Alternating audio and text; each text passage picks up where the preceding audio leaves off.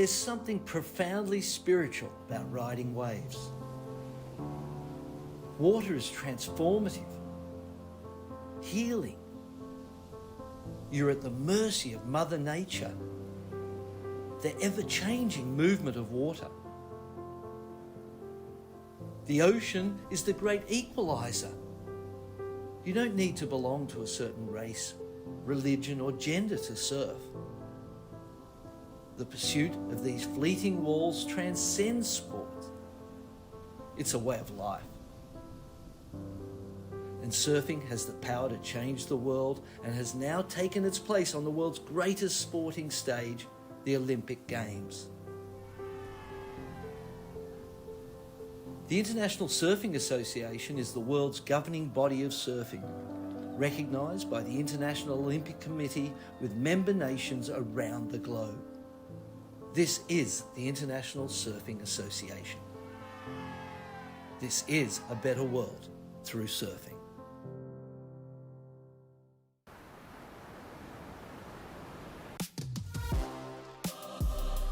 Welcome, surf fans from all over the world. It's day 7 here at the 2025 ISA World Junior Surfing Championship. We are live from Punta Rocas. Started this event with 57 nations, record-breaking numbers. And now we're getting into the penultimate stage. Just a few days left of competition. We're going to be crowning our champions, individual as well as team medals. I'm Chris Cote. This right here, this is Mitchell Salazar, and we're very excited, privileged, honored to bring you some of the best junior surfers on the planet. Mitch, we have a huge day of surfing ahead of us. This is going to be really fun.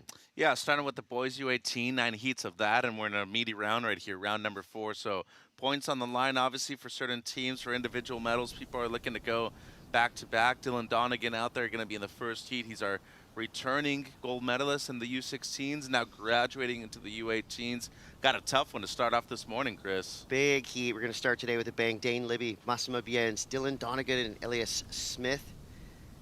You've got Greece, Spain, Switzerland, Team USA. That's a lineup unique to ISA competition. Past couple of days, I was calling those discovery rounds. We were learning about some new rising stars of surfing.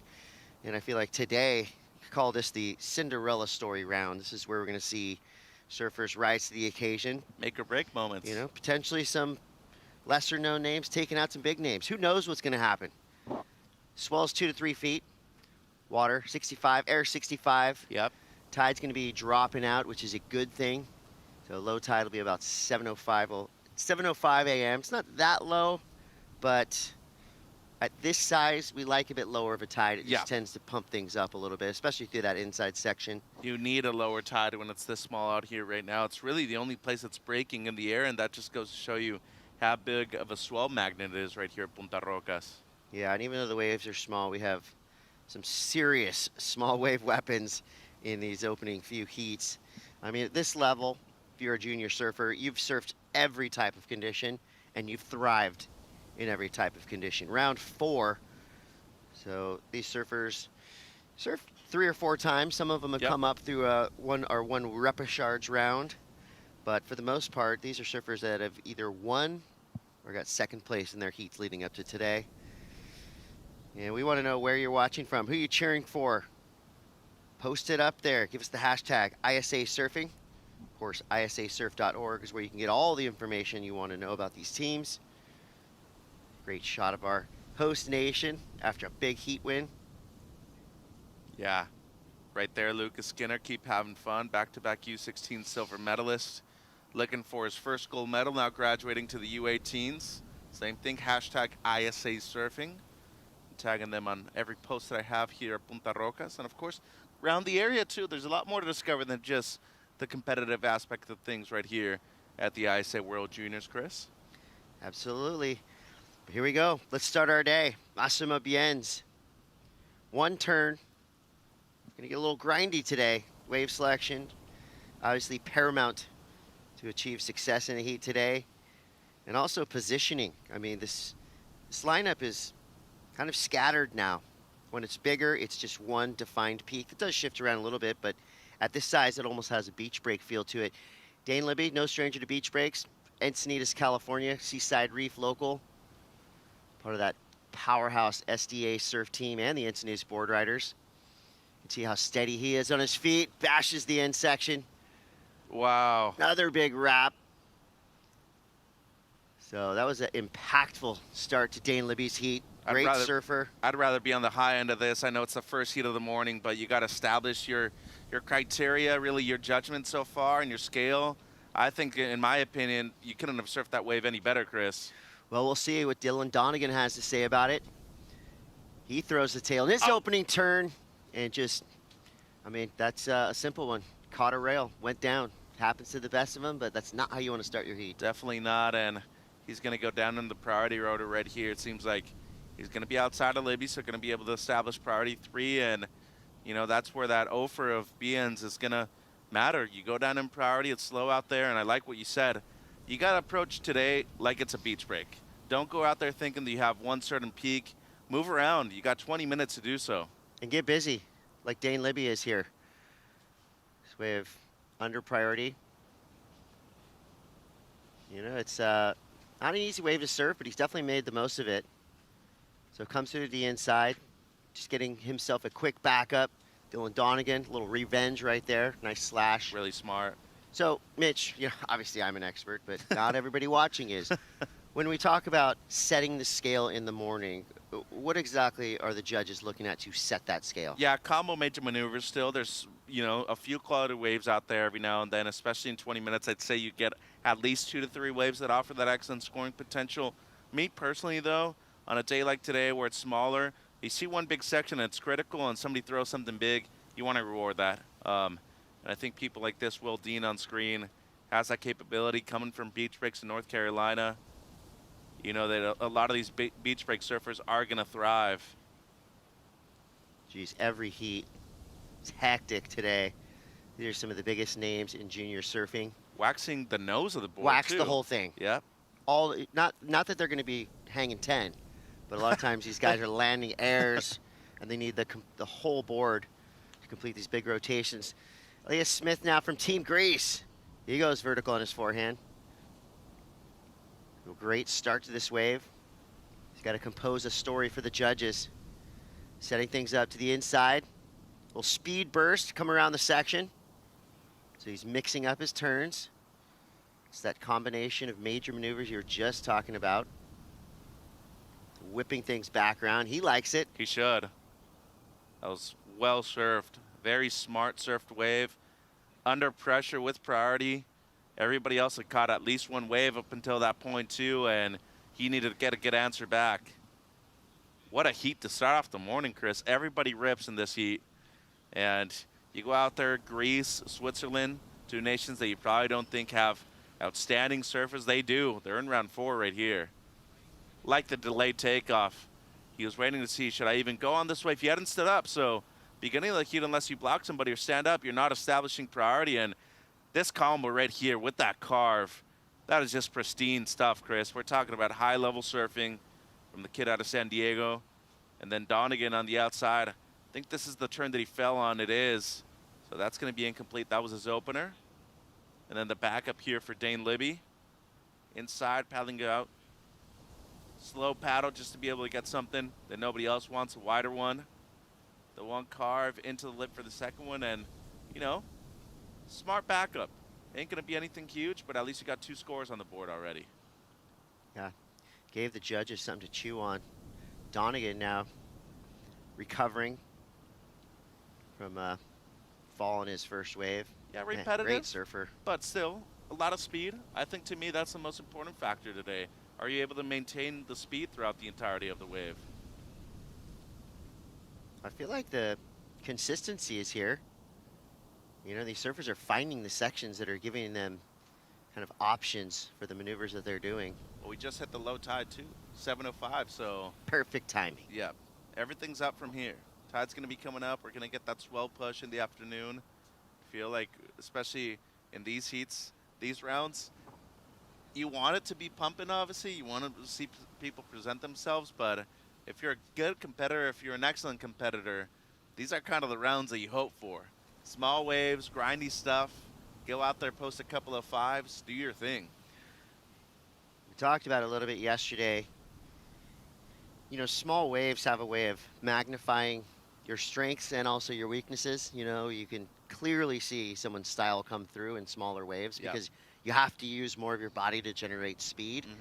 So, of course, flow, huge factor in what the judges are looking for today. And Dane Libby had the flow in his opening wave. 6.5 to start out. Elias Smith comes through with the 5.5. We got a heat on our hands, folks. Dylan Donegan with 3.50. And he started off with a 1. So the judge is sending a message. They want to see you going fast. They want to see you utilizing those critical sections. Cutbacks are good, but a vertical snap is going to win that battle every day. It's your Punta Rocas High Performance Center. Mitch, you think in the last 5-10 years since this high performance center was created that Peruvian surfing has improved? Oh, 100%. I mean, if it weren't for this place, a lot of people wouldn't, you know, really be training as much as they do here. And what's so crazy about it, especially on the first few days, there was such a good left on the outside that nobody was surfing. And even on a regular day, people say it's usually a crowded day here is 10 to 15 people, and everybody's only going right. So that's good for us. It is for the goofy footers at least. But you know, you have the option out there to have a split peak if you want. But of course, that Olympic training pool, the skate park, the gym, everything's available here for the High Performance Center. As we see the 3.43. Actually, excuse me, this is the 5.5 of Smith. Well surfed on the outside. Really major maneuver to start things off. And then the rest of the wave, not to say it was safe surfing, but just very intelligent surfing. Pushed hard enough, did well. Like the claim right there at the end, the confidence building.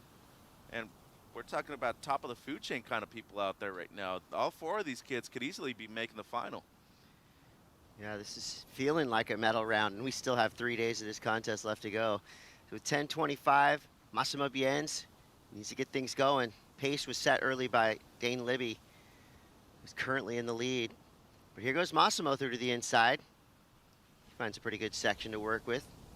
Again, judges really liking verticality out here. And going vertical on your forehand on a relatively flatter wave, not an easy thing to do. And those closeouts that there are few available, those are the ones where you got to be able to find the section and punt. Nobody's really presented too many airs so far. If you have the air game, you got to be able to be on one of those closeouts and get things going when it comes to above the lip surfing. I want this to be an air round. It would be nice. I'd appreciate that too. And I know a lot of people has it, including this kid. That's a cool tail slide. Love the flow right here. The only thing that I will say, it was much of a flatter wave. Those sections weren't as steep, so he had to push a bit harder himself. The wave didn't have to do too much of the work, so that's why they kept it relatively low, 4.33, but he's in the mix. Anything above a 4, especially with the scores in there at the moment, that's a competitive wave right now, Chris. We're thinking double digits will still get you through a heat today? I'd say 11, 12 points at this round, yeah, but you're talking about everybody being here, quality surfers. Here's one of them, returning champion Dylan Donegan, representing Team Spain. Started off with a 3.5 as his high mark. Got some work done in that wave, but as you can see, it just clearly flattened out. So not only getting an early start in your heat and trying to catch a good wave within the first 2 or 3 minutes is going to help you, but also an early start on the waves that you ride. You got to attack out the back because you never know what that end section is going to have in store. I would say the majority of these waves are going to flatten out. Yep. If you do get a closeout section, you're actually lucky. Yep. Because then you can finish with authority. Yeah, tail slide. I mean, even if you want to throw your fins out on that inside, yeah, those rocks are looming, but you're in round 4. Just go for it. There's no safety surfing in this round. It's your do or die right now with no repecharge. I like it personally. I think it just adds more value to these rounds too. Your surfing presents itself differently. We don't see any safe surfing anymore. Everybody has to go out there and try to do as much damage as possible. And seems like Libby here with priority, the heat leader. Looking at another right-hander, Chris. Yeah, Libby's on a roll right now. 3rd wave ridden. Looks pretty good through the mid portion. Just kind of cutting it back there, waiting for it to form up a little bit. Oh, I like that little speed burst. Yeah. Whether he improves or not, I don't know, but I can tell you one thing, that sharp eye looks amazing under his feet. You know, Marshall Zuvi, Taylor Clark, those San Diego surfers, both of them great surfers, but having TC as you know, one of the main shapers now for the Sharp Eye team.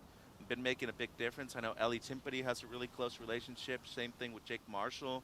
So that kind of intimate relationship with your shaper, especially somebody that's ripped, that's been a representative of the U.S. team at these events before too, it matters. So Libby again sees this one paddling out. Here we go. Building speed. Nails that section. Quick whip again through to the inside. You can hear Team USA on the bluff going wild. Good morning, America. Dane Libby is doing it for you. 6.5 and a 4-point ride. 2 waves still to come in.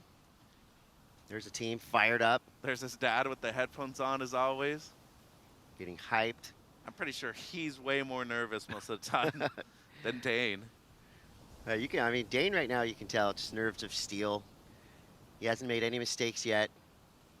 He's ridden 4 waves. And sometimes it's pretty clear, the surfer that kind of has that momentum from the start. Yep. And I feel like Elliot Smith's doing a good job. At 5.5, he backed it up with 3.43. Slight worry for Dylan Donegan. He's got a 3.67 and a 3.50, but he just hasn't been able to find those waves that give him kind of a solid lip line to work with. One of our great photographers right there in the water, Sean Evans, Waterwork Media. You can follow him on Instagram. He's got a lot of great shots this week. You can check them out at ISAsurf.org. He had a photo with 2 kids sitting out the back with a massive bait ball, about 1,000 fish flying in the air. One kid was actually had the fish hitting him in his face. All in good fun. But a great photo nonetheless. 5 minutes, 35 seconds left. Check out the action at ISAsurfing on the gram, YouTube, TikTok, Facebook, X, Twitter, formerly known as Twitter. It's all over. It is. And it's global. We have 57 nations competing at the start of this contest. We've probably cut about half of those nations at this point. Yeah. You're in round 4. But just making your national team is a huge accomplishment. So congrats to all the surfers that have competed down here this week at Punta Rocas. Massimo Bienz fades around the boil to get into this open face and just maybe pushed a little too hard there. Yeah. I think good pressure by Donegan kind of forced him to go on that wave, and you know, Massimo felt that he needed to go for something major there at the end to be able to get that mid-4 that he needs, because he still needs his best score. So there's something to compare to with the 4.33, and not to say that people haven't had a chance in this heat. At least, you know, 3 waves ridden per person in this one, and this is where I think it's almost better to not have priority today. Same thing, go surf a beach break kind of style wave, under priority, move around a lot. You're only going to surf once today if you advance anyway, so there's nothing to lose just by doing that. You're obviously in great shape just by being here qualifying for your national team, so I like the approach that we saw from Libby right there. Paddle back out, he got 2 waves back to back, and he improved on one of them, so extends his lead. 12 points is a really good heat by today's standards, so look out for Donegan right now. He's vicious with priority, and he's needing a score, Chris. Yeah, he's a heck of a competitor. I mean, to have all the success he's had in the past and to have found this wave. So there's the boil. This one's a little bit bigger than his previous couple of waves. This is a good sign as he's just waiting for it to form up in front of him. Much better. Gets a section, tight carve there, straight back into the pocket. Needs a lip though now. That little stall, and then he hits the accelerator. That's the kind of section he was looking for. This wave's still going through to the inside. Here's where things get a little dicey. Rocky. Oh, gee, see? Oh my God. Yeah, dry docked. He's laughing. This guy's tough. But this is not a great situation to be in. 3 minutes left. What'd you say earlier though? If the rock's there and the section's there, are you gonna go for it? He said, hell yeah, I'm gonna go for it. If you didn't come to rock and roll, don't even come. You'll love to see it. Dylan Donegan. I had my doubts, you know, when it was just open face surfing. It was well done, but they're just flatter sections. This third carve is easily the best maneuver out of the first 3. I mean, in the pocket right there, fully committed. But this is where I told you, he needs a lip now. He needs to do something different. It's a low 5 that he's needing, and I don't think if he gets that turn in right there, There's a chance that he gets the score. And you got to have nerves of steel. You just got to have heart and bravery to even go for this. He knew the rock was there. I mean, you can see it coming, and he's on top of the rock when he comes out of it. But that is just pure, sheer determination and grit. And if he gets that score, he's earned every single ounce of it, Chris. Yeah, I mean, he knew he had to manufacture something on that wave. It really wasn't giving him any power on the outside. So he surfed his way through it, generated his own speed, and I think that second to last turn is really going to be the emphasis that the judges are looking at. His high mark right now is a 3.67. I feel like he did better than that. As you see, Massimo Bien's quick up and out. They got a decision to make right here too. You want to give the surfer that's going to need a score eventually as much time as possible if you can to be able, you know, to answer back. 90 seconds though, that might have been Donegan's last chance at that score. Hopefully his board's okay. Here we go again, Dylan Donegan. The little inside runner. That was a good section. Tight carve. I really like this kid's style. Powerful, obviously nice and fast. Really quick too. And now he's looking at 2 scores coming through. So what if he doesn't get the 5.27, but he got it. 5.6, 5.80. Team Spain's Dylan Donegan.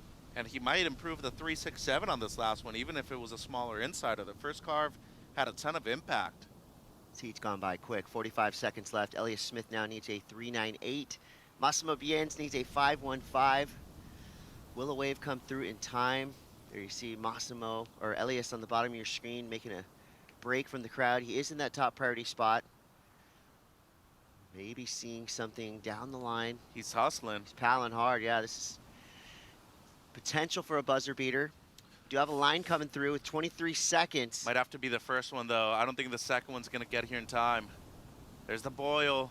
Yeah, there's kind of your identifier of takeoff zone. And we have a deep paddle for it. Elias Smith can't get in. Wow, what a comeback. Yeah, Donegan reaping the rewards of the inside section. What a comeback, Chris. Dane Libby, the victory lap, slashing his way through. He is a strong, steady, consistent, ripping surfer. And again, mistake-free. Yep. Caught the best waves in this heat. And he made each one count. I mean, he's throwing away 4s. He's throwing away a 3.83. Might have improved on 5.67. Team USA hyped. That's how you want to start your day. Here on day 7 of this contest. There's Team USA. You got Will Dean, Avery McDonald, Dane Libby, who just won his heat. Kylie Puccini, Laird Lavick, and Linnea Mons. A lot of different places represented here. East Coast, West Coast Yep. for Team USA. Give it up for Dylan Donegan. I mean, he fought his way back. A couple of decent waves to start, but he knew he had more. He fought the rocks, too. I'd like to see the bottom of his board. Looks like he's safe. Well, he's from the Canaries. This is regular day This for is him. light work. Yeah. From the Canaries. It's not pleasant to come in right there, but. So Dane Libby from Team USA putting up some big numbers, 6.5 and a 5.67. That's enough for a win. Dylan Donegan through in second. Elias Smith and Massimo Biens, unfortunately, their run is done here at the ISA World Junior Surfing Championship. But we expect big things in the future of both those young surfers, and big things for all of you watching. This Heat 2 going to be another great one. We're going to take a quick break, and we'll be right back.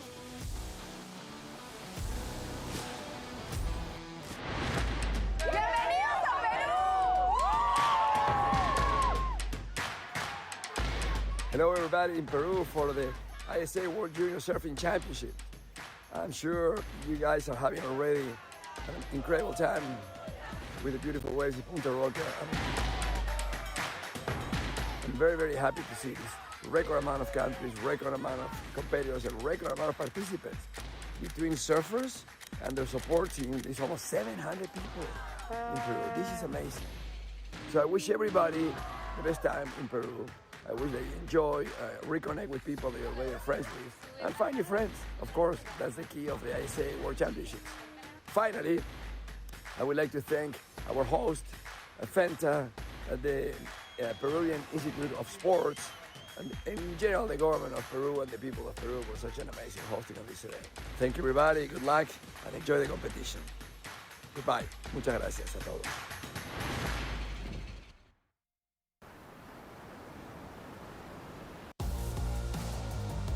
Buenos dias, fanáticos del surf. Welcome to Punta, Rocas, Peru. This is the 2025 ISA World Junior Surfing Championship. You're watching Dylan Donegan. Saved himself some savage cuts down the line. Power surfing reigns supreme today. And you're going to see more of that here in round 4, heat 2 for the boys under 18 division. 4 strong surfers in the lineup. We got Jacob Turner from Hawaii, Maverick Wilson from Team Australia, Will Dean from Team USA, and Alejandro Bernales from Peru. It's got a finals day feeling already. Yep. You know, the matchups that we have, everyone in this round, a podium threat. I mean, that's easy to say, including this guy right here, Jacob Turner from Team Hawaii. Now we get to see some goofy foot action as he weaves his way through to the inside. And I feel like the message sent from the surfers in that first heat is going to be well received by these 4 guys. So, you know, the opening heat of any day is kind of a test run. So I feel like the second heat is always a great sign, because these surfers now have done a 20-minute research. And I think that what they saw is you got to try to surf these waves all the way through, get that score by any means necessary, even if you have to dry dock yourself on a barnacle-encrusted rock. Ideally, you gotta do it. Ideally not what you want to do, but yeah, there's times where you have to do it. And right here, this is as good as it gets when it comes to 4 names in a heat, Chris. In this division, you have 4 contenders for the gold medal, in my opinion. Jake Turner out of Kauai, sister here too, Mav Wilson, this, you know, multiple time now surfer for Team Australia. Will Dean, he's the team captain this year. So Will has been at the forefront really when it comes to the U14s, the 16s, now in the 18s. Also qualified for the World Pro Juniors. That's going to be in the Philippines next month. And Bernales, last year, just down south in San Bartolo where we're staying. So there's national pride on the line, there's honor, but more than anything, you want to defend one of your home breaks. You want to make sure that people come here to see you surf and not the other way around. Alejandro citing that the High Performance Center has helped him out a lot. I mean, just not only the physical, you know, there's mental work being done over there, you know, preparing these surfers for what's happening internally when they go out in competitions. That kid ripped. Elias Smith. This kid ripped too. Dane Levy, he's got to be feeling good about what just happened in that heat. He had 5, 6 waves ridden, all of them impactful.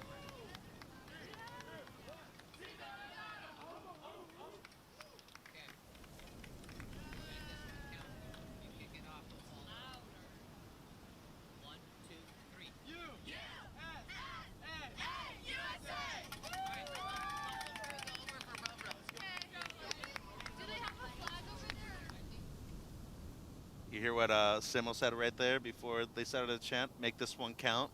You start it. So that's good direction right there from the head coach. The team element just adds such a fun layer to this contest. You know, and it's not just the winners that come through and get that support. You know, 3rd and 4th place surfers, they come up the beach, you see it every single time. You know, there's going to be a group of friends waiting for you on the sand to console you after what has to be considered a stinging loss here in round 4. But here goes Will Dean, easily generating speed down the line, hunting the section, catches an edge, he goes down. Maverick Wilson now, strong goofy footer representing Team Australia, goes beyond vertical and trying to hang on there. That would have been a high scoring finishing turn. He knows it, we know it, the judges know it. Unfortunately, just couldn't ride out from it. but I like his intentions on that wave. So do I. Blasting the fins out. A totally different looking backside turn than we've seen.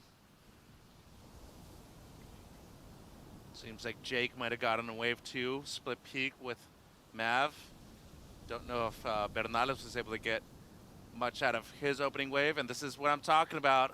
Those closeouts, one section on the outside. He went for it, got the air, and that's complete, and this is the one that we're talking about here. That first one from Mav was sick.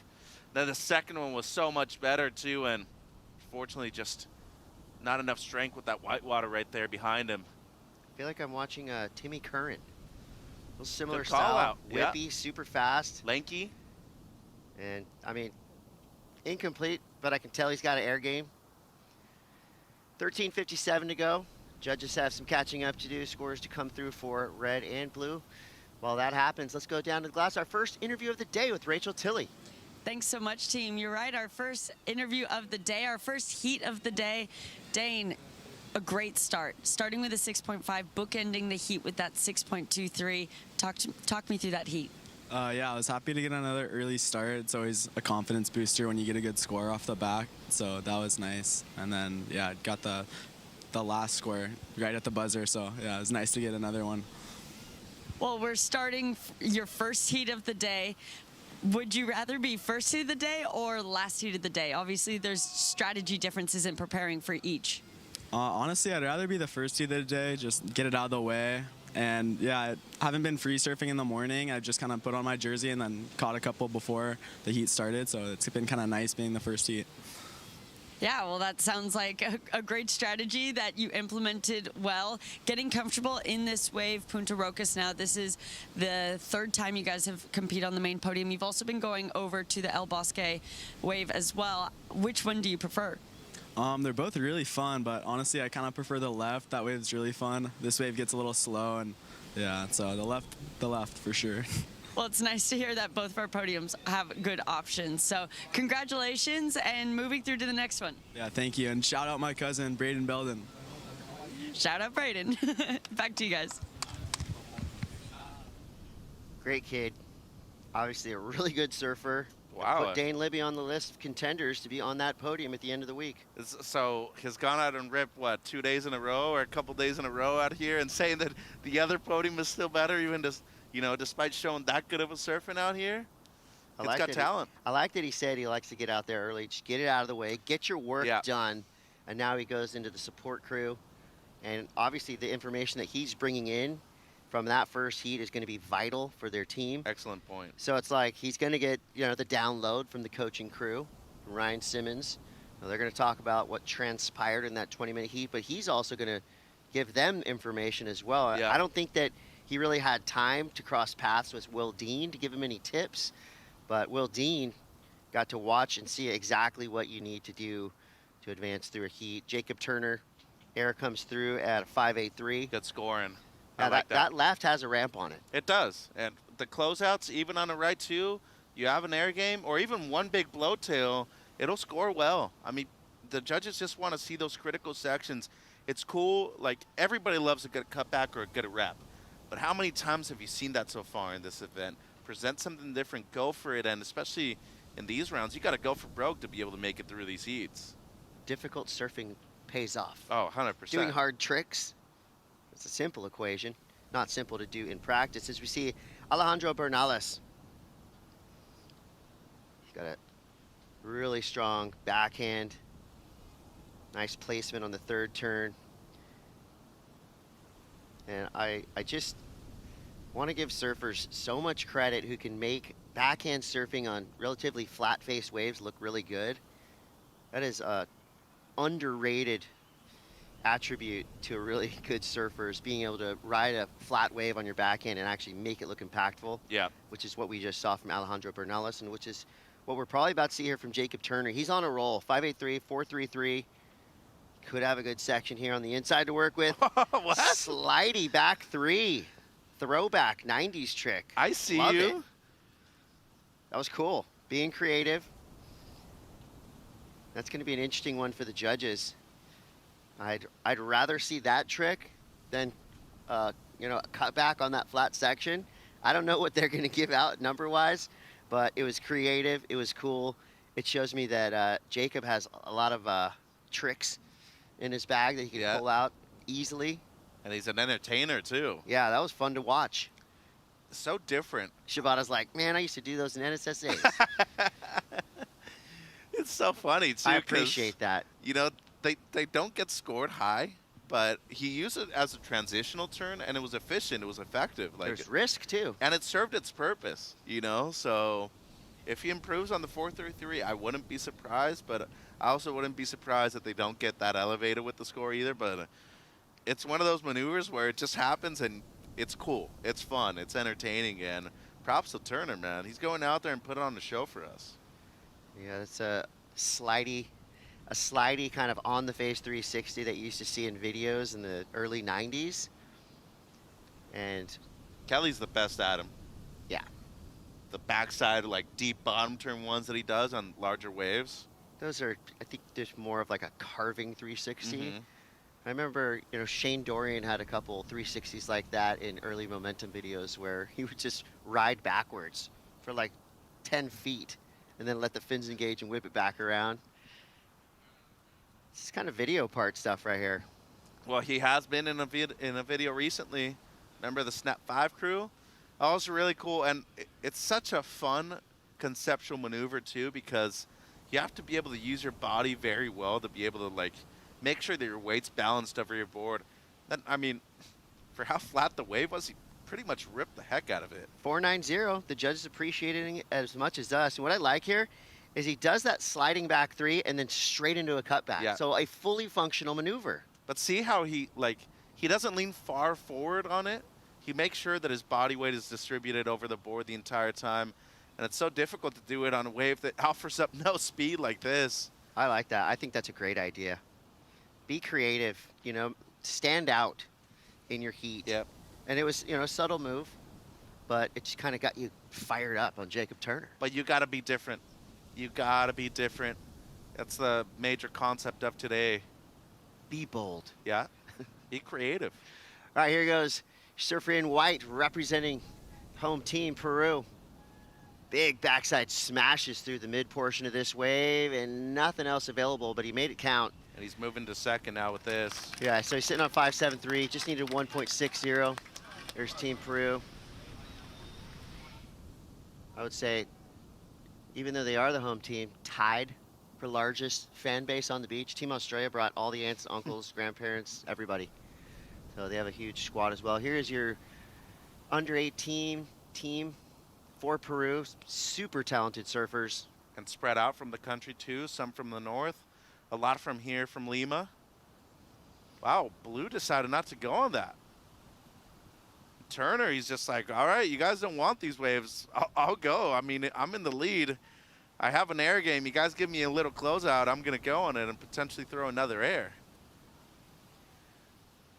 Everybody's seeing something. 3 surfers paddling in to potentially get this little double up. Could see a split peak. So you got blue, red looking at it. It's going to be Maverick Wilson.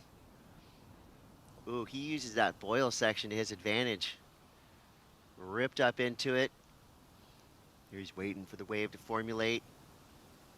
That was pretty cool. A couple quick backside whips through the inside. And I almost felt like, even though he did hit that little boiled up piece of whitewater, that could have been a section where you throw a back 3. Mm-hmm. Easy to say from this chair, but it did have a little something special to it. I liked the turn, but right now, needing a 637, you got to do something pretty extraordinary to get that number. Maverick Wilson, he's got a strong team here in the under 18 division.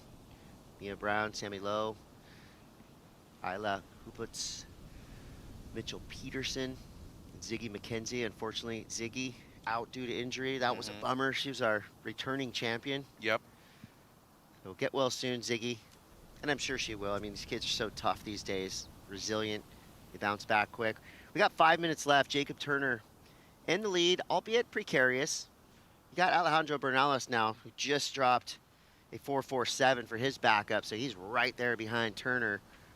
And not huge numbers required for Maverick Wilson. Needs a 5.97. It's a good start. Better section to work with there. There's the Boyle. Oh, Whips up into it on his backhand. So solid 3-turn combination there for Maverick Wilson. it's going to be That's really how you come close. back. Yeah, this is going to be really close to what he needs. I think for sure his best, but needs a 6. I think if he routes that last one and presents the wave, the finish a little bit better. Not to say that that last carve was super impactful to the score, but talking about 3 steeper sections on the outside, back to back to back. This is getting sketchy for Team USA. Will Dean's out the back, only sitting at 2.50. He's got to go for broke now. He's got to surf excellent. I mean, it's going to come down to one wave for him. You've waited this long. You're not going to be able to do a comeback in 2 waves, in my opinion, anymore. You got to be able to get on the right one, and now you just got to go for broke. You either go out swinging, you don't want to wait for a wave forever. That one. Yeah, that's how everybody's feeling right now for Will Dean. You know, this round is, I mean, full of medal threats. It's like every wave, every heat counts, of course, towards your overall team total. We had our team standings from yesterday with, you know, the top teams really close number-wise. So any surfer that you lose in this round is going to impact that overall team total. And these are the teams that are actually in those top spots. Hawaii, Peru, Australia, and Team USA all in the top 5. 3 minutes left.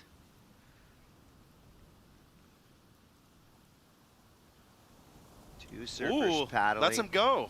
So Maverick Wilson now winding up down the line. Wow, he gets wild with the tail high frontside reverse. This kid's got tricks too. Yeah, and that wasn't that bad. Wasn't as high, but still, you know, high level of surfing right there when you give him the right section. 5.07 on his last one for the 3-turn combo. Only thing I will say, this one flatter, and judges saying the same thing. 4.17, Chris, so he's still needing the low 5. If I were Ali right here in the whites, I'm sticking to him like glue. Hawaii's got to feel good about Jacob Turner's performance in this heat. Yeah, that could be a game changer for Maverick Wilson. He's got a bunch of waves ridden. Really like this kid's style, like how fast he surfs. With 2 minutes left, we do have a updated overall team standings leaderboard. Brazil's in the top spot, Team Australia 2nd, Team USA 3rd, home team Peru in the 4th spot, Japan 5, France 6, Hawaii 7. Got Portugal, Spain, and Argentina following after that. So a important day if you want to get that team gold, which of course is the goal for all of these surfers down here. 1 minute, 34 seconds left. It's going to come down to one wave for Will Dean. Oh, there's a good left too. You got to force the issue, make somebody go right, and eventually try to go left if you're blue. I mean, Will Dean's got to surf out of his mind right now. Could have a good section in front of him. Here we go. Building speed, sees the ramp, nails it. High speed turn there. Comes around the section. Their big hook. I mean, he had good energy. The wave didn't match it. Not sure that's going to be a 7.70 for Will Dean, Team USA. Now we see Alejandro Bernales trying to defend his 2nd place position. 51 seconds left. Ooh. Oh, Maverick Wilson, he's got a shot here. I mean, he has been really strong in his backhand. There's that quick whip, backside vertical snap. Gets around that section. 2nd turn, even better. 3rd turn, kind of a setup as he works his way through to the inside. Goes vertical again. He likes it. Flexing on him. Maverick Wilson looking for a 5.14. He's getting that. That was a potent 3-turn combo. What a heat, Chris. Will Dean, bummer for him. Just set anchor for a long time. Wasn't able to get anything better than the 3.43 on his last, but this is a really tight race between 1, 2, and 3 at the moment, and props to Mav Wilson, dude. I mean, that could have been A He should really be getting clutch wave. You should be getting it right here, but what a great heat. Whoa, Jacob Turner. Say definitely the most entertaining surfer in that heat, doing some really cool tricks, and I like that. I don't know what you would call that. A backside cockroach? Body varial. Oh, okay. Body varial coffin ride. I can see that. I don't know, but I liked it. Might have to call That's a good little Tony Hawk celebration. and get, some advice on how to name a couple of these new maneuvers. Well, what a heat for Maverick Wilson. Was this wave enough? He was looking for a 5.14. It was a feel-good wave. Plenty of speed, exciting, enjoyable to watch. It's the type of wave that fires you up. Think if he doesn't get that last one in, I'd probably be saying no, but I think with the impact of that last double up at the end, He's looking at the judges. Come on, drop it. Give it to me. just wants to hear if there's anything, an indication from his team so far. And remember the one, with the 3-turn combo on the outside that was a bit flatter, a bit softer. That was a 5.07, so to me there's more impactful maneuvers on this wave. Might even be moving up in the first with this last one too. Yeah, I feel like the score is going to be pretty close. The 5.83 from Jacob Turner. 4.90 was that frontside air. Mm-hmm. Oh no, 5.83 was the frontside air. Flip those, Yeah. okay. Yeah. And you're right, Mitch. 6.03 for Maverick Wilson. He jumps from third to first, knocking Jacob Turner into second. Still advancing, but unfortunately for Team Peru and Team USA, two big names out of the contest. Alejandro Bernales, he's been ripping all week long. Great surfer. And Will Dean put on a show in the opening few days, but unfortunately just couldn't find the wave to give him any opportunity. So we lose two heavyweights of the junior division in round 4, heat 2, but that's what it's going to be like all day. Some of the biggest names in the draw are going to be out of this contest today. But give it up to Maverick Wilson. Brilliant backhand surfing for the win. To the boys under 18, round 4 will continue into heat 3 right after these brief messages. It's the ISA World Junior Surfing Championship. Stay tuned.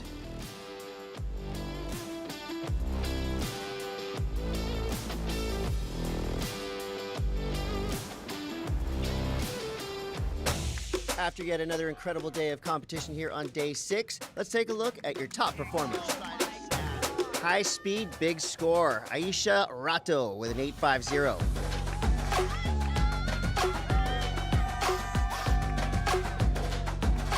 Bailey Turner from Team USA shreds her way to an 8.43. Range and unleashes on the biggest turn, the biggest 2 turns that we've seen in the heat. I'm really happy to have gotten that last wave because I had 2 good ones, but I really wanted to show how I surf. Tiger Abubo from Team Hawaii came through with an 8.50. Yeah, it's cool. I mean, representing Hawaii is sick. All the boys are so cool and it's a fun trip. And we're here, we're surfing, we're having fun. Tune in tomorrow at 7 a.m. We will be live from Punta Rocas here at the ISA World Junior Surfing Championship.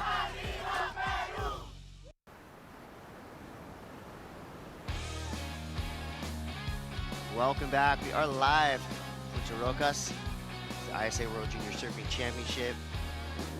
This is a beautiful image.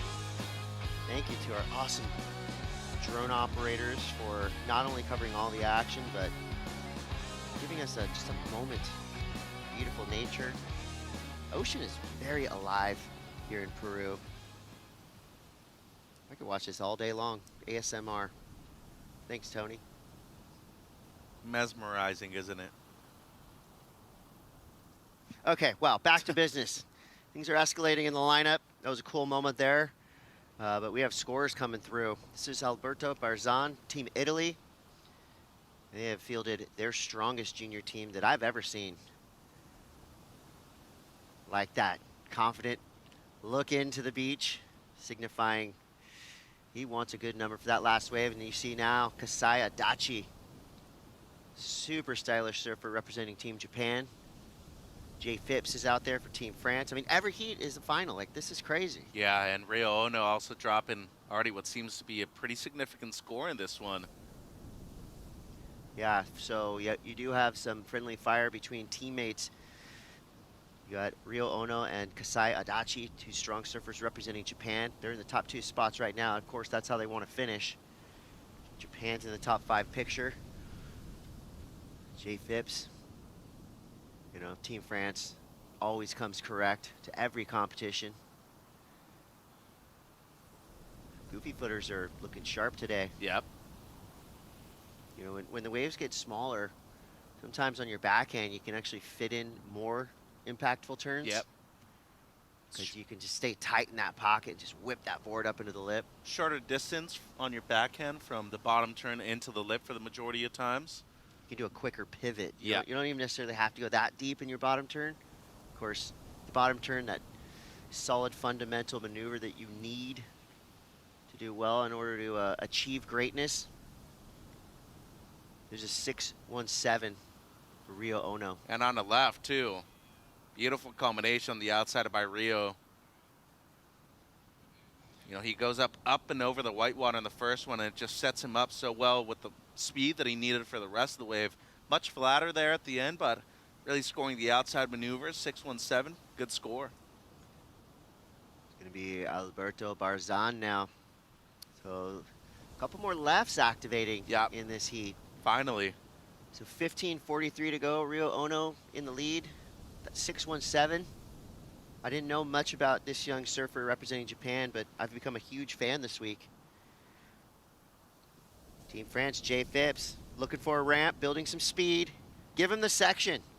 He got it. Oh, pull it. Oh, man. That was a really sick air. Just unfortunately not going to be deemed complete. Here's Rio Ono, one of my new favorite junior surfers. Soft-spoken. He lets his surfing do the talking, and he's speaking volumes on that last wave. So smooth, all the way down the line, series of turns. That board looks amazing, too. Yeah, it looks perfect. So he started with a 617. I don't think that wave's going to be quite that number, but it's going to be a good backup for Ono. So he's putting together a smart heat right now. Here's his teammate, Adachi. Smashing outside sections down the line. Wave dissipates, he pulls out. He's going to try to get a priority above Jay Phipps. Surfers are making their way back to the takeoff zone. Let's make our way down to the glass. We've got Rachel Tilley. Thank you so much. I'm here with Maverick representing Team Australia. What a huge finish, jumping straight from third all the way to first. How are you feeling? I mean, that's not the way I like to do it, but yeah, I'm just stoked the wave came through, and yeah, I was in the spot for it. What were you telling, what was your mindset? What were you telling yourself through those final minutes going, okay, I'm up for elimination here? Yeah, that's definitely playing in my head, and I mean, I knew if I put myself in the spot for the wave, my surfing would do the talking, and yeah, I'm just stoked it came through. And when you're in those final minutes looking for a score, and you know you need to surf well to get a decent score, how do you have that confidence to not surf too safe in those tense moments? I feel like I've put in all the work, and my backhand feels like second nature to me now. Or just like, yeah, my technique's feeling really good, and yeah, if I just get on the waves, I can just put it there and it feels good. So yeah, that was a plan, and yeah, I was stoked. Yeah, well, the plan was well executed in the end there, so congratulations, and we'll see you in the next one. Thank you so much. Cheers. I've been so impressed this week with these surfers in their post-heat interviews. Just a high level of professionalism, especially Team Australia. I mean, you can tell that they're not only prepared to go out there and surf, but they're prepared to represent themselves. Yeah. And, you know, they keep winning. They keep getting interviewed. They're just getting better and better. Team Australia right now in the top 3 for overall team standings and looking like they're going to go take it all the way. Alberto Barzan.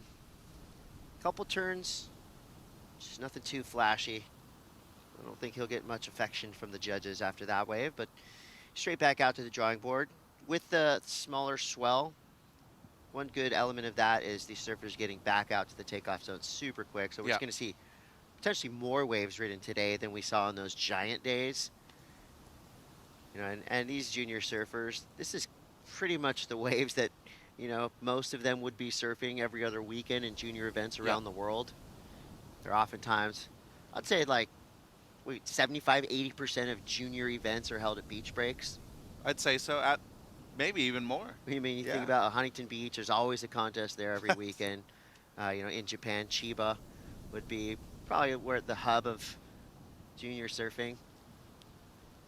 So we're inside of 12 minutes now, and Ryo Ono just keeps doing good things. 6'5" and a 6'17". Barzan currently in second, but this heat's still wide open in terms of second, third, and fourth. Everybody in the mix. Kasayadachi is waiting for what will probably be a decent number. Barzan sitting on a 4.5. And waiting on his last two. Kaisei out there in the green. He's been multiple time All Japan, you know, champion. Same thing for Ryo Ono out there in the red. Really like the way both of them surf. Ideally, as a team, you go 1 and 2 in this heat and advance in the round number 5 when it comes to team points. It's obviously huge. But, you know, France has had a couple of bad moments so far this event. They've had a lot of people knocked out already. For Italy, we've always talked about, you know, how much better they've gotten. Barzan represents Italy, but spends the majority of his time in northern LA now from the Malibu area, so tends to surf a lot of great point breaks over there. A couple of really good sneaky beach breaks too. So he's well versed and of course competing with a lot of the surfers in the amateur events over there in Southern California. He knows what he's up against here coming to the world stage. It's not his first rodeo competing for Team Italy either, so halfway through the heat right here, got to be expecting that Ono, third priority, is going to be, you know, much more active outside of priority. And Barzan, kind of expecting him to go right after going left the first few times in this heat, Chris. Yeah, with 10:20 to go, I mean, Alberto, Kasai, Jay, they still have time to rewrite the script. Ryo Ono with a pair of sixes like that, 12.67 heat total. That's kind of on the money, and he's sitting in the sweet spot now, and you can tell he's got his good waves. He's kind of just gonna go, you know what, you guys, you can fight it out for second. I've been kind of sitting on this for the last few days, but I remember the impact that this event had on me. And, you know, especially I think the U18s, both the boys and the girls, you're at a point in your life, 17, 18 years old, you're kind of deciding what your future is going to be. You think a lot about, you know, what you want to be growing up. If you want to go to school, if university is an option for you, depending on where you're from too, if you just want to dedicate yourself to athletics in the, you know, latter parts of your life. And I think especially when you come to a team event right here, you learn so much from the people you're traveling with, from the people you get to meet too, and you draw a lot of inspiration. But I like that there's a team aspect involved, because in a lot of employment opportunities out there, you need to be able to work both as a leader and as a follower too. So there's many different things that you can take from that, from an event like this, especially with 9-8 days of competition. I feel like this one has been pivotal, not only for me, but for a lot of young kids that have been in this event so far, Chris. Yeah, this is a life changer. You know, even if you came down here and lost in your first heat, it's a life-changing experience to be surrounded by the world's best junior surfers from 57 nations. And I love that in the bios that we've been reading on ISAsurf.org, so many of these surfers saying a huge part of the experience for them is making new friends. So you know the connections that have been made here in Peru were most likely form lifelong bonds. Just a really cool story underlying these junior games. You know, we're trying to make the world a better place through surfing, right? And that's how you do it, by bringing these countries together. Adachi now, blasting his fins. That Slater design sport has been looking so good for him throughout this contest. Unfortunately, just gets hung up there and kind of falls out the back of the wave, which is something that happens in small waves. You know, you overpower the section, but it's weird because you got to ride that red line, right? You got to surf as big as possible, but appropriate for the section and for the wave that you're riding. 100%, and a missed opportunity right there. It's only a 2 where could have been the 4.48 or better than he's needing at the moment, and opens the door for Jay Phipps and for Barzan now to be a bit more comfortable. Everybody's waiting on the outside, and, you know, especially for Phipps, he has unconditional right of wave with first priority. We saw the air attempt the incredible air attempt on the left. It was just a 1 instead of, you know, potentially a 5 or a 6 from Jay. And right here with 7 minutes on the clock, you're going to get tested. You have somebody with a pair of 6s. He has a teammate out there. He's going to do as much as he can within his own control and power to make sure to keep the other 2 surfers off. And I think if you're Adachi, I'm surprised that he's moving towards the rest of the pack. I would have thought that he'd be, you know, a bit more open to something else. Maybe trying to bait them into moving towards the other side of the peak. And you see Barzan right there. I think he identified that real quick. He's like, you know what? I'm in second with the time remaining and how slow it's been the last few minutes. I might want to play some defense right here. But once again, I think Ono's going to be smart about the way he plays the second half of this heat. I think he's also got to try to help his teammate out right here. Yeah, 6.5 left. Different cadence to this heat. Felt like in the previous 2 heats, they just flew by so fast. This one has a little bit more of a, I don't know, a tense feeling to it. You know, Rio Ono, he's done his job. I feel like he's safe in first, but for Alberto Barzan, for Kasai Adachi, and for J-Phipps, a little bit slow. And see them right there? Barzan's right in the middle of them, and with that kind of pressure, like, there's times where you don't know if you should go on that wave. Do you let the guy who's just underneath you in terms of priority and the guy who needs a score going? All right, split peak here. J-Phipps had top priority. We stick with him on the right. Ripping up into the final section on his backhand. That'll be a good score. Now we go to the left with Kasai Adachi. Cleaning things up already from his previous wave. 2 big turns. Sees an inside section, bashes it. So leaning in on his power, Kasai Adachi. He's only looking for a 4.48. Of course, now there's 3 scores to come through, blue, green, and white. Yeah, it seems like Alberto was able to go on another wave too, another left. And Adachi right here, he might recover priority before Barzan as well, Chris. So an important moment of this heat. In my opinion, I think Adachi's going to get the best score we've seen so far in this heat. He blasted those 3 sections back to back to back too. It seems like every time I say a surfer's safe in first, a big exchange like that happens, which is exactly what we want to see. I mean, we've been talking about it all week long. It seems like every single heat is decided in the last 30 seconds. There's been too many of them. I wouldn't want it any other way. Makes it so exciting, so entertaining to watch. I mean, we're watching the future of surfing unfold right in front of our eyes. These are going to be the, you know, the next big surfers in the world. I think if you're a judge every now and then, you like a heat where, you know. It's just somebody goes out there, gets an 8 and a 9, and you go, okay, cool. We don't have to worry about this guy. Things happen, like with 5 minutes still left, that's fine. But then you're like 30 seconds. Okay, here we go again. That's why there's always ample coffee available in the judging area. All day, too. All day. And I got to give a lot of credit to our judges. There's been so many waves ridden, and I feel like the scores have been spot on throughout the entirety of this event. And, you know, with this elite judging panel, it's going to continue like that all the way through to the end. Yep. And then I think the last day we only focus on 1 podium. You get more breaks. Your eyes are well rested. Not to say that they're not before, because you get your rotations anyways, but, like, you're scoring, what, on average 20, 25 waves per heat? Those are a lot of waves. Your brain, your eyes need a rest. You don't have to be a really good surfer to be a great judge, but from what I know of our judging panel, they all rip. Yeah. So they know, you know, exactly how hard it is to do turns like this on a wave like this. That was gnarly. You know, through experience. That last turn, very explosive. Love the flow, too. And then this wave is Jay's best. Still waiting on this score, Chris. Setup turn, another setup card, but really impactful last turn. Love how low he stayed right there towards the end. You know, the ISA is not only fostering the next, you know, the next surfers to take on the world, but also there's a judging system that you can get involved with. We see Alberto Barzan ripping his way down the line here, still waiting for that score comes through a 5.43. But if you're curious about what it takes to become an elite level judge at these international events, go to isasurf.org. They have a training program for future judges as well. Barzan now, with a quick reaction, gets right back out into the takeoff zone, finds this left. Sharp eye board under his feet as well.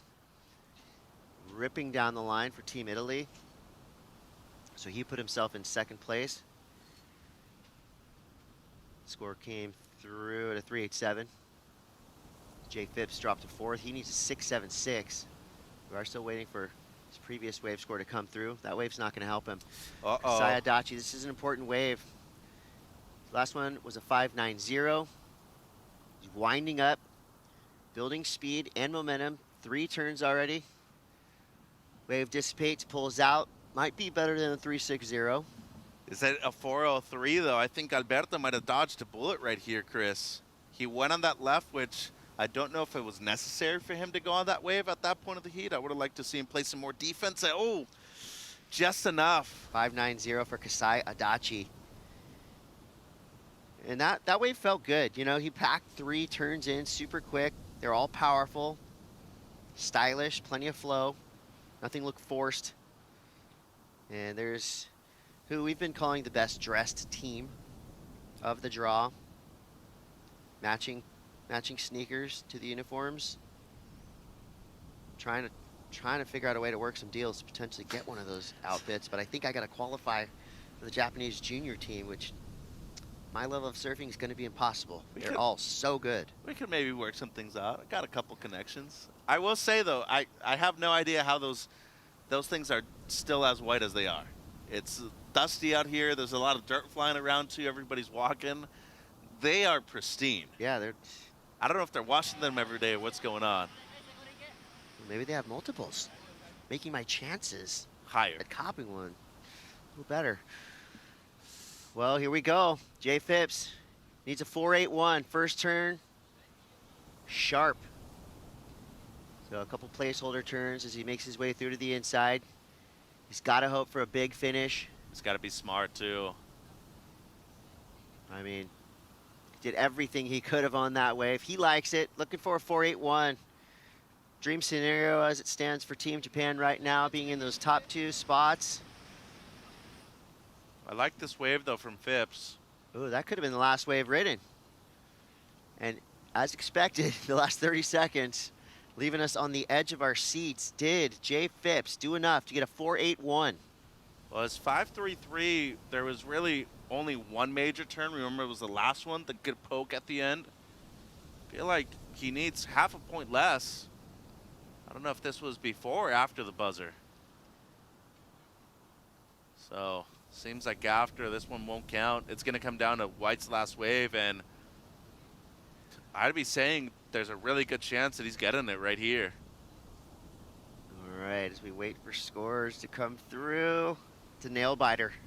Well, Japan was, you know, if they do get them both through, mission accomplished. If they don't, they're getting at least one, but I'd say right here, Phipps made things very interesting. I wouldn't be surprised if he gets it. I also would understand if he doesn't get it too. 4.81. Give it up to Ryo Ono. That was 2 a waves. solid heat. 6.50, 6.17. Nice and steady. Gets the dub. Kasai Adachi had to work for it. Got that 5.90. And it kind of looked like he was just scratching around trying to find a backup. 4.23 as a backup is good, but it puts him in a precarious spot now. It's Jay Phipps. I mean, he signified to the crowd that he got the number he needed. I like that idea to, you know, let the judges know, let the teams on the beach know that you mean business. One. They're thinking about it. They know how important this score is, not just for this heat, but for the overall team standings. Well, Japan needs this for sure. If they don't get 2 through, their Oh, chances of making there it is. Number drops in. It's a 4.87. Jay Phipps from Team France upsets the balance, jumps into second place, advancing through with your heat winner, Ryo Ono. And just like that, in the last 30 seconds, Kasai Adachi, strong surfer from Team Japan, drops to 3rd. So unfortunately, we lose Kasai and we lose Italy's Alberto Barzan. 2 standout surfers this event. So this was the buzzer beater for Jay Phipps. Congratulations, Team France, advancing through. So round 4 rolls on. Heat 4 coming up next, your boys under 18 division. So far, so good on day 7 of competition here at the ISA World Junior Surfing Championship. We're going to take a quick break, but we'll be back with more action. Stay tuned.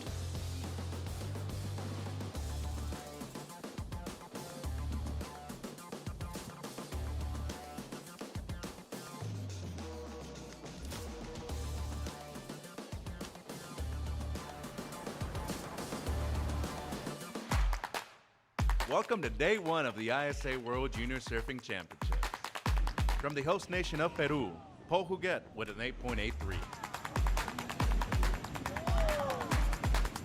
Yeah, I feel pretty good. I learned to surf in this wave. Incredible to be here with my family, with my team. From the United States of America, Makai Castle with an 8.5. Japan's Mirai Ikeda with an 8.67. Quick whip, throwing tons of spray. Yeah. She opts out. Surprised that she committed to the inside too. The Olympian Yang Su Chi from China with a 9.17. Wow. Oh, sets herself up with it. Wow. A little bit wild. I feel light point wave is so good. I feel air wave is very good. It's my first time come great. Perfectly, speed, elegance, great style, all the way down the line. Tune in tomorrow for day 2 of the ISA World Junior Surfing Championships.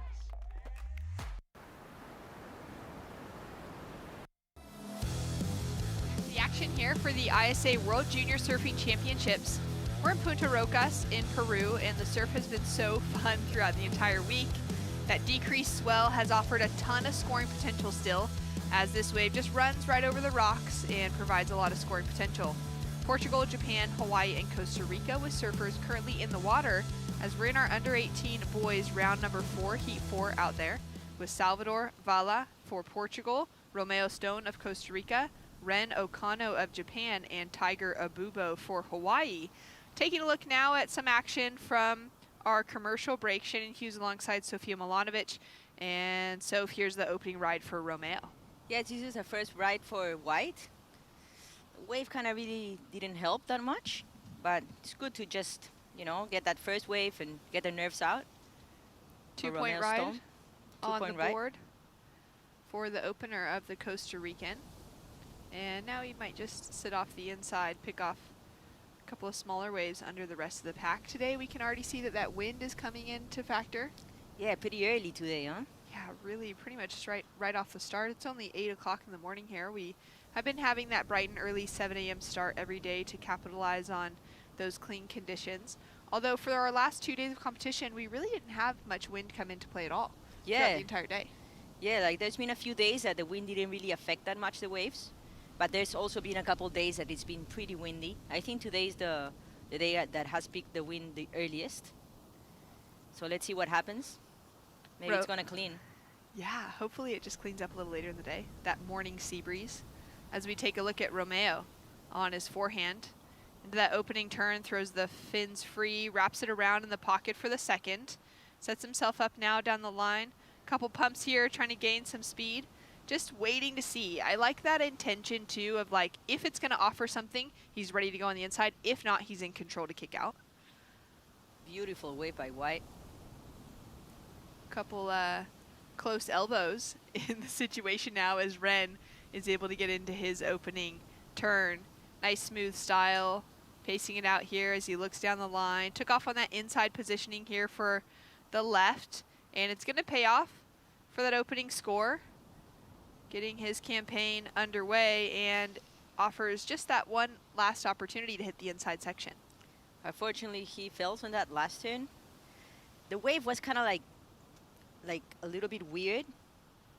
He didn't really have that much speed on it, but still he had such a good flow to manage those flat sections. Yeah, his flow was really nice, huh? Like, you could see that it was a very slow-paced wave, but you just made it look really, really nice. Yeah, great surfer. You can just tell by round 4 of these like under 18 boys is just fire. You know, just so talented. All of the field that is in this round is just ready for it. They can all win medals. Yeah, it's super stacked from here on out. Every single heat has surfers with the potential to win those medals. We are cutting the field in half with every heat that runs. Top 2 surfers advancing through, bottom 2 surfers eliminated from competition. And as we're underneath that 15-minute mark, surfers from the last heat are already in and out of the water, climbing up the sand dunes here at Punta Rocas and down on the beach with Rachel Tilley. Thank you so much, Rio. A big heat win. Tell me how you're feeling. Yeah, I can get 2 good waves, so I made it at 2 waves, so I'm so happy. Yeah, you did what you needed to do. Congratulations. Would you like to say a word in Japanese? 皆さん応援ありがとうございます。ラウンド4まで、とりあえず勝ったんで、このまま優勝を目指して頑張ります。頑張ります。Thank you so much. Congratulations and good luck for the next one. Thank you. Thanks so much, man. Rio is such a cool character and a great representative for Team Japan. Feeling happy having gotten those 2 good waves out in the lineup. Amazing surfing by the Japanese. It's incredible how strong the Japanese team is. Yeah, we've got a score to drop still for first of Japan in this heat as we see green up and riding Tiger for Team Hawaii. And he's going to just drive through that next section. Offered a little scoring potential on the outside, and this wave continues to give him that pocket. That last turn probably being the most significant through the inside section here, Sophia. Beautiful surfing by Tiger. I really like his style, super aggressive, low center of gravity, ready to attack anything that comes to him. Scores in, it's a 4.17 quickly from the panel for first of green.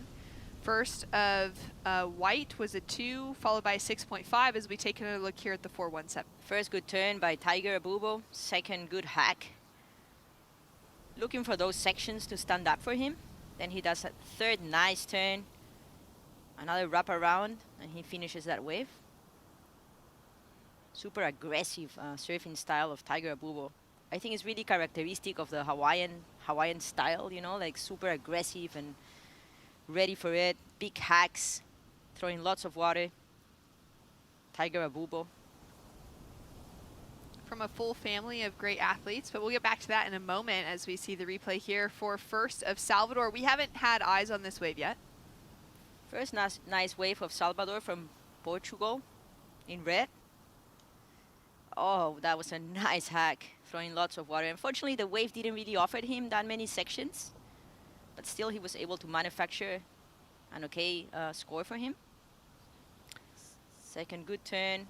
And then he's just waiting for that section to stand up, but unfortunately the wave doesn't really cooperate that much. Still waiting for that first score now for the Portuguese competitor to drop in. First of Ren Okano drops through as a 4.20 on the board, setting himself up in second just ahead of Tiger Abubo.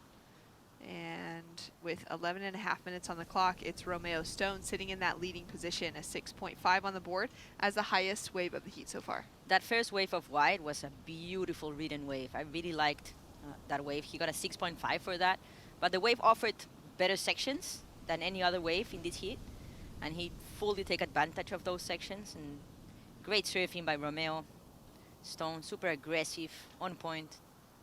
Ren Okano now up and riding. Just working his way through this one, just that redirection to start things off, and now is able to put that foot on the gas. Driving down the line, gets a little hung up coming out of that first turn. Now finding a little bit more momentum. Unfortunately, that wave just wasn't able to really find the flow the whole way through as Tiger answers back on the inside.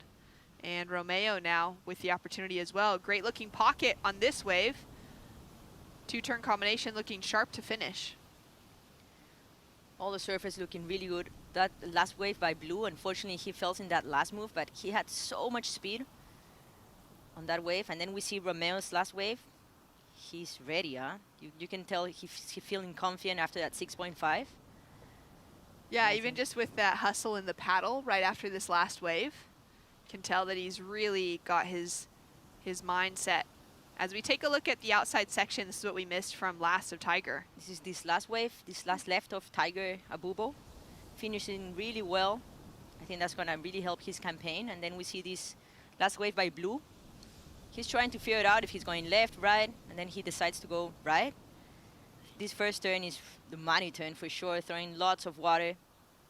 Another nice turn. Gets a little bit hang up top in that second turn, but still was able to come out of it. On that third turn, unfortunately, he falls off. This is a replay of White. Wow, that was a beautiful torque for that first turn. Second good turn. He seems really confident, White. Yeah, we're waiting for that last score of White to drop in. At the moment, the 317 is in for first of Salvador Vala, sitting in that 4th place position. He is sitting with first priority over Romeo Stone, who's got second priority, those two sitting at the top of the lineup. Under them, Tiger's just staying active. He's still waiting for that last score to drop, opened with that 417, and we'll have 2 scores now that he's up and riding on this wave. Already getting a lot of work done, pumping and driving down the line, hits that section, and has even one more opportunity to tag the finish, trying to ride out of it here, and he'll make it back to that clear water with the finish on that ending section as Team Hawaii up on the beach with Coach Jason there. Great to see Jason Chibata coaching the Hawaiian team.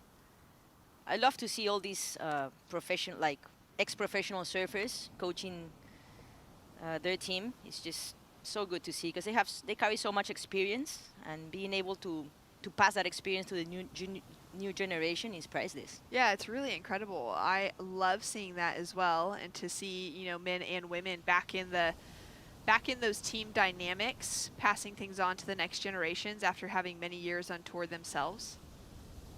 So scores dropping out in the water. Romeo Stone with an important score for Team Costa Rica. The Hawaiian as well to drop 2 scores now on his name. And it looks like we may have a paddle on this wave. Surfers in red and blue having a little look, deciding not to go. And Tiger just dropped in a 5.27 for his second to last wave. He's got a 3.57 for his last, which doesn't factor into his top 2. And that will set the Hawaiian up in that leading position. As we now see Okano having a paddle here. He's currently chasing a 4.28 to take the advancing spot, driving down the line, setting himself up off the foam for the start. And another foam climb here, just trying to race around the section, make it into that green face.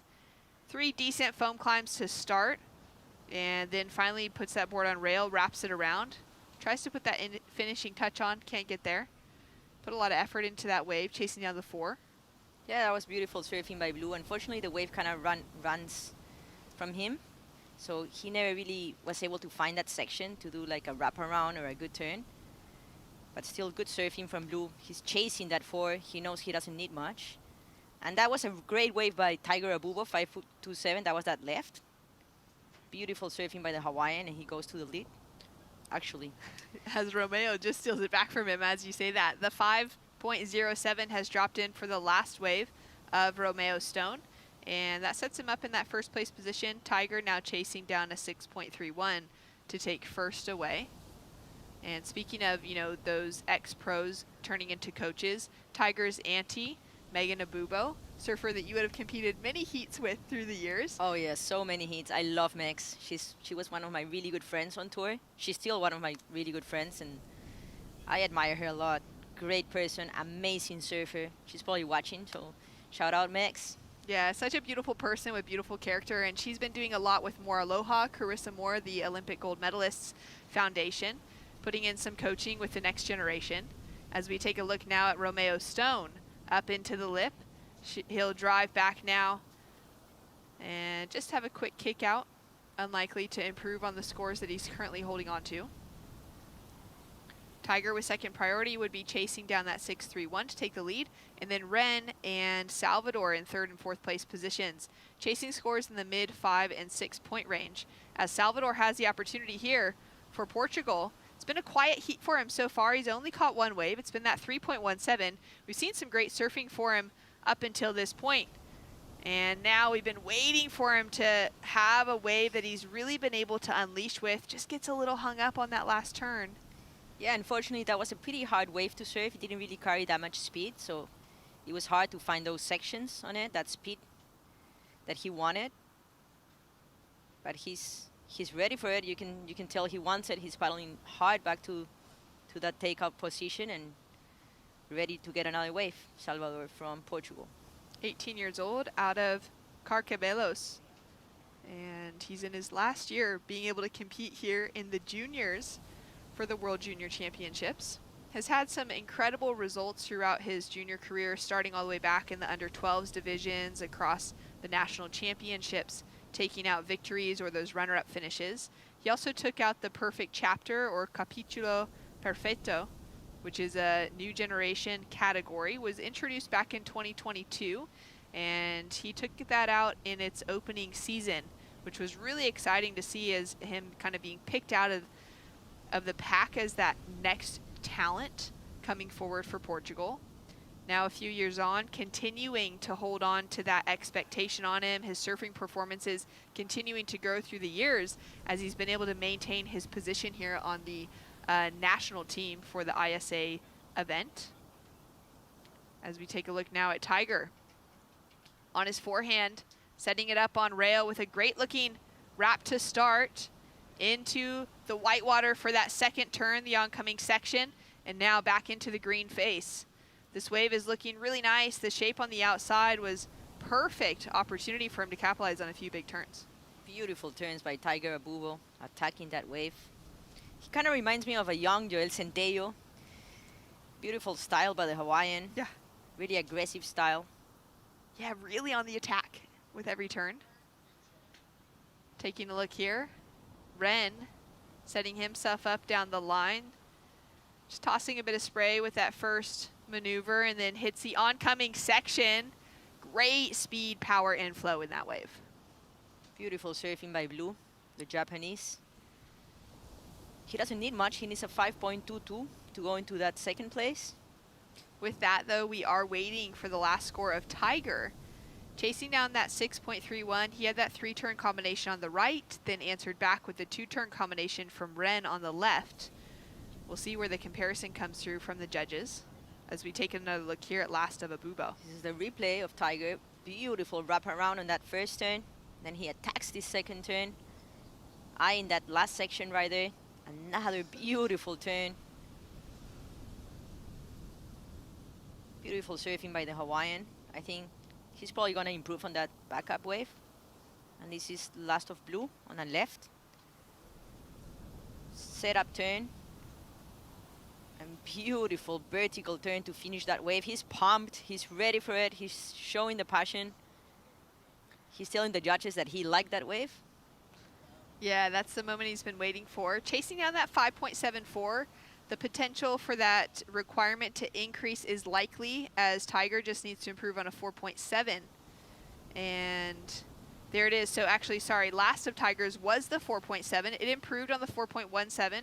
So just that minor increment a little higher for now the requirement to advance for Tiger, starting off in the low 5s and then moving up into the higher 5s on Ren.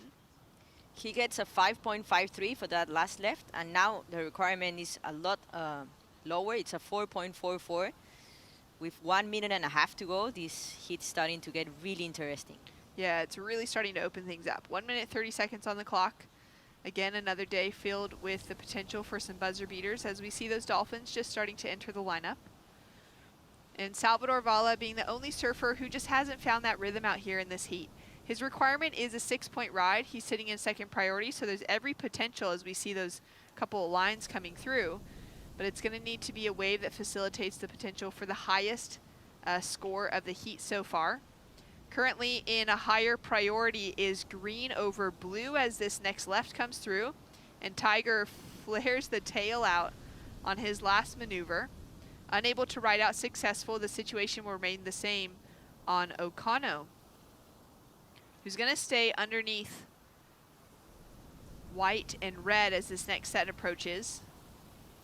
Blue will set himself up looking for a left, keeping himself away from the two surfers that have priority over him.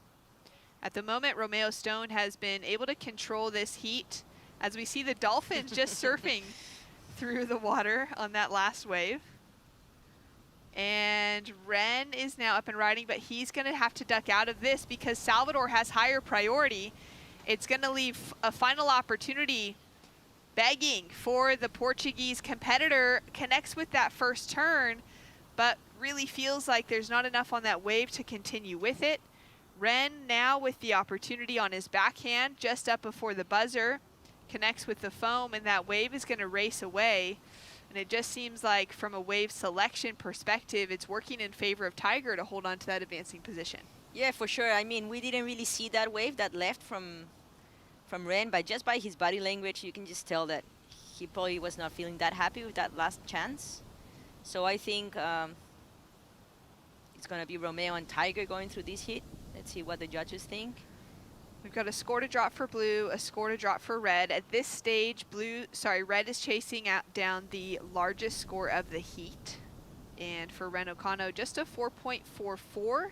Would need to improve that 4.23 that he already had.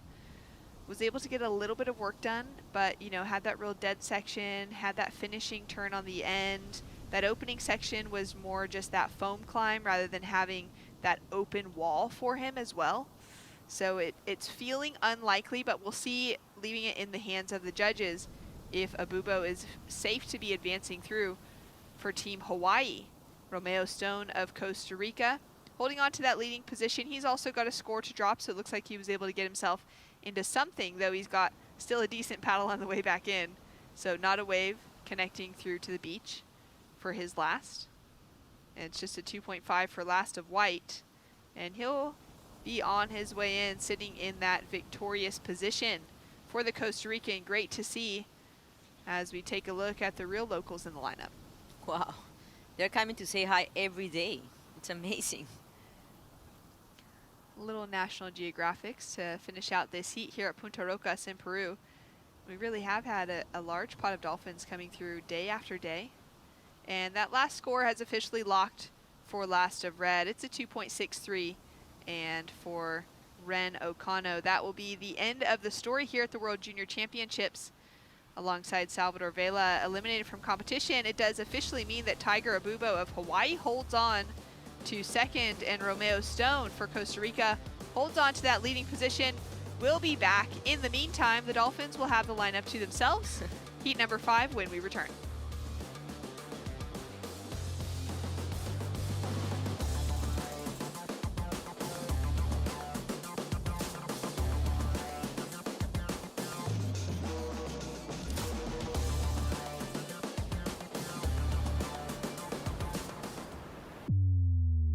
Welcome to day 2 of competition here at the ISA World Junior Surfing Championship. Goes for the alley-oop, he pulls it too. It's keeping things really smooth. It's giving him all that speed and momentum through each section. Vertical, you know, turn on the opener, which is now allowed. He's feeling that passion. And a lip line floater at the end. He loves it. Yeah. Love the attitude. Our team's amazing. Everyone's been super supportive of each other, and the vibes are really good, so just excited to keep it going. Ellie Timperi from Finland, up and riding on his opening ride, looking really sharp as usual. He's a surfer out of Encinitas, California. Tahiti's Miliani Simon with an 8-point ride. From the United States, Bailey Turner with an 8.1. The Peruvian Catalina Sarique with a 7.33. Tune in tomorrow starting at 7 a.m. local time for day 3 of action at the ISA World Junior Surfing Championship.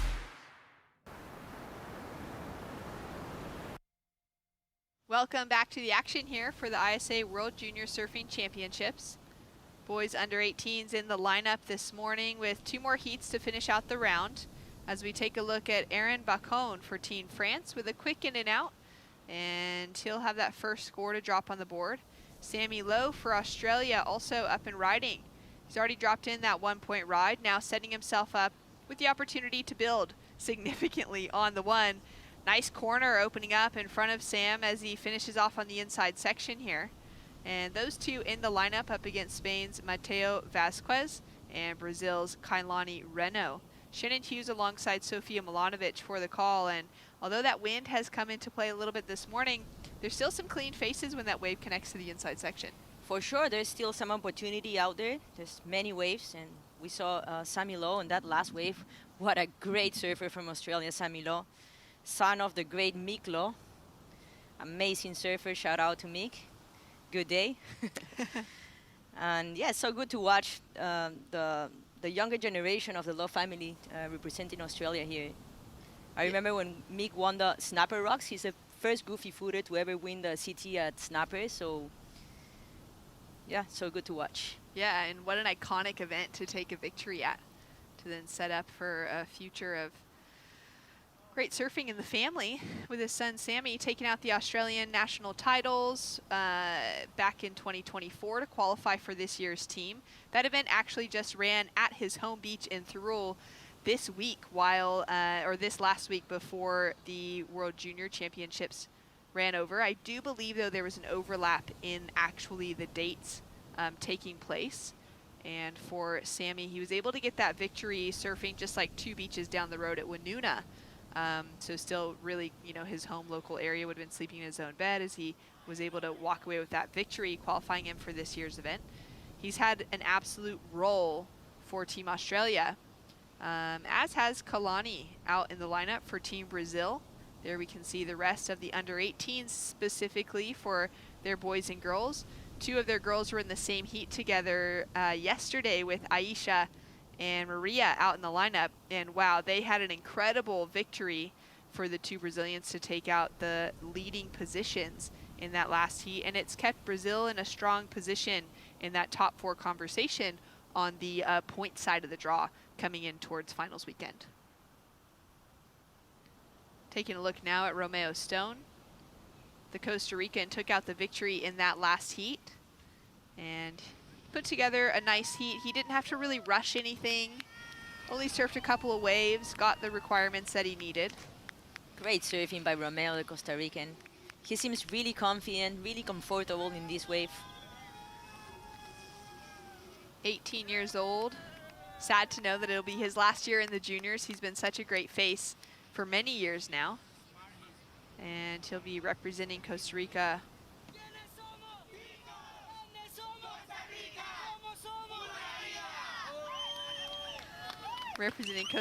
and the Pura Vida for many years to come at the World Surfing Games, with a bright future ahead of him. As we take a look now at Aaron on his backhand for Team France, connects into the section for a couple of great turns down the line, sets it up for a nice finish as well.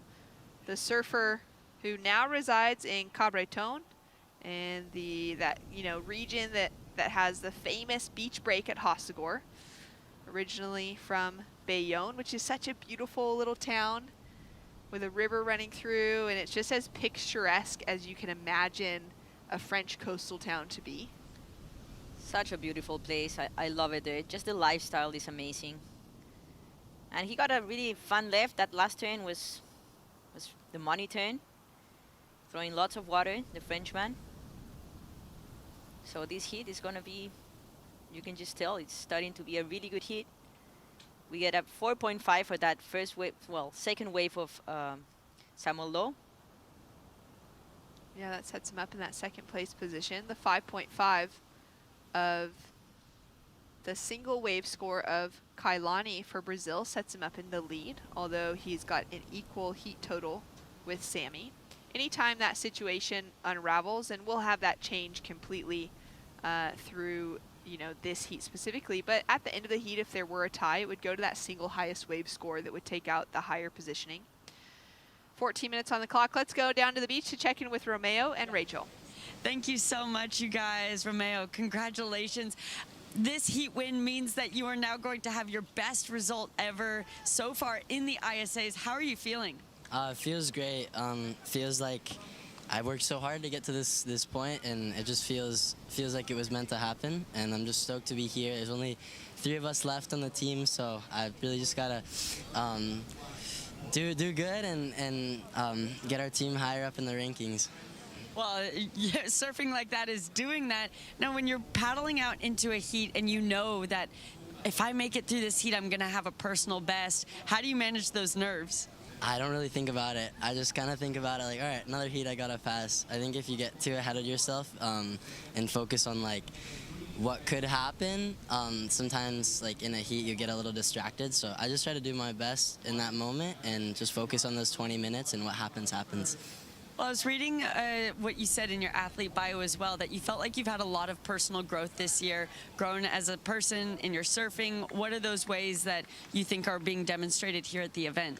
I think I've just matured a lot. I've had to like support myself surfing, so I had to like sacrifice a lot of training to go work, and that's like because of that, I've been able to do all the QSs and stuff and help out my mom too. So it's been really cool just being able to support myself, and I feel like that's just given me a lot more behind every event, and I feel a lot more proud of myself, and I put a lot more into it. Well, that effort is paying off. Congratulations on a huge result, and we're excited to see you move forward. Thank you, appreciate it. Can I say something back home? Bueno, saludos a todos en Nosara. Estoy muy orgulloso de estar aquí representando, y gracias a mi mamá, mi shaper, a todos que me apoyan, y pura vida, viva Costa Rica. So. Thank you so much. Oh, wow. Great to hear from Romeo. And for these surfers in the under-18s division, you know, they're entering a different stage of life. Growing up, exiting, you know, that opportunity to just be a kid, attend school, surf all the time, hang out with their friends, and just kind of play, you know, at this stage now for Romeo, entering that working life as well. And I love to hear his perspective on what a positive experience that's been. For sure, he's an amazing surfer and an amazing communicator. I really like all his interviews. He just carries such a good energy. So well done. Yeah, and Romeo. I think moving forward for him, you know, he's going to be such a great asset with anything to any team that he is included in, whether it's, you know, a competitive team for sports for surfing, or it's just becoming an employee in that space. He's gonna be a great coworker and a great friend to have along the sides. For sure. With 11 minutes to go, we have in first place the Frenchman with a 4.33 and a 2.33. Second place, the Brazilian with a 5.5, and he doesn't have a backup wave yet. And then we have Samilo with that 4.5 and a 1, and Mateo Vasquez from Spain with a 0.70 and 0.5. I think this heat's still wide open. Yeah, having those kind of mid-range scores between the 4s and the 5s for our top 3 surfers has locked each of them in with a score that could either be their leading score or a great backup score in the context of what we've been seeing so far in competition. Mateo has been the only surfer that hasn't been able to get himself into that rhythm in the first half of this heat. He's going to have the pressure mounting on him now, the 2025 National Under-18s champion out of Spain. He's been surfing for the majority of his life, since he was just 4 years old, as is the story with so many of the surfers in this event. You know, they come from surfing families that have gotten them onto a board at a very early stage of life. As we take a look now at a great set approaching, it's green with that first priority, and he's going to have a look at the left, setting himself up down the line. It's Kailani for Team Brazil, already sitting on the single highest score of the heat so far, looking to lock in the second as he throws a lot of spray off that last turn. Answering back, Bacon now on his backhand. So back-to-back sets, and it's the lefts that the surfers have chosen to favor. Yeah, that was an okay wave by White. There you can see that Sammy Lowe took off on the right, split the peak with potentially Kailani on that last wave. And we'll now see Mateo sitting in that priority position. He's currently chasing that 4.81, but we know that's going to change in the requirements because we do have scores to drop through for last of green and last of white, which will definitely change the situation. Green will only need a 1.16 to take over the lead. And having not seen that outside section just yet for the Australian, we're unsure of how much work he was able to get done on the outside, but if his previous heats are anything to speak for his current surfing on that last wave, we would expect there to be a decent score to drop as well if the sections were really opening up for him. 8 minutes on the clock now, and it's that blue surfer sitting at the top of the lineup with priority. A 3.73 drops in for last of green. That sets him up in that leading position. White would need a 4.91 for his last wave to regain first. And then for red at the moment, it's just a 2.16 puts him into an advancing spot.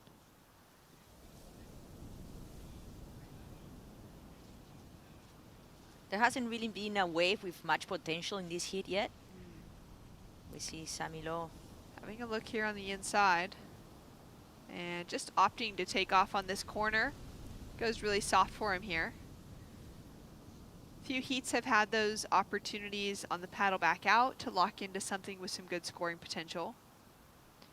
So it's no surprise to see any surfer really having, you know, a look at things, especially if they're going to end up under 4th priority. You see some waves at the back. They're opting to go left a lot more today. Yeah, potentially a little change in that swell direction. Just opening up on the left slightly better. And the rights having that real shoulder to them rather than that wall running down the line. With 7 minutes to go. Anything can happen in this heat.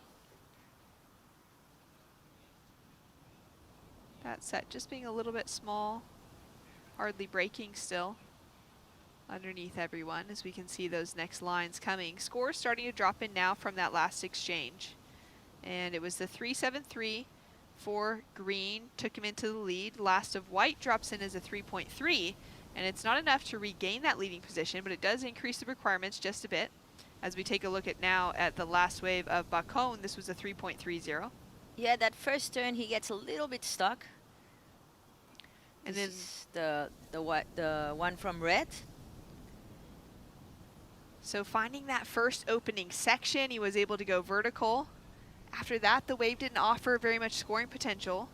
It is a 4.2 though, so that's enough to take him into second over white. White now sitting in third, chasing a 4.38 as he has a look at this wave for Bacone up and riding. Slams that opening section. Little jam for the second as well. Now wraps it around on rail, sets himself up off the bottom, and starts to connect as this wave grows down the line. Gives him a couple more opportunities, and then low for Australia opens up on a great looking turn. That next section standing up very well for the Aussie. It's giving him a little bit more to work with. Flattens out on the inside. You can see that intensity in his surfing with each turn he's taken off on. Beautiful surfing by both the Frenchman and the Australian. I think those waves were a little bit, had more opportunity. So let's see what the judges think. 5 minutes on the clock, and it will be the requirement right now of 4.38 for Bacone to take the lead. And for low, it's going to be a 4.74 to take away that leading position. That first turn by Sammy Lowe was such a beautiful turn, just super drawn, throwing lots of water, looked committed, in total control of her board, of his board, sorry. Yeah, it was really nice. I mean, you know, we kind of got like a quick glance at it as we then carried down the line, but it looked to be the standout turn potentially of the heat so far for a single maneuver. Yeah, for sure. And that last wave of the Frenchman too, like that wave offered so much. Yeah. It was beautiful surfing. And it's a 5.17, so it drops in as the second highest of the heat so far. Bacone jumps into the lead. Now Lowe is down into third, chasing the 4.74 to take second. Anything in that 5-point range would put him up into that leading position. And we're going to see some very close heat totals across those top three surfers. Potentially the dividing point between second to advance and third to be knocked out is going to be, you know, less than 0.3. As we approach the last few minutes. Lowe waving his arms. He wants to know what the equation is. He's sitting in 4th priority now as well. So it's going to be tricky to get himself in position on a decent wave. And scores are locked in for last of Lowe. It's a 5.07 for his last ride. That does take him into the leading position as we're down to 3.5 minutes. That moves white for France down into second, chasing a 4.40 to take first, and then green down into third, chasing a 4.0. And at the moment, again, I mean, it's splitting hairs between first and third.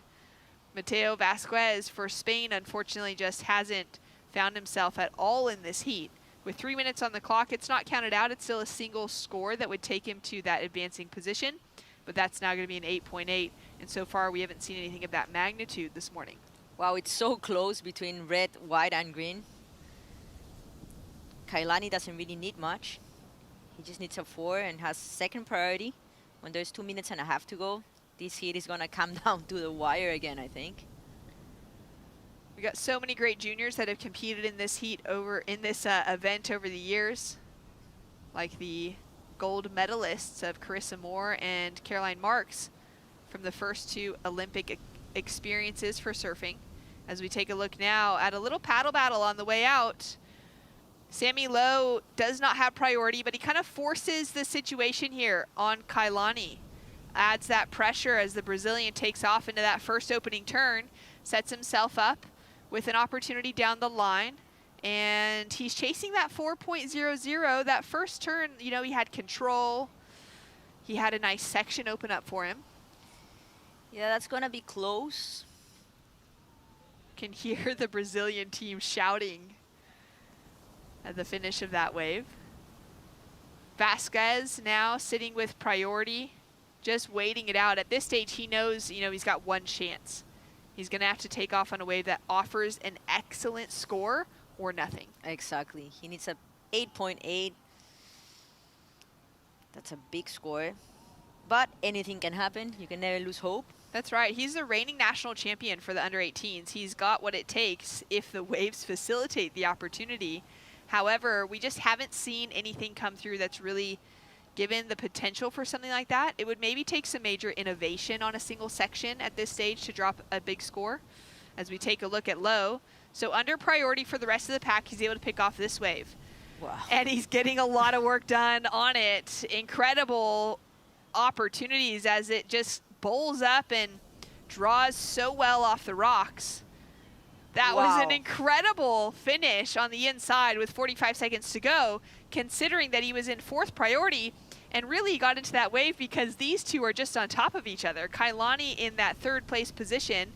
He's got a 3.33 dropped in for last of green, the Brazilian. It's not the 4-point ride that he's chasing. Now that leaves higher priority for Bacon of France to just stay right on top of Renault. As we take a look finally at Vasquez, and he goes in for that first opening turn. Unfortunately, again, chasing an excellent score. Kailani has a look through the inside as well. And it seems like, well, the door's not closed because there's still 10 seconds remaining. Kailani able to scratch into this wave. He's chasing a 4-point ride. We saw the last of Sammy Lowe open up on the inside. Will this offer the same opportunity? Couple of first turns looking nice and sharp. He's getting some work done down the line. He feels like he's got what it takes. But Bacon also answers back. He throws the board up into the air, drifts that tail around, and unfortunately can't ride out to try and improve his backup score of a 4.33.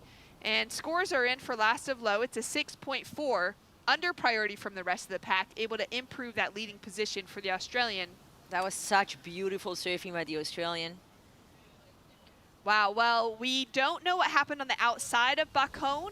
If he was able to get anything else connected together, he could be looking to improve on that 4.33. Let's take a look here. This is the replay of White's last wave, the Frenchman. First nice turn.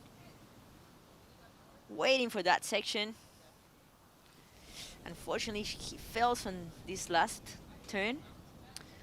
Wow, all right, so last of Bacon, a 3.03, doesn't give it to him. Had he landed that, he would have been improving on that 4.33 for sure.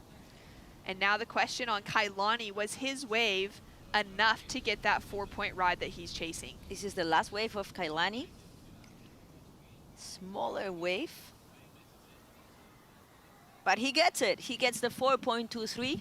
Wow, a 4.23 on that final opportunity. So it wasn't that one we just saw the replay of. It was the wave after, actually, as there was 8 seconds on the clock that he was able to sneak into.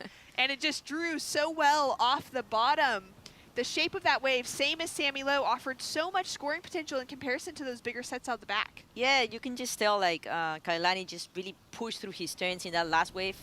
He kind of manufactured that wave because the wave didn't really give him that much opportunity, but he went for it. He knew he had to go for it, and well done for the Brazilian, and well done for the Australian. Beautiful surfing on their backside. What a way to finish things off for the surfer out of Ubatuba.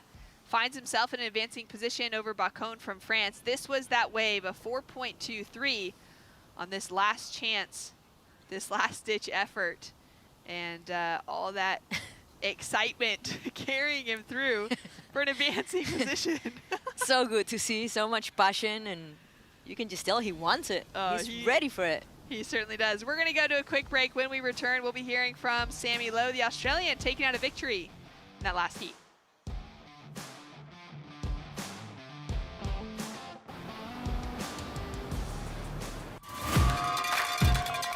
Welcome to day 3 of competition at Punta Rocas for the ISA World Junior Surfing Championship. Montero out of Italy with a huge backhand attack.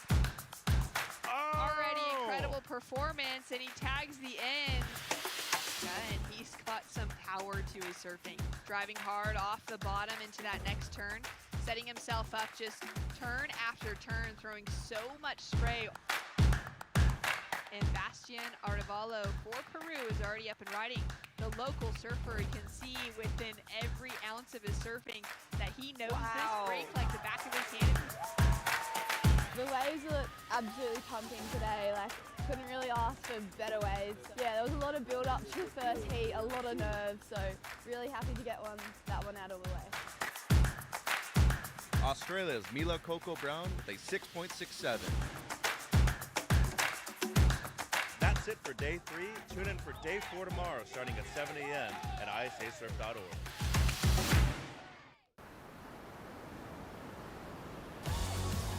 Wow, the finish to that heat, we saw positions changing between second and third specifically, but we're going to focus our attention now on live action. The Peruvian, Adrian de Osma, up and riding into an opening snap that looked very sharp, sets himself up off the rail here as he comes through to the inside section. Great wave selection to kick off his campaign for the opener of this heat. Just pacing it out as this wave continues to offer the opportunity to put the board on rail as he kicks off on the inside. Beautiful surfing by Adrian de Osma. Larid Lavic now up and riding for Team USA, and he's gonna have to put in a little effort here to gain some speed and momentum. Moving down the line, driving hard through that finishing section for Lavic. And blue, Milo Shani with a quick in and out for Sweden. He's gonna get the jump on priority and the paddle back out from Michele Scopa for Italy. And wow, there's already a lot of action taking place in this heat. As we're just a few minutes in, we've got scores dropping across the board with 16 minutes remaining on the clock. Good start to this heat, lots of action. You can just tell they really want to go through this heat.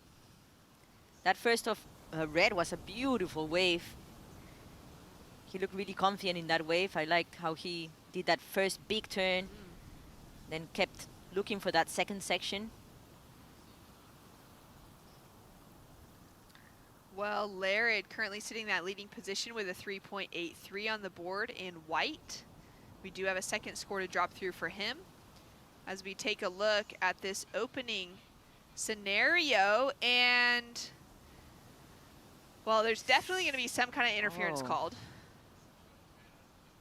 I mean, both surfers kind of trying to force the conversation that it was predominantly left or predominantly right, and they end up crossing over. What are your thoughts on that, Sophia? Yeah, that was almost like a double interference. I don't know. Just maybe the left was more marked. I don't know. Yeah, so in that position, no priority established for the start of the heat. This would have just been off the buzzer. Nice looking wave, well, almost there for blue. Tries to get that first turn. He's gonna have to kick out. And between the two surfers for Sweden and Italy, we're gonna see where it goes from the judges' hands as far as an interference goes. It would be a non-priority interference because it's the start of the heat, no priority established. Yeah. It is an A-frame peak. There's the opportunity to go both left and right, so the judges will be taking a close look at the entire wave to see, was it predominantly a right or a left? If that is the case, then it would be the surfer with the inside positioning that would be having the right of way. However, if it was open on both sides, I don't know what happens. We'll take a look at this wave now. Having to reset, I think that's probably the more important part of things as well now, is that for Michele Scopa, he's gonna need to just reset with this wave, get a little bit of work done as he pumps and drives down the line, setting himself up with a clean finish. Himself and Milo are going to have to just kind of wipe that moment off and for the next 15 minutes surf an entirely different heat. Yeah, that's going to be a hard call.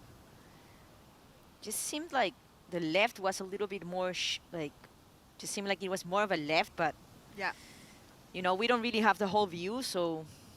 And the judges will have that. They'll be looking and taking a moment to kind of process and take a look at some different angles for that. Of course, if both surfers had opted to go in the direction that they were already kind of positioned in, there would be no interference. It would have just been a split peak situation. As we take a look now at Larid up and riding. He's driving through his forehand, looking very powerful on this wave. And he's got that 4.83 heat total. A 3.83 was the score for his first wave, so that heat total being the split of 2 waves. He's got another score to drop. Let's go down to Rachel Tilley to check in with the winner of that last heat, Samuel Lowe. Thank you so much, you guys. Sammy, congratulations. Another heat win in the books for you. On to the next round. How are you feeling? Yeah, pretty stressed out after that one. That was one of the most scary heats I think I've ever had in my life. I thought I got a prior interference at the start of the heat, but it went my way, and so yeah, just super stoked to get that one done and out of the way. Yeah, those situations are such a relief when it doesn't end up going that way. Now, thinking back to before you even started this event, you were finishing those high school exams. You're now a graduated high school student. How is it managing this surf career and coming to a Junior World Championships while also prioritizing education? Yeah, it's been great. This year's been a massive year for me. Obviously knowing that I'm coming over to here to represent Australia and also finish my Year 12 schooling, which I've been doing for 13 years, has been huge. But I've found great balance in between both, and I feel like it's motivated me more to surf harder and train harder when I'm out, not in the school books. Well, I know schoolies are a huge thing for Aussies. All your friends would be celebrating at home. You're instead here in Peru fighting for a gold medal. What are other ways you're going to try and maximize this trip in Peru? Yeah, I think having a gold medal around my neck would be the best schoolies present ever, so that's the goal. But apart from that, just spending time with my family in a country that I wouldn't probably come to otherwise has been great, yeah. So just enjoying everything over here. It's a sick country. Well, congratulations, and we look forward to seeing you in the next one. Yeah, cool. Thanks heaps, guys. Thanks so much. Great surfing from Sammy, continuing to advance through. As we now take a look at the scenario, we can see that interference has been called. Green on blue from that opening paddle. At the moment, our current situation holds Larid in the leading position for USA. Peru in second off the strength of just that 5-point ride, looking for a second wave. Green is now down into that third place position with a 4.83 on the board. And our surfer in blue now up and riding. He's got the opportunity to put himself into the advancing position just off a 3.51 at the moment, as he slams a big turn, tries to drift that tail around as well, can't get the ride out, and he's gonna still just have to kind of take that opening scenario out of his mind, I feel like, and reset right now for the next 11 minutes. Yeah, he seems a little bit frustrated, but he needs to know he's not the one that got the interference, so he should be happy about it. Yeah, he actually, it ended up working out in his favor. So judges deeming that it was an interference, green on blue, which meant that blue had the right of way on that wave. It was predominantly in the direction that he was heading. Let's take another look at it here. Yeah, this is, yeah. So the judge is actually deeming that it was a right, as blue did not get an interference. Green did get the interference off the left. So blue had right of way on the wave. Yeah, it was a close call, but you can see more clearly now, like when you have like a wider open view, that like at first it seemed like a right, you know. So he started like paddling, blue started paddling for the peak, and then it kind of like shifted a little bit. The peak shifted, and close call though. Yeah, very close call, a challenging situation, but with that pulled back angle, you can see that it was blue who was kind of that first one getting into things, and then green got into the situation and messed it up a little. So that's an unfortunate position for Michele Scopa. We're waiting for his next score to drop through. He'll carry half of that score with him. As we now wait for this next set, we can see lines approaching, surfers getting into position. It's red with first priority, green with second priority. And now green does have priority on this wave. He's allowed to take off on the left if he would like to. And wraps it around for that first turn. He's got a nice smooth style to his surfing as he drifts that tail for a moment on the next turn. Punches through that second section as well. And he's just letting some frustration out as well. Great surfing by Green. Adrian now having a paddle. Up and driving on his forehand. He opened up with that 5-point ride, now looking to build. Smart surfing from him so far, and great wave selection as we love the surfing we're seeing on this that last combination. Finds that finishing section as well, and he's feeling pumped. There's a lot of energy in the lineup right now, isn't there? For sure, they all now, want it. Milo up and riding as he wraps around on the first section, throws some spray off the second, and just continues to connect down the line. This wave's got kind of that flatter section overall to it, so it's more horizontal surfing. But he's got really nice flow as he heads down the line, looking for this ending section, and he'll kick out on the rocks. So scores in a 5.43 for the last of Michele. That drops in as his highest score. And now with that non-priority interference that he took on Surfer in blue at the start of this heat, he's only going to have half of a scoring second ride to count as far as his points go. This is the replay of Blue's last wave. Waiting for that section to stand up for him. Nice turn up the top. That wave never really gave that much opportunity.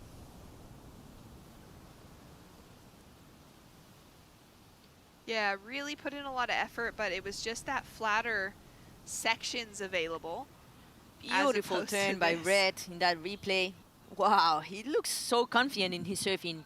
I've been able to commentate a couple hits of Adrián de Osma, but from the first hit that I commentate to this hit, he looks like a total different surfer. Wow. He just looks so much more confident, more in control, more ready, you know. I think he already threw all those nerves in the previous hits, and he's ready for it. Go, Adrián. Yeah, he dropped a 6.5 for that last wave, sets him up with an 11.5 heat total as Michele is down the line. He was momentarily in the lead. He's now chasing a 5.4 to take the advancing position as he drives through each of these turns. Sets himself up with the opportunity to just build that score line, and some nice smooth surfing from the Italian as he comes through on the inside. And the USA surfer answering back as he sets himself up farther down the line, driving through each of these turns, and he hits the finishing sections with a lot of power.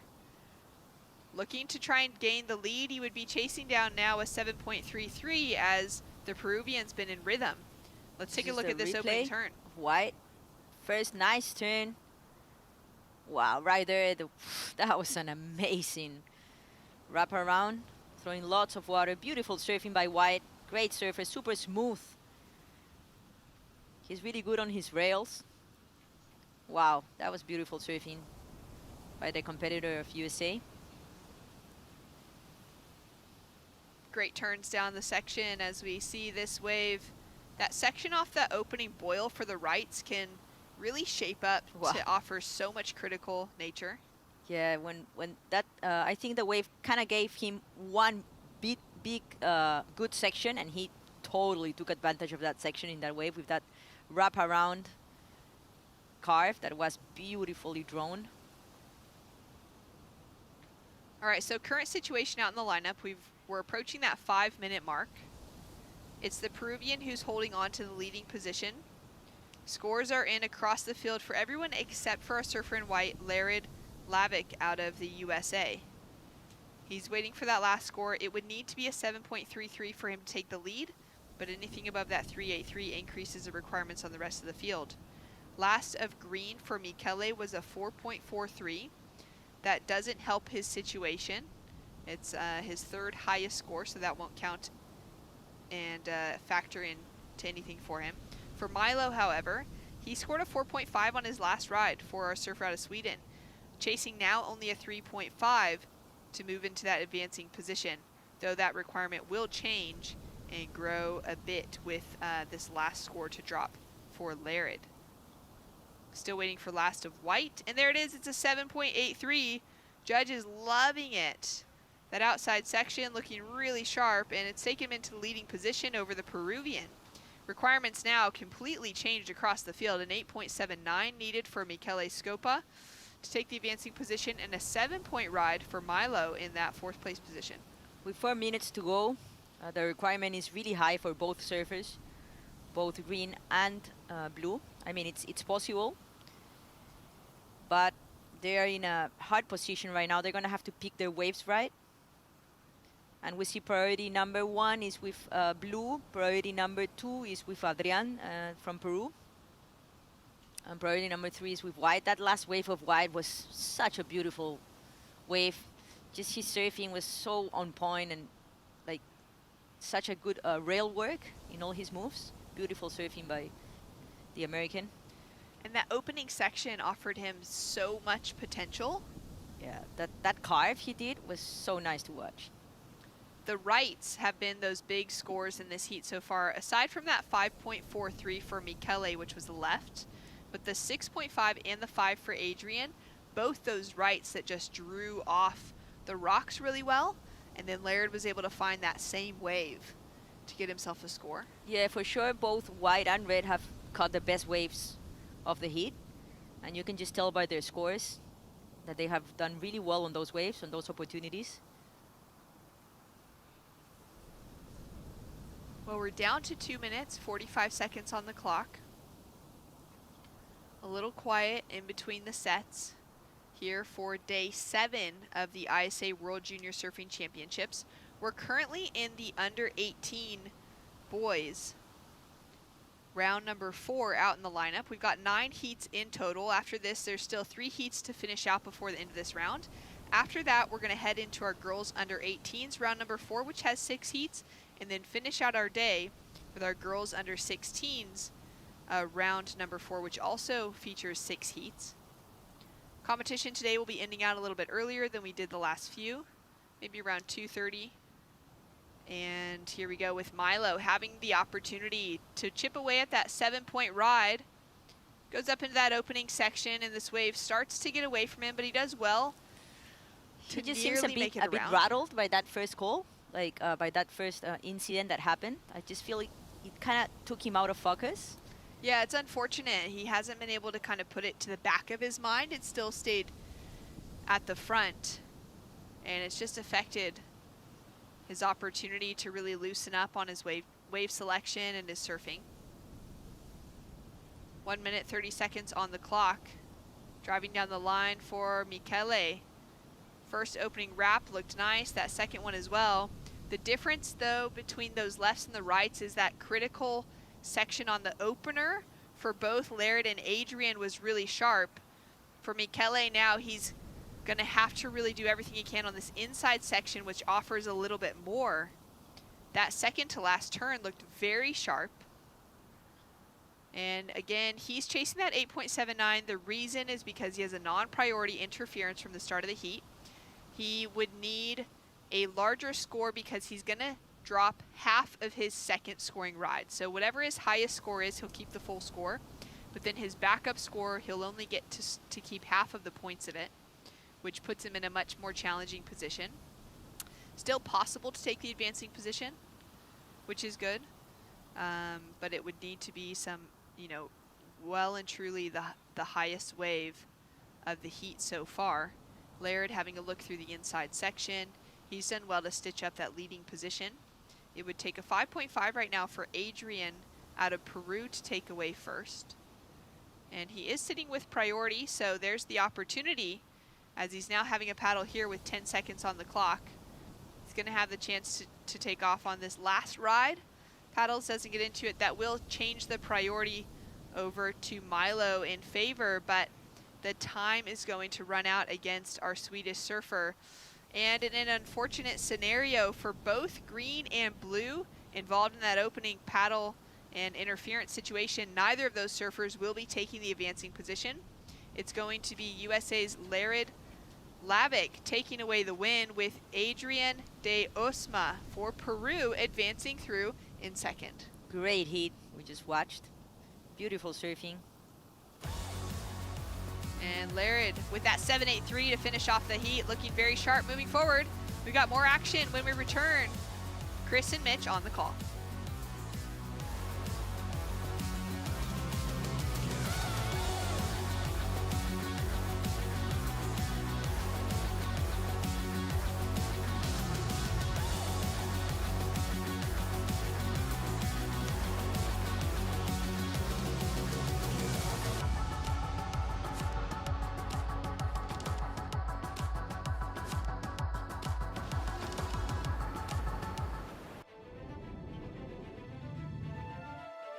The dream of Olympic surfing was a dream decades ago, but today is our reality. It's about pushing the sport and pushing the boundaries. It's been like an emotional roller coaster. It's been tough road for me to qualify to Paris. That's the game. You gotta win. The wave is unlike any other wave. This is one of the biggest goals and one of the biggest dreams. It's not don't be scared. Be scared, but still don't do it.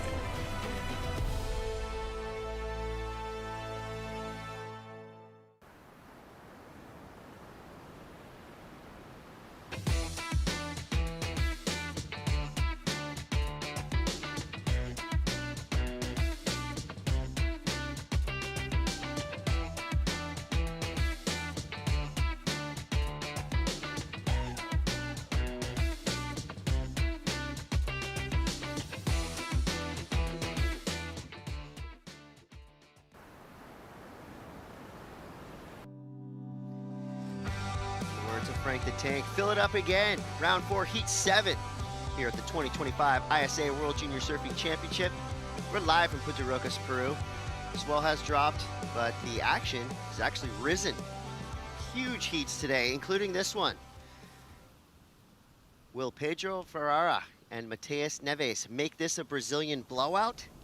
Or can Ellie Timperi from Team Finland or Shea Bruweiler from Team Canada take out two of Brazil's top surfers?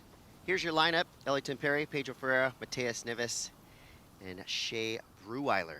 Canada, Brazil, Finland represented here. Ellie Timperi, the way he's been surfing so far in this event, an obvious medal threat. Chris Cote here with Mitchell Salazar. Mitch, what do you expect from this heat? Well, in my opinion, Ellie's actually been the best surfer of the event. Whoa, of the event so far. And some action outside. Sneaky paddle right there. Ellie tried to get around him in the red, and green did not give way, so no priority at the beginning of the heat. Fair play. Of course, a lot on the line, as you said. All four of these guys medal threats, and especially on the gold medal side. I go back to that. I think Ellie's, you look at his consistency, his performances so far with his excellent wave selection. I think he's been the gold medal threat out of the event, but got a tough one. See Team Brazil right there. Kailani Heno, Laura Mandelli, Ferreira, and Neves out there. Maria Cesar, Aisha Hato. They made their heat yesterday together too, so looking to do the same thing today, Chris. Maria Cesar is a new name to me. Wow, she's good. Yeah. Brazil did lose one on their female squad, but the two surfers that they had advancing through in the under 18 women, rippers. Definitely inspiring the performances of Mateus Neves and Pedro Ferreira for now. The 283 and a 150. Those scores most likely will be evaporated when some good waves come through. And it looks like there's some chippiness in this heat. I like it. You can see some kind of aggressive paddling by all four surfers. It looks like Ellie Timperi. He's going to fade to the left. Shea Bruweiler on the right. One turn out the back. This is Tofino, Canada local. Comes from a ripping surf family. Dad rips, uncle rips, sisters rip. Mateus Neves now on his left. I mean, this guy's an absolute powerhouse. I mean, you can just feel it every time he winds up and goes into one of those big backside hooks. And tell an athlete as well, booking back to the takeoff zone. Now 3 scores to come through for Shea, Ellie, and Mateus. Well, paddling back casually is Ellie. That's a good sign for him. Probably seems that he's going to drop something that he likes. Those slow paddle back outs usually very satisfying. In no rush to get back out, especially when you see something that has potential to maybe get you a backup score on the inside too, Chris. 15 minutes on the clock right here. Competitive heat. Neves from the same city where Medina's from too. We've seen him win multiple ISA golds. And this kid represents Finland. Born there, but raised in Encinitas, California for the majority of his life. Kind of a slower wave right here on the backhand for Timpany, but doing well. Keeping that board going. Hoping that this wave stood up for him at the end and, you know, fit in a large number of turns. Nothing super critical, but he's on the board. Then Tofino's Breweiler. His dad, one of the OG pros out of that beautiful country to the north, Raf. Really love the flow. He's a tall kid, too. Sister Aqua surfed in this event multiple times. And Shea kicks out with authority. That should be a good scoring wave for Breweiler. And right here, Mateus. So a little stuck on the first one. Really frothy on the inside. And then this is where we caught up with him. You know, that one carve, the last one was really nice, but I feel like really outside of white, nobody's really gotten things going so far with consistency and really with form out there at the moment, Chris. So far, these are some letdown lefts. Really slow. The rights seem to perk up a little bit, kind of through the midsection of the wave. Front side, back side, I think you're going to get a little bit more opportunity on the rights, but given the right left, I think you're looking for a closeout section on the left. So yeah. We've seen a couple ramps go down, or go up, I should say. 13:20. Little celebration there from Team USA. Yeah, Laird Lavick moving through. I agree, though. I think you need to be on the ones that still seem like closeouts. I don't think distance is really the key to a lot of big scores. Less is more on a day like today. We saw Ellie Timpany in the red jersey. You have to give way to Shea Breweiler, the higher priority. Just inside of 13 minutes now. Breweiler trying to work his way down the line. Pretty good section on the inside. It's a little bonus turn off the whitewater. Now, I don't think anybody in the draw wants one hard-charging Brazilian surfer in their heat, let alone two. Yeah. Because we know the Brazilian team, you know, they're aggressive in the lineup, as they should be. They're master tacticians. You know, I would imagine they all know the rule book back to front. And we've They're seen great Brazil surfers. implement teamwork in the past as well. So that's what Ellie and Shea are facing. Here goes Timpany, winding it up for the inside section. Nice snappy turn, projecting off the whitewater. So for not a great wave, that was great surfing. Yeah. It was solid from Ellie Timpany. So as he makes his way back to the lineup, let's make our way down to the sand with Rachel Tilley. Thank you so much, you guys. Laird, we're just having a great chat down here. Congratulations. You're really getting to that pointy end of the event. How's it feeling? I mean, it definitely feels good. I'm just really glad to keep making heats. That's all I can do right now. So, yeah, I just want to keep going. In that chat we were just having, talking about school, you're one of the only surfers on the U.S. team that actually balances that full-time attending high school at San Clemente High. How do you find that balance?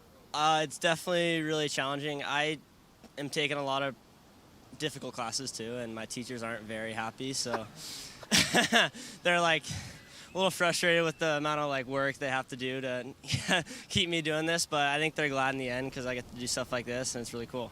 Well, you're looking like a great representation here. Speaking so well, is looking forward now to that pointy end of the event. What are your expectations?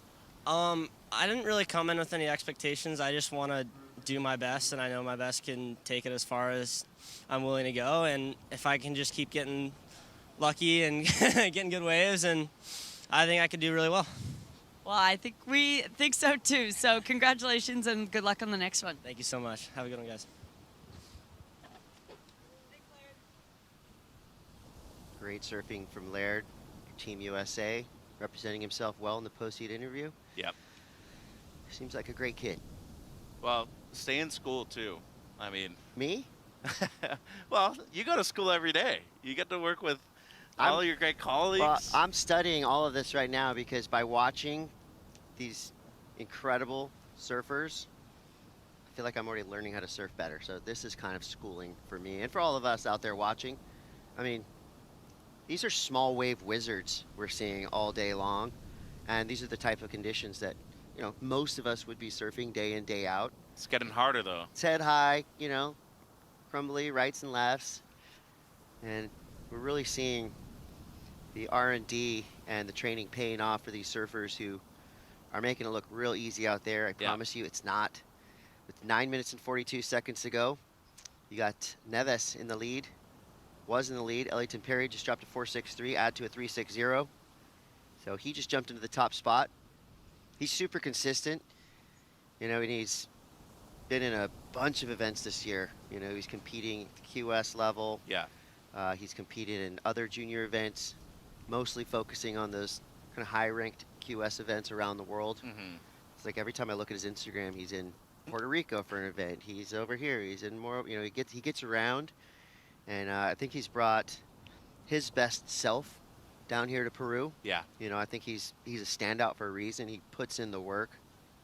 I don't think unless he's away for a contest, I've never pulled up to Seaside Reef and not seen Ellie out there. Mateus now. You talk about consistency and power. This guy does it every single wave. And you can just tell he's relentless. You know, he's not going to give the wave an inch. He's not going to give his competitors an inch. He'll get right back out there, get up in their grills, and make his presence known. As you see Shea go down. Now Tim Perry sticking to the lefts. And if Ellie's doing a finger snap like that, you know something big happened out the back. Well, good wave there by Neves. I really enjoyed that. I love the flow. That board from Tico and Teco over at Silver Surfboards looks great, too. They have multiple surfers in the event, too. Breweiler had a chance to, you know, extend his lead and stay in the top two because we're probably going to see situation change once again. I feel like green, red, they're going to drop a couple of big scores. And as you said, I mean, this is a day where you show up. We showed up first thing in the morning, and I would have surfed personally. Now I'm kind of doubting myself a little bit. Tide's coming up. It's getting a little grindy out there. It's getting windier. And it's just one of those days where in 20 minutes, you got to focus, get your two waves. And don't overthink it. Go out there and surf. I mean, there's not many opportunities. There's not many great waves. So do the best that you can with what's available. Well, Mateus is the hardest working man in surfing right now. That was his fourth wave rated. Still 7:32 to go. Ooh, a stall. Here we go. Pedro Ferreira. Kick stall in the takeoff, but then gets hung up on his first turn. So there's a nice proper roundhouse cut back. Couple good turns. Kind of fighting against this wave a little bit, but making it work. Will he get an inside section? He does. Blows the fins out. Nice stylish finish. He likes it. Pedro Ferreira, 18 years old. And he's on the all-in model by Adriano Nunez Surfboards.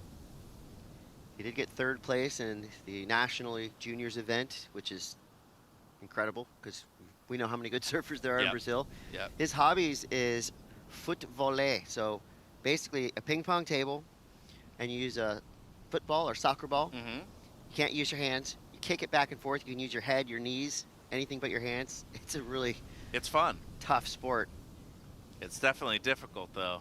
Speaking of difficult, how about rifling these three together right there from Ellie on the back? And as you said, he doesn't claim just any wave, so that's going to score well for Timpany. Breweiler here, this is the way that I was talking about. He closes this out, and I feel like he would have gotten an increase of his score line right here, Chris. Unfortunately, just goes down right there, maybe extended his legs a little too much. Got a quality wave right here, though. This thing's look clean. On the backhand, Breweiler once again. I like that little added emphasis, kicking the tail out on those first two waves, or two turns. Solid snap on that inside section. He's hoping for a big finish to kind of wrap this wave up in a bow for the judges. Appreciation, pulls out calmly, confidently. Neves now. All four surfers waiting for a score. Fifth wave rating for Mateus. He slices his way. I like that he's kind of exploring the whole lineup. Gone on a couple lefts, now he's gone on a couple rights. Here goes Tim Perry. See, he's escalating in a big way. I think everybody knows the importance of making it through this round. Eli Tim Perry speeds through to the inside section. He goes down. So as it stands now, let's say the heat ended, right? And when both Brazilian surfers were knocked out, I mean, there are about 6 teams that would be celebrating and thanking Shea and Ellie, because if it ended right now, this would be an absolute disaster for Team Brazil. Oh, but there's still time. White might get priority over him. Ooh. Shea And he does. That's major at this point of the heat right here. Well, Shea's used to surfing in a full suit. Pretty much surfing a full suit year-round. And he's got long arms, too. Yeah, he's a big kid. Reminds me of Travis and Dylan Southworth. That kind of complexion. Owen Wright, same thing. Long arms, long body. They paddle very fast. So Ellie has a score that just came through, a 5.83. He drops a second. Neves, 6.17. Still waiting for scores for every surfer. Judges with a lot to chew on with that last exchange. Now Pedro Ferreira. He goes to his backhand. Good clean surfing. Nicely placed turns. He's feeling it. Neves right behind him. I mean, it just looks like for Mateus, building momentum. Really well surfed wave all the way through. There's the passion. So that was Neves' 6 wave ridden. Team's going wild. As they should. Yeah, that was a great back-to-back exchange for Team Brazil. Only thing I will point out, though, I just feel like Blue leaves a little meat on the bone. He's not pushing enough. And, you know, at this level, especially in this round, judges see that. And that's where I see maybe red. Green, obviously, has been doing it. He's pushing a lot harder. But don't leave anything up to chance. There's a big energy difference between Mateus's wave and Pedro's wave. Yeah, big time. I mean, Pedro surfing with really nice style. And tempo. But you see a lip. Yeah, in waves this size. You got to push. Yeah, a little extra energy I think is going to help you out. Here goes Eli Tim Perry. His backhand is super sharp. Kind of had to just set things up through the outside. Now we're going to see a most likely a good series of turns, but the wave dies out beneath him. Well, he's got to work. That was a good decision to get out of that wave. Yeah, he's got to work under priority now, too, with 2 minutes 40. Seems like Neves got the score for the lead, Chris. Yeah, that was a good one. So he's got that 6.17. His backup right now is a 5.07. Still waiting for scores to drop for every surfer. Last one for Tim Perry, 2.70. Not going to help him out. Breweiler needs a 5.57. Pedro would need an 8.96. This is really close. been one of the most competitive heats Yeah. we've seen of the morning. I mean, every surfer very involved. A lot of waves ridden. Now 3 scores to catch up with. 2 minutes left. Shea Breweiler out to back with priority. Pedro with second priority. Well, Pedro's definitely going to improve his scoreline with that last wave. It's just how much.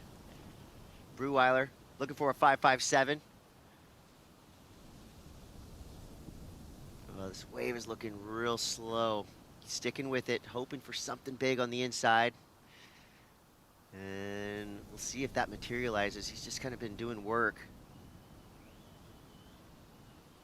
I mean, he manages to get a click off a pretty good series of turns. The wave was just really flat. Yeah, soft. I mean, not much more he could have done. Tim Perry, deep paddle. He could have that section out the back. Smashes to the opener. Another crisp turn. Now he gets carved, so mixing up his maneuvers. Quick foam climb. Working his way through to the inside. Trying to get rid of a 4.63. And yeah, he's feeling it. That was really well done by Tim Perry. Gonna go out on a limb that wave is gonna be extremely crucial to the outcome of this heat right here. That's a way to block. Yeah. 3rd and 4th place. I mean, he could have been easily dropping down to 3rd or 4th right now, depending on, you know, what the score we're waiting on the left from Fajeda. Props to our judges during this heat. I mean, we've given them compliments all day and every day, but especially in this heat, there's been so many exchanges and flurries, and you want to get the outcomes right, you want to get the scores right, you want to watch the replay, but there's only so much you can do with the replay. You got to type those scores in as fast as you can because you want to give an update with the situation. But, I mean, right here, this is going to be a real close finish. White has a wave. We're still waiting on that one left of blue. And, of course, just in my opinion, I think red probably going to get the best score of the heat. Yeah, he could get into that top spot with a 5.42. Yeah, and Breweiler right here, Shea, he's got to go for broke, Chris. Yeah, up before. And that wave was not ever going to be a 5.57. So time's up, but we're still now waiting on scores for all 4 surfers. You know, obviously that last wave from Shea Breweiler won't be a factor. Wait for a number from Pedro Ferreira. Wait for Ellie's. I think the most important score to drop is Ellie's last wave. Did he do enough to stay in the advancing spot? Did he do enough to get into the top spot? This is that 617 from Mateus. Powerhouse surfer out of Brazil. Well, we'll see what happens after these brief messages. We'll tell you who advanced through that tough round 4 heat 7. We'll be right back with more from the ISA World Junior Surfing Championship.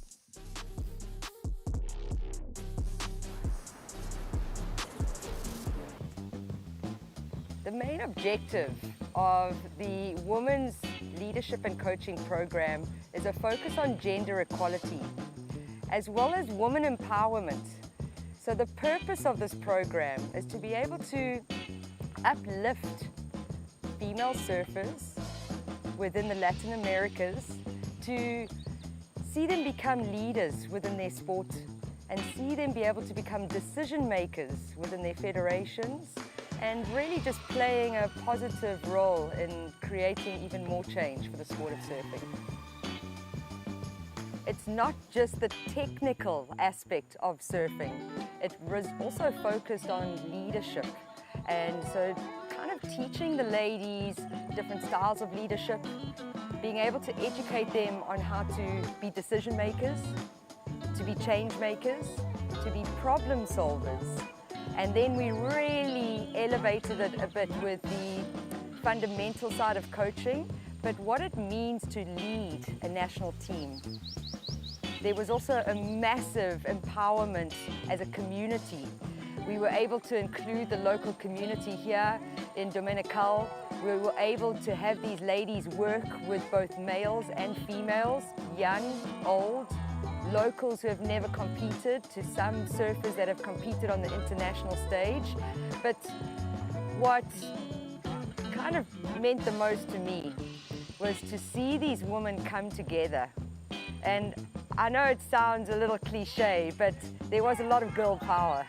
There really was an incredible energy from these women, and I think they're all going to walk away with more confidence. So for me, I'm very grateful for the ISA and for how they are striving to be able to play a beneficial role in the equality of the sport.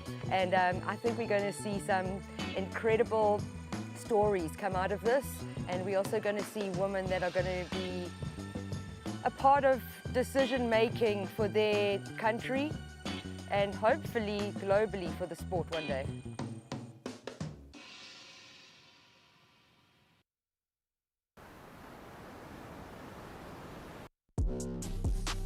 Welcome back to the ISA World Junior Surfing Championship. We are live from Punta Rocas here in Peru, a wave-rich region of the world. I mean, these waves out here today are super rippable, and this is what you'd consider flat here at Punta Rocas. Yeah. It's still head high. So this is really kind of one of the only spots working up the coast. Wow. But it's working well for some of the world's best juniors. That was a hammer from Romeo Chavez from Team Colombia. We got Lucas Skinner, Ingo Medina, and Mitchell Peterson. Colombia, Australia, France, England. Last year's silver medalist, Lucas Skinner, who is an owner of 2 silver medalists. Yeah. Well, guess where you go from silver? Gold. This could be Lucas's year. We'll see what happens in this heat. No heat is easy at this level. I mean, some of the earlier heats, you know, heat 1, some of the repo heats, you're going up against some surfers that are just starting their competitive journey. Yeah. But here in round 4, everybody rips. Every heat's going to be a battle. They're gnarly. I mean, that last one was incredible. This one, I'm looking at all 4 names, and These are guys that should be, easily could be world champions at the end of the week. And 18 minutes to go right here. That opener of Chavez, the Colombian, we've seen him for a number of years. He has an incredible rail game, great in the air too, represents Colombia, lives in Ecuador, but I feel like right here, this is his time to prove that, you know, he's capable of making those big heats. Can you make it into the final series here at what could potentially be one of your last ISA World Juniors? The one thing that I will say for him, out of the 4 surfers out there, Chris, he's the only one with experience of having competed here in the past. You have the Bolivarian Games, you've had other opportunities to compete at the Pan Am level too, and of course, a lot of regional events as well. So it's your time to shine under pressure right here, knowing that you have a chance to become a world champion at the end of the week with an incredible list of surfers alongside you too. Yeah, we're going to be crowning world champions in 2 days. A lot of surfing till we get there. 17:20 to go. Inigo Medina, Team France, 18 years old. He has ISA experience. He was your silver medalist in the under 16 division in 2022. Surfs, rides bikes, plays rugby. His favorite break is called La Fetinha.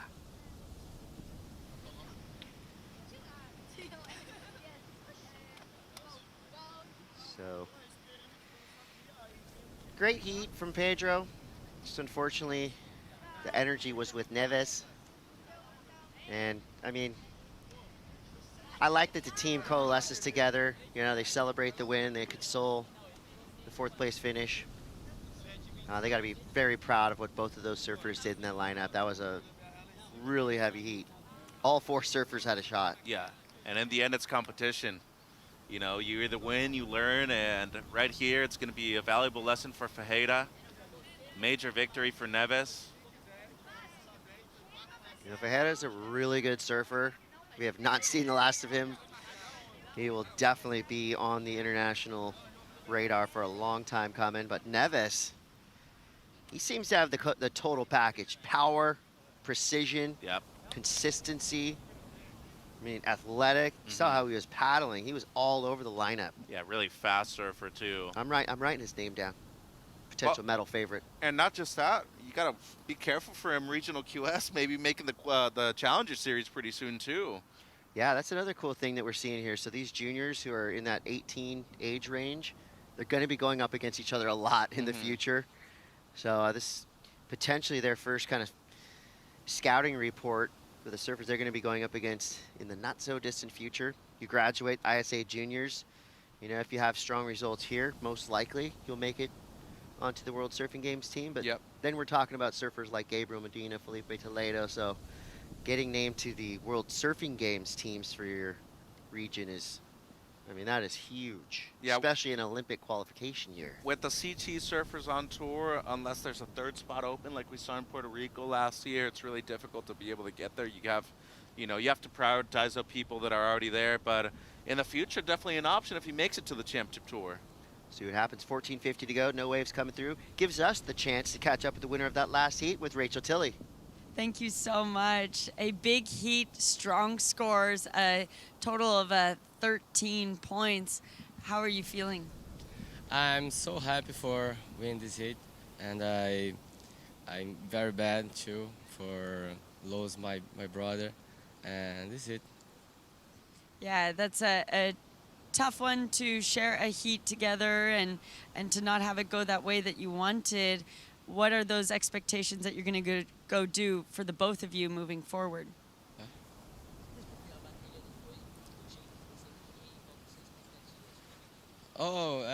This heat is very hard, but I consegui. I achieved to get 2 waves good, and I'm so happy for pass this heat very hard. Is there anything you'd like to say in Portuguese? Bom, estou muito feliz de ter avançado essa bateria, mas um pouco triste de ter perdido um irmão, né, um membro do nosso time, mas cabeça no lugar, porque a gente está no campeonato vivo ainda, vamos levar nosso Brasil lá em cima, se Deus quiser. Vamos embora. Thank you so much. Back to you guys. Thanks, Rachel. And he's right. All these heats are hard. You got to be really on top of it to get through. You got to surf like this. Romeo Chavez just detonating that wave all the way down the line. A series about 4 quick vertical snaps. Skinner now in the midst of a paddle battle. He gets the better. The 2 surfers out the back, building speed. There's the section, lays back into it. That was a cool option for a kind of a flat section. Yeah. Wasn't really a ramp, so he just leans into it. Cool layback snap. Classic surf maneuver that's never going to go out of style. Not at all. And he got up quick, too. Sometimes if you linger in the whitewater, the judges kind of almost deem it a not made move. Loss of control, too. Doesn't Bail. look as pretty, yeah. I like, you know, the pressure there from Mitch Peterson, though, and I think it was smart that he let that wave go. Lucas eventually, you know, capitalized on getting a relatively small score that could potentially be a backup in a heat as tight as this right here. You can see Peterson was interested, lets it go. Skinner eventually ends up standing up, gets a layback, as you said. Really cool. I think for how poor the wave was, I mean, he made the most out of it right here, Chris. So gets a 3.67. And as you said, takes a lot of core strength, a lot of leg strength to be able to get back up as quickly as he did. So he's in the heat right now, but Chavez is having a spectacular start to this heat. Seems like split peak here, Chris. Mitchell blasts the oncoming section. Super quick. Fighting with the whitewater here. Get out of that wave. Damage done. It's a huge turn. Then we go to Inigo Medina. He knows the importance of getting back to the takeoff zone ASAP. Chavez with the 5.33. It's the line in the sand for now. Highest single wave score. Got a 3.67 for Lucas Skinner. So on the strength of that 1 layback snap. Not bad. I don't see many surfers ever would be able to get a 3.67 on a wave that bad, but he made it happen. That was sick. Soft closeout. I mean, you're converting on something that 95% of the world population could not be doing like that. So kid's obviously multi-talented, 2 times in a row, silver medalist in the boys U16, now graduating to the boys U18, team captain also for Team England. It's a big privilege for him. And he's been talking about it after a couple really convincing heat victories that he was kind of cruising in the early rounds. 4th gear maybe, but I think now that we're in round 4, we're going to see Lucas Skinner kick it up into 5th, 6th gear even. Back up against the wall too, you're going to have to. Yeah, you're going to have to pull out all your tricks today. You know, every tactic you have to generate speed in small waves. Oh, this is a good wave, Chris. Ooh, a little inside runner. Chavez. Romeo Chavez, his backhand's been looking sharp. First turn was solid. Gets hung up. It's all right, makes up for it with a second turn, straight up into the whitewater. 2 big turns there with the fist bump, but he has to look out and see Skinner flying down the line. Oh. Overcooks the foam climb and goes down. So for Romeo Chavez, blasted that wave twice. There's Ben Skinner, calm down, we got this. Mitchell Peterson lays it back through the midsection. So Romeo Chavez definitely getting the best of that exchange. Not only did he get that great wave with 2 big snaps, but he turned around to see Lucas Skinner threatening to do something huge, but falling. So that's got to give Romeo just a little shot in the arm of adrenaline. Oh, 100%. You go on the first wave, it was cleaner. It seemed like it had better shape, although he did make that 1 mistake on the bottom turn right, but he made up for it at the end. The second turn had a lot of quality in it. And look, I mean, the wave before, the smaller one, but the combination maneuvers in the pocket, 6.83. He's in first by a large margin right here. Now, the issue with this heat is you have 3 other nations that are extremely well coached. They went out with a certain strategy, and now in the last 9 minutes, you got to be adjusting on the fly. If it takes 2 5s, if it takes 2 4s to advance, you got to be playing that game, Chris.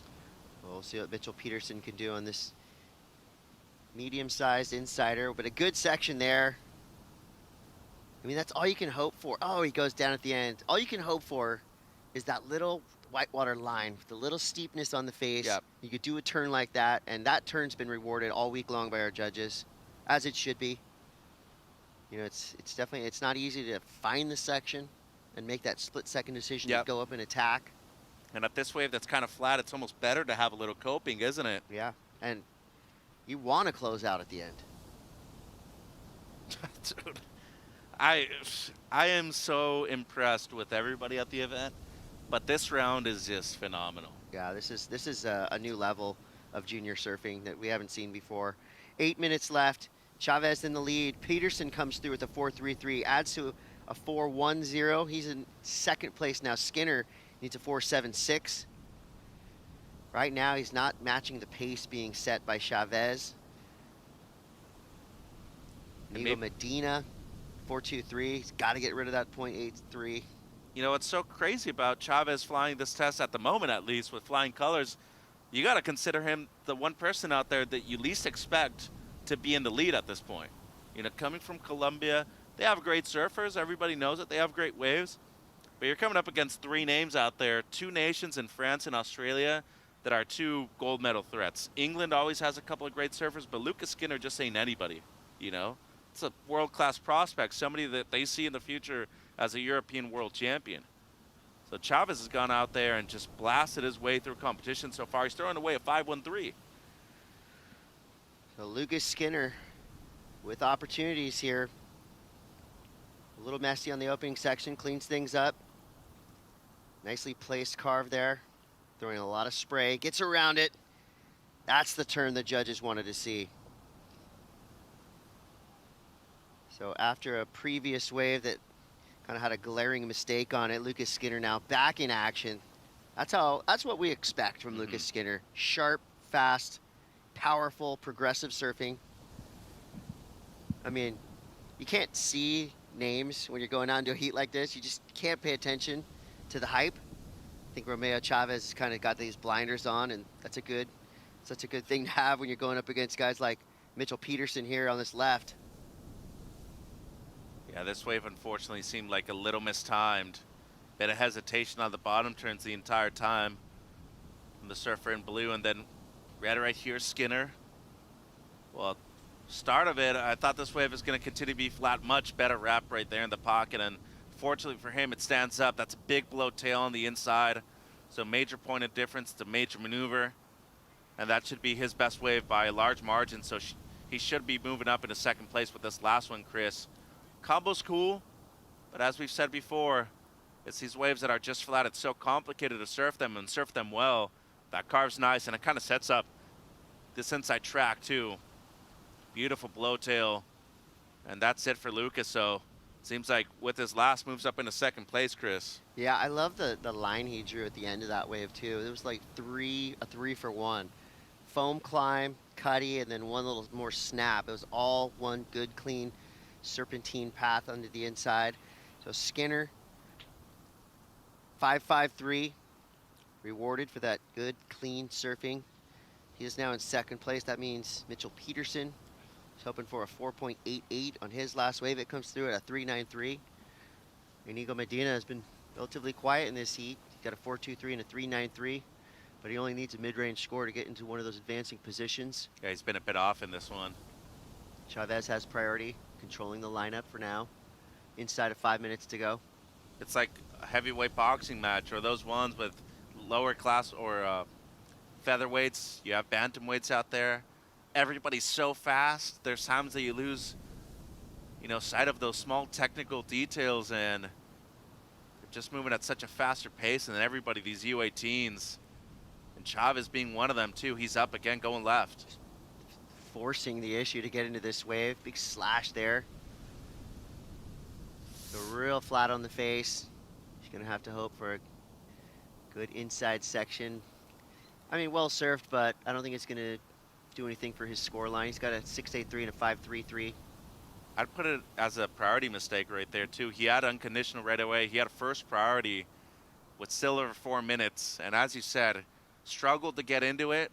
It's kind of a smaller insider. I don't know if that was the right decision at this point to go on that wave in this heat. It's probably one of those waves that you're paddling for, and you have to paddle so hard for it that halfway into it, you're going, what am I doing? Yeah. Why am I still paddling for this wave? You've already committed to the paddle, though. You got to go at that point. Once you get that momentum going towards the beach, you kind of got to use it. There's Team France right there.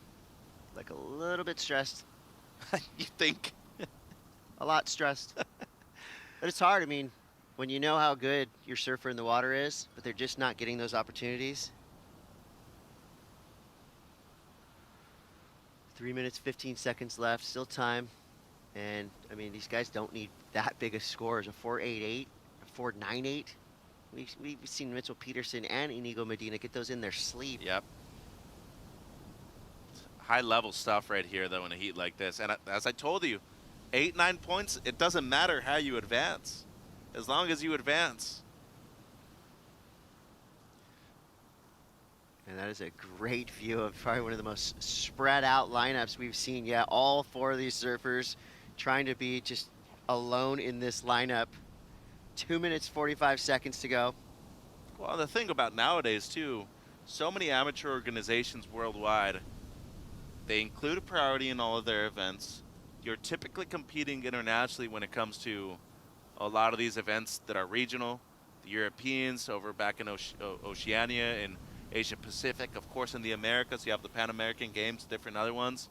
But most of these kids have had international competitions since they've been, you know, in their early teens. This is the 6.83 for Romeo. I mean, he just goes to town right here. Shades of Sean Cansdale, really tight in the pocket the entire time. He made that undeniable for the judges, didn't he? Well, it's the best wave of the heat, and as you said, undeniable for sure. And then the majority of the score from this wave here, the 5.53 from Lucas, is based off of this turn right here. Big blowtail right there, and when the wave stands up, leaves it on the line.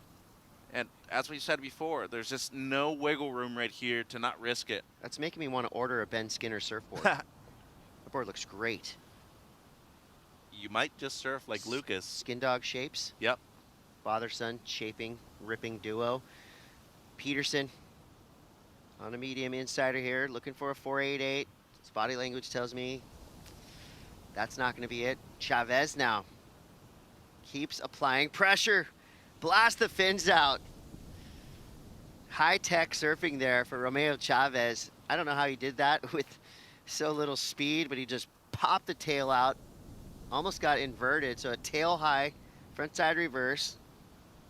Kind of in that gray area between air and reverse. Yep. But anytime you're throwing the fins that high, the judges love it. The judges like to see the fins of your surfboard. Think about big tail slides have been scoring high. You know, airs have been getting their attention. I think that one's going to be most likely better than that 5.33. It just felt like there was good energy coming off that wave from Romeo. Good release, too. Kind of a below tail throw to reverse right there at the end, a la Dusty Payne. 30 seconds, though. I mean, he had already paddled for the one before that I thought was a mistake. It didn't improve, and right here, this is the wave that is going to matter right now for second place. Peterson, a couple of big forehand roundhouse cutbacks. Just unfortunately for Mitch right here, this wave is just super flat. Judges saw that little rail dig and the word flow just like disrupted. Pops into their mind. I mean, give credit to the kid. He tried. And then this is the wave that we're talking about right here from Romeo. Big tail slide on the outside section. Into the lip, nice and tight of the pocket. And that blow to reverse was sick. Got the release, got the extra little pop. But he was in the lead, and that was just a great mix of power and progression. Scores and there's shock and awe Yeah. from Team Australia. The Irakanji suffering a blow. Mitchell Peterson out. Inigo Medina, Team France. Remember, those are top 5 teams right now. So they each lose a surfer, but give it up to Lucas Skinner. That was a hard-fought battle. Comes through with a 5.53 and a 3.67. Good enough for second place. Romeo Chavez, he went out there and just ripped this wave to bits. He's throwing out 5s. He's got a 6.83 and a 6.27 for a very respectable 13.10 heat total. So Team Colombia has to be excited, but what they've just seen from Chavez. And we've seen Romeo in some past ISA events, but this is definitely the best Romeo Chavez we've ever seen. We're going to take a quick break. We'll be right back with Heat 9, boys under 18, ripping this place up. Stay tuned for more surfing.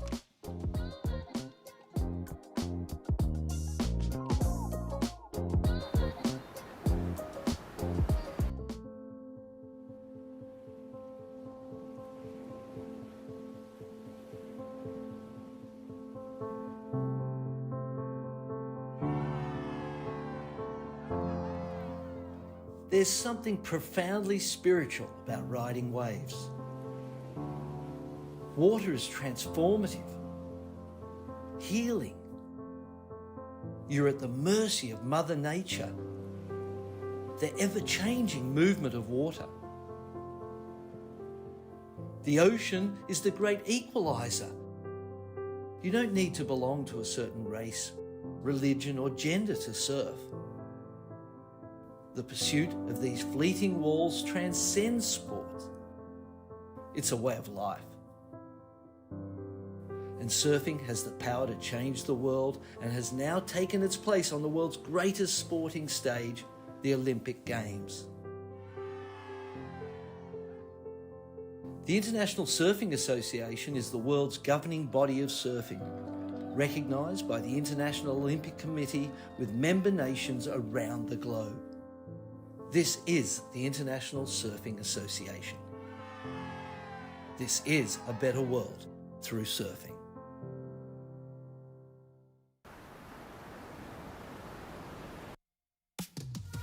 We've witnessed some incredible dynamic surfing already this morning, and there's more to come. Seen the thrill of victory, also witnessed the agony of defeat. For your surfer walking up the beach right now, just gotta think, all right, what can I do to improve? Well, you lose and you learn. Right now we've got a stacked international field. Levi Epinetos, Mare Balon, Francisco Anglani, Juan Garcia Mata, Argentina, Italy, Indonesia, and Greece represented here. A true international affair. 17:50 to go. One score came through right off the buzzer. Francisco Anglani, 4-3-3. I'm Chris Cote. I'm with Mitchell Salazar, and my mind is blown. I mean, these are not easy waves to surf. Nope. These juniors are blowing this place up. Yeah, it's still, I mean... It's like we're watching a video part here. Well, in the context of, you know, just how good the surfing world is nowadays, all these kids easily could be medalists at the end of the week, but unfortunately for us, only 4 are given out per division, Chris. Oh, Mare Balon. Blasting that section. Releases his fins through to the inside. Team Indonesia, they've fielded their strongest junior team I've ever seen. That kid's gnarly. And they're from all over Indo. Yep. Got surfers from Lakey Peak, from Bali. And with thousands of islands, you got to imagine there's thousands of great surfers being born every single day in Indo. Anglani from Team Italy, I mean, he's a medal threat. Super powerful, very consistent. He's got every trick in the book. He's looking good for a potential berth on the Italian World Surfing Games team. I would say so, yeah. They definitely need as much help as they can get. Leo can't do everything himself, man. But they've had threats in the past. Outside of him, of course, Fioravanti, the only gold medalist that they've had. The shortboarding side of things as of right now. Winning back in 2015 in Oceanside. Seems like Epinetos right here had a look at that one. Anglani has a really nice wide style, though. Rarely falls because of it. And Mare Balon gets the best score of the heat so far, Chris. Yeah, 5.5. Probably on the strength of that outside snap. Really set him up for a high-speed run through to the inside. 15:50 to go now, so Mare Balon in the lead. Francisco Anglani drops to second. Epinetos has a 3. Yet to see Juan Garcia Mata, but he is in the top priority position. What you learn from these events as a surfer, obviously from our line of work too, as a broadcaster, and of course as a coach and as a recruiter or scout, is that you can't take anybody as an underdog or rate them under your expectations. Go out there, treat everybody exactly the same as a potential threat, because they are. This round has really exemplified that so far. Here goes Mata. Nails a crumbly whitewater section. Nothing else available on that left. Anglani. We've been really enjoying watching this guy surf because of turns like that. Always the boil. That was cool. Yeah, nice finish there. Now Epinetos just caught behind on the wrong side of the boil. So Anglani definitely with the best of that exchange. Yep. Knock, knock. Who's there? Opportunity. Look at this set rolling through. Got Mare Balon out the back in top priority. Pretty much alone, so he's got options here. We'll see which wave of this set is the best. He's going to turn and burn on the first one. Chunk of white water to start. Comes around, nice section, blows the tail. That was unexpected, and I like it. So some progression here from Mare Balon. Now he's just got to go for a good, clean finish. Releases the fins again, gets the foam climb. Amping. That was sick. I like that. Progressive, sporadic, spontaneous, whatever you want to call it. Puffing his chest out on the paddle back out. Adding an element of surprise, that's for sure. And one of the few airs that we've seen done on the right, too. Good amount of them have been on the left because the left tends to close out a lot more. So this is a wave that I'm hoping gets rewarded a little bit more, given, you know, that we have seen a lot of those same maneuvers over and over again. First part, bit flat. Then he gets here the throw tail reverse, tail high, too. And then good flow and pace afterwards, too. Didn't rush anything. And as you said, the hardest part of the wave had been done on the outside. Just clean it up right here. Make sure you're getting a finish. And then after the foam climb, double claim. Muscles almost ripped through his wetsuit. Heat 9. Starting to flare up. Here we go. Surfer in white, Juan Garcia Mata. Just a 2.5 to start. This one's already looking better. This kid's really powerful. See a low center of gravity as he winds up through a series of turns. Wave just really flat. So that one kind of let him down. Didn't have any proper sections to work with. Still did a couple decent turns down the line. Still only looking for a 2, 3, 4. I mean, it's within reach, but we're still waiting for scores now for every surfer in the heat. And drops in, but most likely a 3.43 and a 2.50. They aren't keepers. With 12 minutes left, I mean, that's a lot of time. No, not anymore. At least based off of what we've seen from both blue and green right here. Maybe on Monday, a 3.25 would have been a keeper. Yeah. Not today. Or maybe No way. If you have a 9 and a 3, 12 points. But question is, can you get that 9 though if you do have a 3 as a backup? Ooh, Apanados on that Gabriel Medina signature airbrush. It's got a really nice bottom turn, Chris. He kind of surfs like Gabriel. I mean, you see when he kind of widens his stance a little bit, when he goes into those backside snaps, he's super powerful. Anglani now lays into it. Good call right there. Try to get priority over red. 11:40 to go. Still waiting for scores to come through. Let's go down to sideline. Rachel Tilley. Thank you so much. I'm here with Romeo from Team Colombia. You have had just a spectacular heat. That was a stacked one, maybe the most stacked of this round. How did you keep those nerves down? ¿Cómo controlaste los nervios ante uno de los hits más difíciles de la ronda? Bueno, la verdad es que antes de entrar al agua escuché bastantes alabanzas de Dios y fui pidiéndole a Diosito que se diera todo y bueno, eso la verdad me dejó bastante tranquilo. Y eso. Yeah, he said he found calm with God. Okay, he prayed before the heat and focus, and thank God for sending the waves. Yeah, sending you the waves. It was a really slow heat, but you found 2 6s and had the most waves out of the heat, out of your competitors. Finding that flow in the ocean, how do you do it? ¿Cómo hiciste para encontrar el ritmo, encontrar las olas en el heat? Tuviste 2.6 y cuenta cómo encontraste esas olas. La verdad, yo sabía dónde estaba la ola, sabía que tenía que meter los competidores un poco más para la derecha para después yo bajarme. Y bueno, gracias a Dios salieron las olitas donde estaba viendo y bueno, pude agarrar y empezar con una buena ola y eso entonces me dio tranquilidad.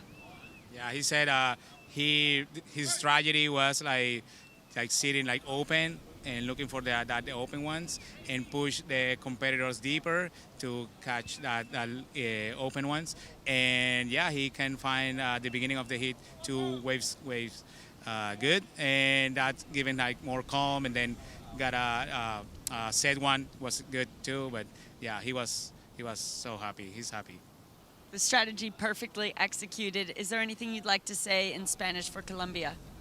La verdad, un abrazo para todo el mundo, a las personas que me están viendo, a mi familia, a mi novia, a los padres de mi novia que siempre me están apoyando. Y bueno, gracias a todo el mundo, a mis patrocinadores y esto, para Colombia. Thank you so much. Congratulations again. Thank you. Great heat for Romeo Chavez. Team Colombia has to be very excited about that young surfer on their squad. We got 9 minutes and 19 seconds to go. And the popcorn's popped. The Made show is on. And I think it's called Made Means Business. During that interview, he just demolished this wave. So he's already got a 5.5 and a 5.57. I think he improved with this one. Yeah, this one, a great double up on the inside too. How's that layback right there, Chris? Right in the pocket. Pristine surfing right here. Nothing out of place. I mean, nothing rushed. Just making sure he ticks all the boxes. Speed, power, flow elements involved. This one, a lighter claim, but still as impactful, I would say. And you were spot on, Chris. Gets the best wave of the heat right here. It's 6.40. Colombia, by the way, they've had, medalists in the past. Other divisions. Marimon, Freddie, one of the OGs when it comes to the parasurfing. Shout out to him. Of course, our good friends that we work with, Johnny De Cesare all the time. His daughter, Angelina, wasn't able to make it right here, but they're watching from back home. Former medalists in the event. 10 former medalists in the event right here for Peru.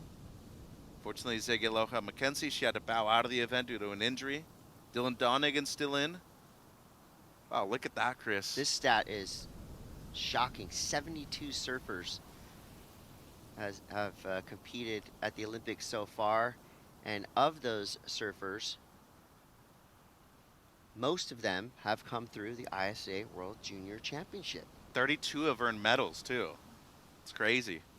So this is your path to greatness. And right now, Made Balon, he's having an awesome heat. He's just looks like he's enjoying himself. He's showing us a lot of passion, a lot of energy, intensity. Team in Indonesia, most likely on the beach, feeling pretty good about what Made is doing in the water. Levi Epineros, he powers his way to a 5.67 and a 5.10. Team Greece. Francisco, he's right there in the mix. He needs a 5.80. Juan Garcia Mata on the flip side of that. Two low scorers. He needs a 7.34. He needs to get moving because time is going to start flying by. Just over 6 minutes left. Here's where things start to get tense. And the great thing about this event, just, one thing I've seen with the success of a lot of the former medalists, the Olympians that were up there on screen, it gives you repetition. You're going out there, put on a jersey, you got 20 minutes, perform. Go out there, put on a jersey, perform. And you have to do that over, 8, 9 heats in over 10 days? That's a long time. Be able to keep your focus the entire time, not only for yourself, but for your team. Be there as a teammate as well. You're also expected to put in a lot of work supporting the team. Yep, and listen to clear instructions too. Are you paying attention the entire time? Are you open and flexible to different ideas and ideologies? And that's the cool thing about these nations that are large. I mean, look at the U.S. I mean, you have a ton of people from the West Coast that could have been selected. You have a ton of people from the East Coast that qualified. So there's people to choose from. Same thing with Oz. France has a ton of territories that they can choose from too. So you should feel privileged and honored just the fact that you both qualified and they selected you depending on your status for the team too. So 5:40 to go here. Made Balon, 17 years old, born in Bali. His favorite break is Padma. He's on a Studi surfboard, and he's back at it. This kid goes really fast. That was sketchy. Yep, watch out. Never want to land like that. Call that a credit card. It's happened to most of us over the course of our surfing career too. Yeah, a bit awkward right here with the landing. And not only did he do the splits, I don't think I got all the way though. Okay, so yeah, it seems like he's okay. But that's why these surfers wax the boards all the way to the nose. And that's why they're so flexible too, because they got to pull some stunts like that every now and then as well. And another thing about Indo now, everything was so focused in Bali, but the great thing about Bali, a lot of the shaping factories over there for CI, Mayhem, Pukas, a ton of different brands are based right there. So you have high quality equipment. You get all those machines, all those blanks shaped right there. They're finished. And of course, I think when you have that availability of quality products, you already have the great waves, you have the great surfers, now you give them the right equipment, they're going to take to higher levels, as we've seen so far from them in this event. Yeah, they have some pretty cool specialty events, a couple QSs. Padang Cup. Yeah. Pretty much barrel riding contests. Fun to watch. One of the best waves in the world, too, over there at Padang Padang. Yeah, they have some, I mean, a series of some of the most famous waves on the planet for a reason, because they're that perfect. Can get very crowded in Bali. You know, surfers who go over there, I think a lot of times, you know, you surf the marquee spots for a few days, and then you try to sneak away and find your own little nook, cranny. Same thing like here. There's a wave pretty much around every corner, though. Bingin, Ulus, Karamas, Legion. Padang Padang, wave so good they had to name it twice. Exactly. And that's just right there in that little zone. You go to one of the other 1,000 islands that's in the area, you're going to score. And everybody knows it. I think that's the beauty of being from a location like that. If you're able to put in the time and the work to be able to find those spots, you're eventually going to find somewhere that you're able to surf by yourself, and someplace that is good for everybody. You want a longest sporting spot? There's plenty of them. Telos Islands, you go there. You want a barreling wave that can get really gnarly? Go to Nias. You want a wave that I want both something of us in the would middle. enjoy? Well, we got to go to Krui then. All right, 3 minutes left. Mare Balon in the lead. Levi Apinetos, second place. Nglani, Team Italy, needs a 5.8. Mata needs a 7.34. He does have the top priority spot, but a Herculean task today to get a score above a 7. You have to do something really unique, really creative, really progressive, powerful. I mean, you got to put everything together to get a score up in that 7+ range. Not many of those so far today. Nglani, though, I like his chances. Second priority. He's got to be on a wave pretty soon, though, Chris. Needs a 5.8. And seems like Kwan might be going here on this right. Yeah, Mata in pole position. Wave crumbles on the takeoff. A little bit awkward of a spot, but then nails it. Oh, goodness. Oh, no. Is that complete or not? I don't think so. Even if it was, I mean, the flow was kind of erased from the equation there. It looked cool. Yeah. But it didn't end well. Great effort. Not a priority. 7.34. Yeah. If he improves, it won't be by a whole lot. Good pressure by Epinetos. He's going to ooh. Nglani has priority. Yeah, some confusion in the lineup there, but if you look next to Nglani's name, he's in that top priority position. And even though Levi was behind him, definitely got in his way. Well, I'm not saying definitely, because I'm not a priority judge. No, but I'm going to leave it up to the experts. That should be. Somebody got an interference. That should be a priority interference. At least from the information that we have on our screen, it said P1 green, P2 red. Wow. If he loses this heat because of that. Shocker. It's a heartbreaker. You did all your work. Had the 2 5s. You got to let him surf. And look what Mate is doing here. He's not taking this lightly. Mate means business. We should make T-shirts. He's a medal contender. Wow, there it is, Chris. Yeah, big red triangle. Wow. That was just lapse in judgment. He looked up. I mean, it's pretty clear from where these surfers are sitting. We have a huge LED priority screen with big, bold numbers and colors. And the beach announcers are saying it pretty often, too. I don't know what he was thinking right there, but really unfortunate for Levi. Yeah, he's such a good surfer. I mean, everybody makes mistakes, and he's definitely going to learn something from that one. Mata, finishing strong. The heat just did not go his way. He's hanging on to a 3.43 and a 2.70. Requirements smaller, though, because Levi did get dropped down to 4th, but still needing close to a 6. I don't think he's going to get it right there. I mean, this kid's destined for greatness. Mate Balon. I think he's the youngest surfer in this heat, but definitely ripping beyond his years. 17-year-old representing Team Indonesia. posting a 6.4 and a 5.57. That is well done. Yeah, props to that kid, man. Throwing away a 5.5. Still would have been one of the best waves of the heat, even if it's not counting. Went out there, as he said, meant business, did his work done early. Unfortunately for Epinetos, he's going to lose on a priority mistake. And Anglani, he gets a gift. He moves through in second. So big moves for Team Italy and Team Indonesia. Unfortunately, we lose Juan Garcia Mata from Argentina and leave Epinetos from Team Greece.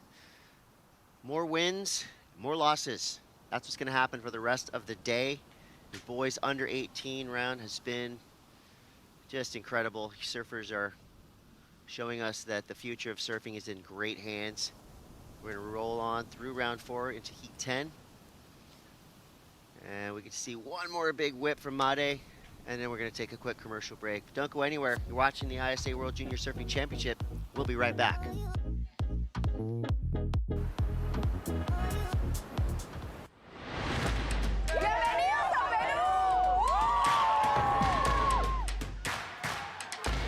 Hello everybody in Peru for the ISA World Junior Surfing Championship. I'm sure you guys are having already an incredible time with the beautiful waves of Punta Rocas. I'm very, very happy to see this record amount of countries, record amount of competitors, and record amount of participants. Between surfers and their support team, there's almost 700 people in Peru. This is amazing. So I wish everybody the best time in Peru. I wish they enjoy, reconnect with people they already are friends with, and find new friends. Of course, that's the key of the ISA World Championships.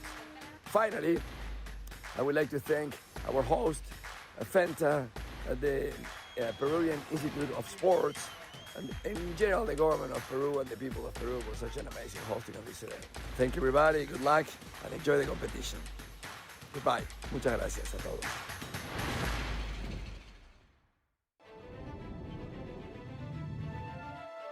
The dream of Olympic surfing was a dream decades ago, but today is our reality.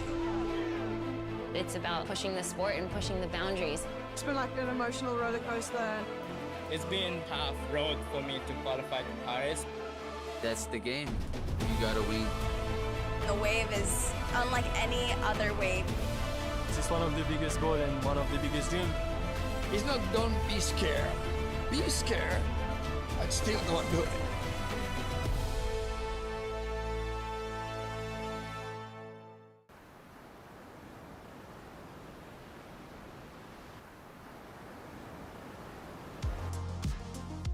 Welcome back to Punta Rocas.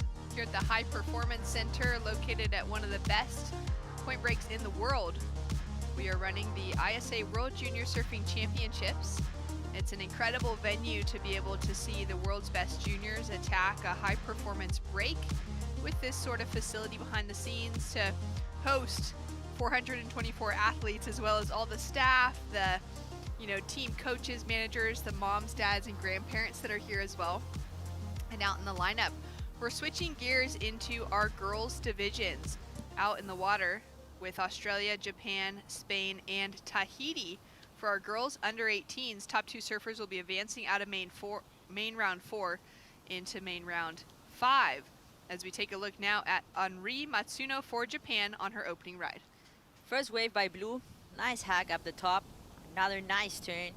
In that last section, wow, she does a little layback just to mix the move she had done. Then we see a replay by White from Tahiti. Beautiful surfing on her backside. Trying to find that last section. Throwing lots of water in her turns. Raipo Chapelier representing Tahiti. And the first quarter drop in for Henri Matsuno for Japan as well. Now waiting for both green and red to get their opening rides. Isla Huppets for Team Australia and Sol Borelli for Team Spain out in the water. There you can see green and red on that inside position, red with the inside specifically off this right-hander that's about to peel through Punta Rocas. And we'll see the paddle pumping down the line as she sets up for that opening turn. Just a few stages to it, and now things start to stand up and offer her that scoring potential for Isla on her forehand. And foam climb for the second as the wave softens out. Henri already up and riding on her second wave. Just a quick turn, feels that rail bog and decides to get out. Raipo on the paddle, back out, locks into this little right-hander. The goofy foot has been looking very sharp in competition throughout this week, locking in multiple decent turns on that wave. That was great surfing by White. And that wave by Red was a really nice wave too. She looked like so speedy. Her board looks amazing on her. And that will leave Sol Borelli for Spain out the back without that opening ride to her name. 16 minutes remaining on the clock. We'll go down to the beach to check in with Rachel Tilley. Thank you so much, Made. Congratulations, the last heat of the round of boys U18. And you're into that next round. We're getting to the pointy end of the event. What does this mean to you? Yeah, I'm so grateful to make it to the next round. Yeah, I just feel so stoked. Let's get the rhythm, move forward. Yeah, so stoked. Well, you competed in the ISA World Junior Championships last year in El Salvador. What did you learn from that event last year that you've been using to your advantage this year?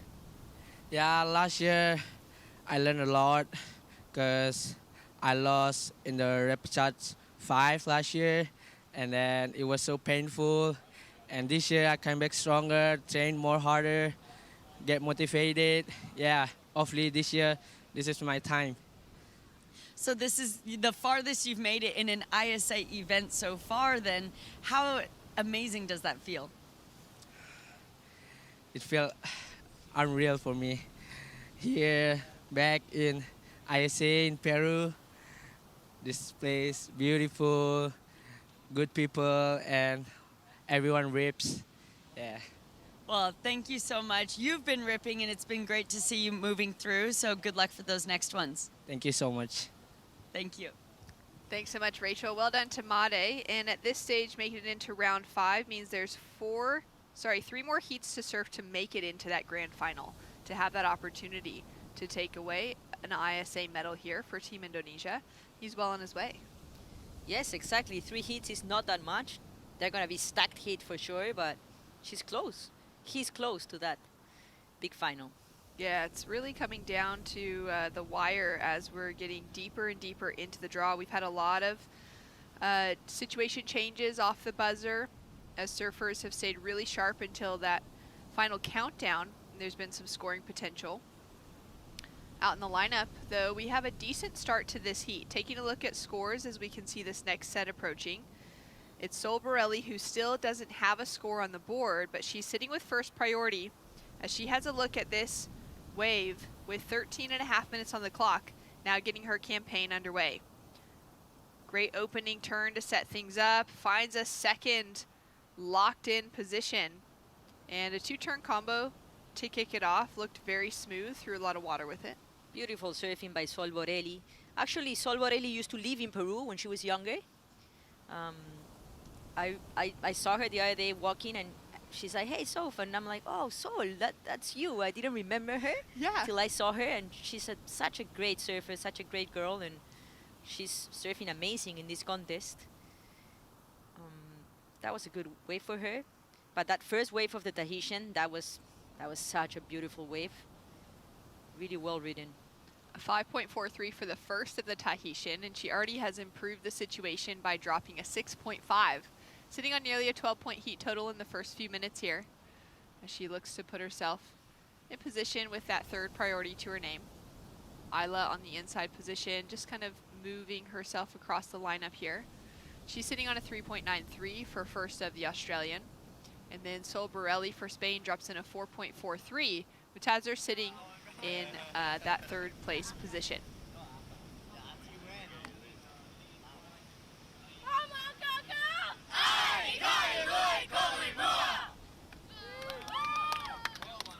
Manalani will be in the lineup for the next heat. And getting a little team cheer before hitting the water, hopeful to have another on the way back out with a victory. And without a wetsuit, I can see she just had some bikinis on. So Hawaiians are just used to surf without a wetsuit. I don't think they like wetsuits that much. Yeah, that extra neoprene. And with a long paddle, it does make a pretty big difference. You know, even if you just have a 3-2 on or like a 2 mil long arm. Yeah, I mean, like, if you're in a heat, the last thing you're thinking is about the cold. I think, like, you're just so focused on getting the good waves that you don't get that cold. I think. Yeah, just with 20 minutes too. You know, it's a shorter heat. The opportunity to surf and feel freed up rather than being weighed down. And, you know, we saw that Lucas Skinner remember when he came in from his heat yesterday or the day before, like he had paddled so much in the last few minutes and was fully overheating with a wetsuit on because he'd caught so many waves in those last, like in the back half of that heat. And so it's no surprise to see some surfers, even like Sol in this, wearing a spring suit instead. As we take a look now at Isla up and riding. She's chasing down a 3.24 to get herself the advancing position. Few cutbacks here just to line herself up now for this critical section on the inside. And smooth surfing as she kicks out.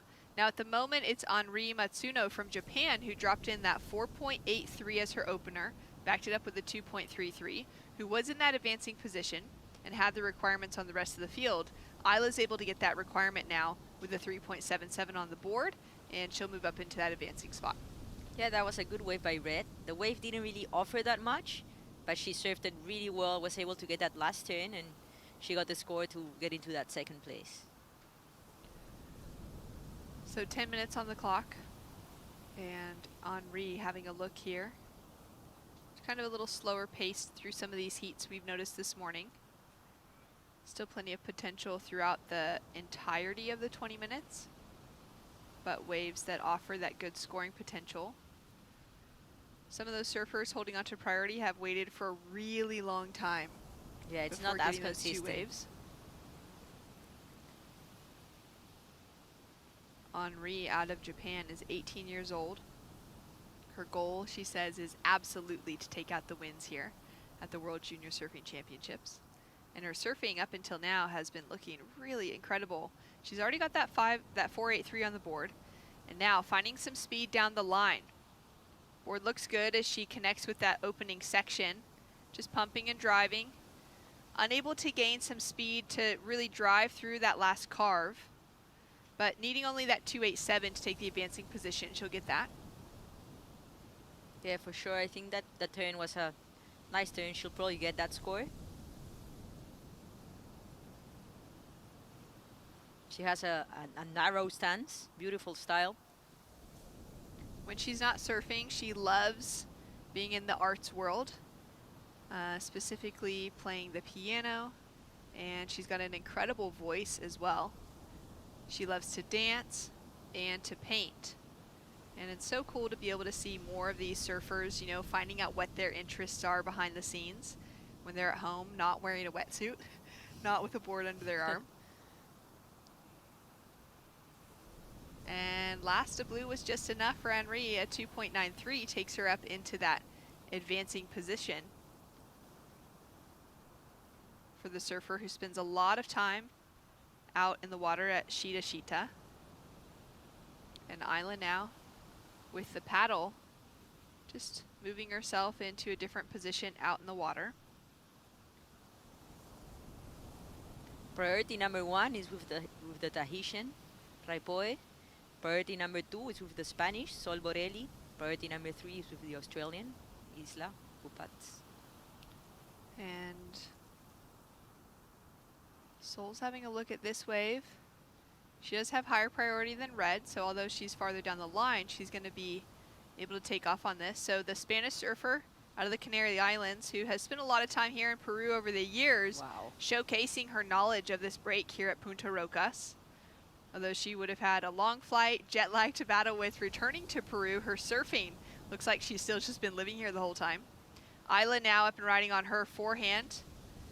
Originally from the Bells Beach area, Victoria, now residing in Queensland for the last few years. The move, because of her dad's work, has landed her in a really wave-rich area of high-performance surfers in Queensland. Beautiful surfing by both competitors. I really liked Sol's wave. I like how she kind of went like before even like doing the first turn, she kind of went to find that power source to go into that first turn. That was beautiful turn, Sol Borelli. It's amazing how good she has gotten through the years. Great surfer from Spain. That two-wave, two maneuver wave was, I think, it's gonna be a good score. And that last wave of red was good too. She was able to make one really beautiful turn at the back. Yeah, that combination from Sol was the best combo that we've seen for a quick 2 turns back to back. Really smooth, and that wave allowed her a lot of opportunity. Looking currently for a 3.34 to take herself into the advancing position. 17 years old now, so she'll have another season here to compete for the World Junior Championships next year. But this year coming in as a decent threat for Team Spain to the rest of the contingency.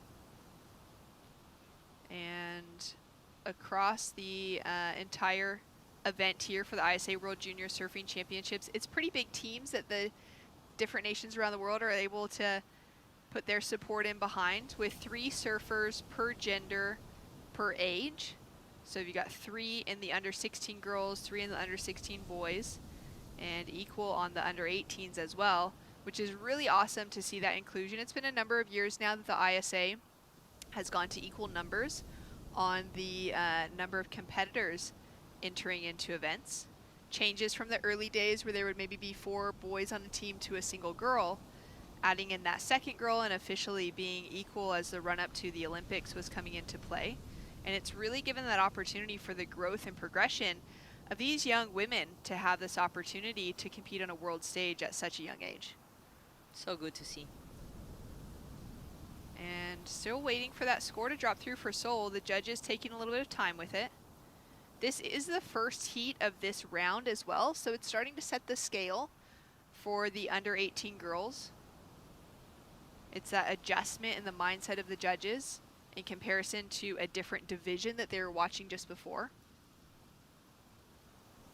And then we'll see that scale readjusted again when we hit the under 16 girls, as we're currently in the under 18s. That 5.33 landed for last of Isla has set herself up in a decent position in that second place position with 4-point rides on the board. But we know that Sol will get that 4.84 for the combination surfing that she just put together. And there it is, the single highest score of the heat so far. The 6.80 will land for Team Spain. We're taking a look at the Australians, who will be feeling pretty bummed by that. The Spanish team, however, I'm sure are celebrating in the moment as their surfers just dropped the highest wave of the heat so far. Yes, that was a great wave by Green.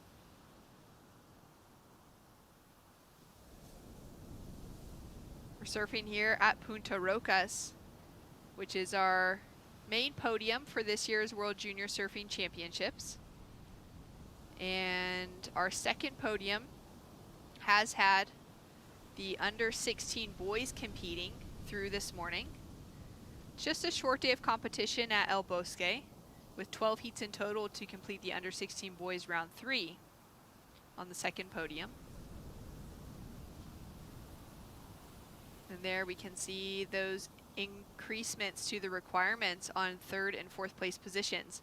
So now the Australian finds herself in 3rd, chasing down a 5.91. And for Japan, Henri is chasing down that 6.41 to take the advancing position. What a great heat we have in our hands.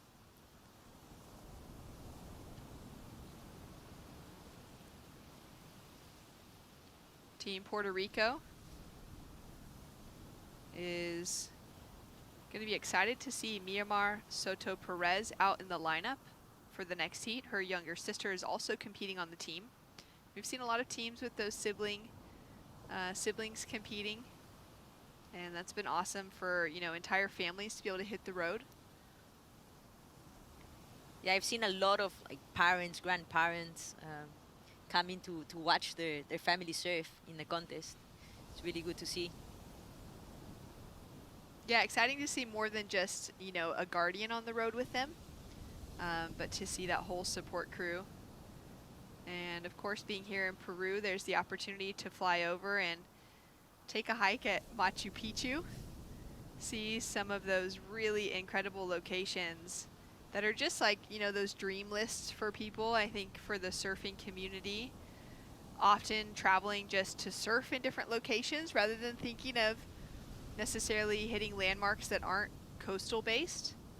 And I know that there's already a couple of staff members that have changed their flights and are going to be heading to Machu Picchu at the end of the event, taking advantage of the fact that they're already here in Peru. Exactly. If you're flying, you know, like from far away, you better take advantage that you're here.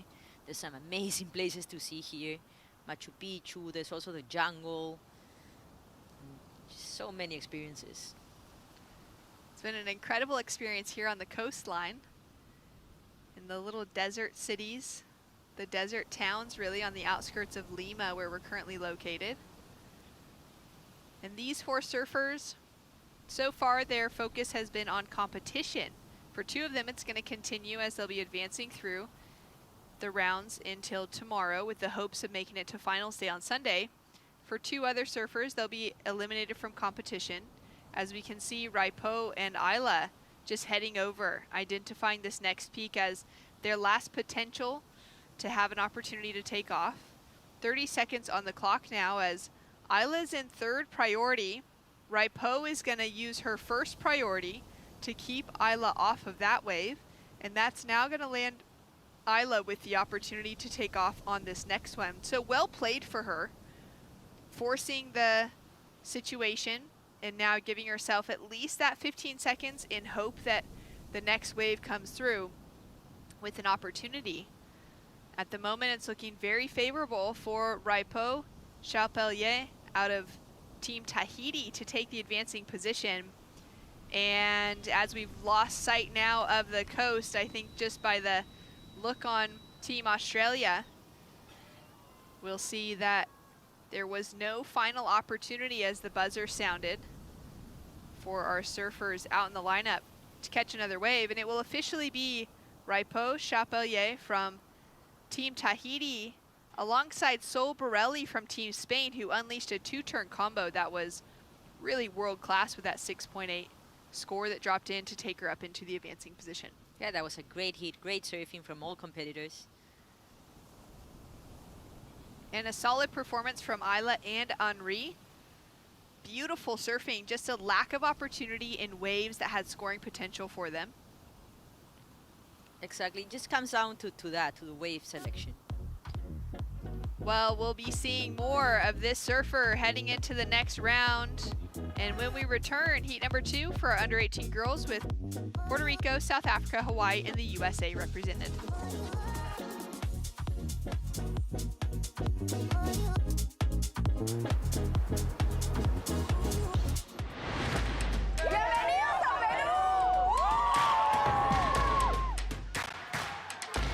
Hello everybody in Peru for the ISA World Junior Surfing Championship.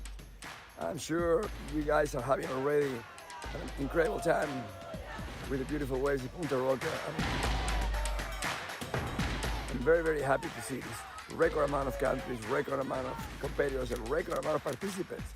Between surfers and their support team, there's almost 700 people in Peru. This is amazing. So I wish everybody the best time in Peru. I wish they enjoy, reconnect with people they already are friends with, and find new friends. Of course, that's the key of the ISA World Championships. Finally, I would like to thank our host, Fenta, the Peruvian Institute of Sports, and in general the government of Peru and the people of Peru for such an amazing hosting of this event. Thank you everybody, good luck, and enjoy the competition. Goodbye. Muchas gracias a todos.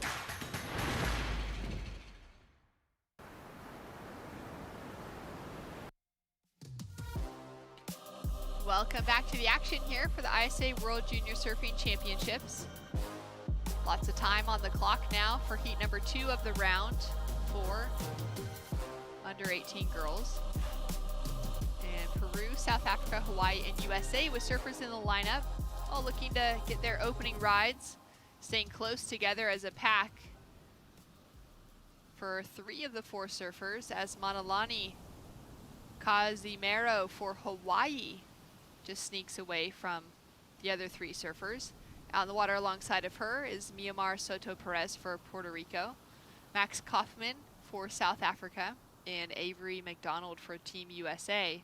Everyone's kind of checking back to their landmarks on the bluff, whether it be, you know, kind of a more physical landmark or a coach down there with a board or a flag pointing in a certain direction, indicating that their set's coming. And the vantage point for the coaches is actually really awesome because they're located up on top of the bluff.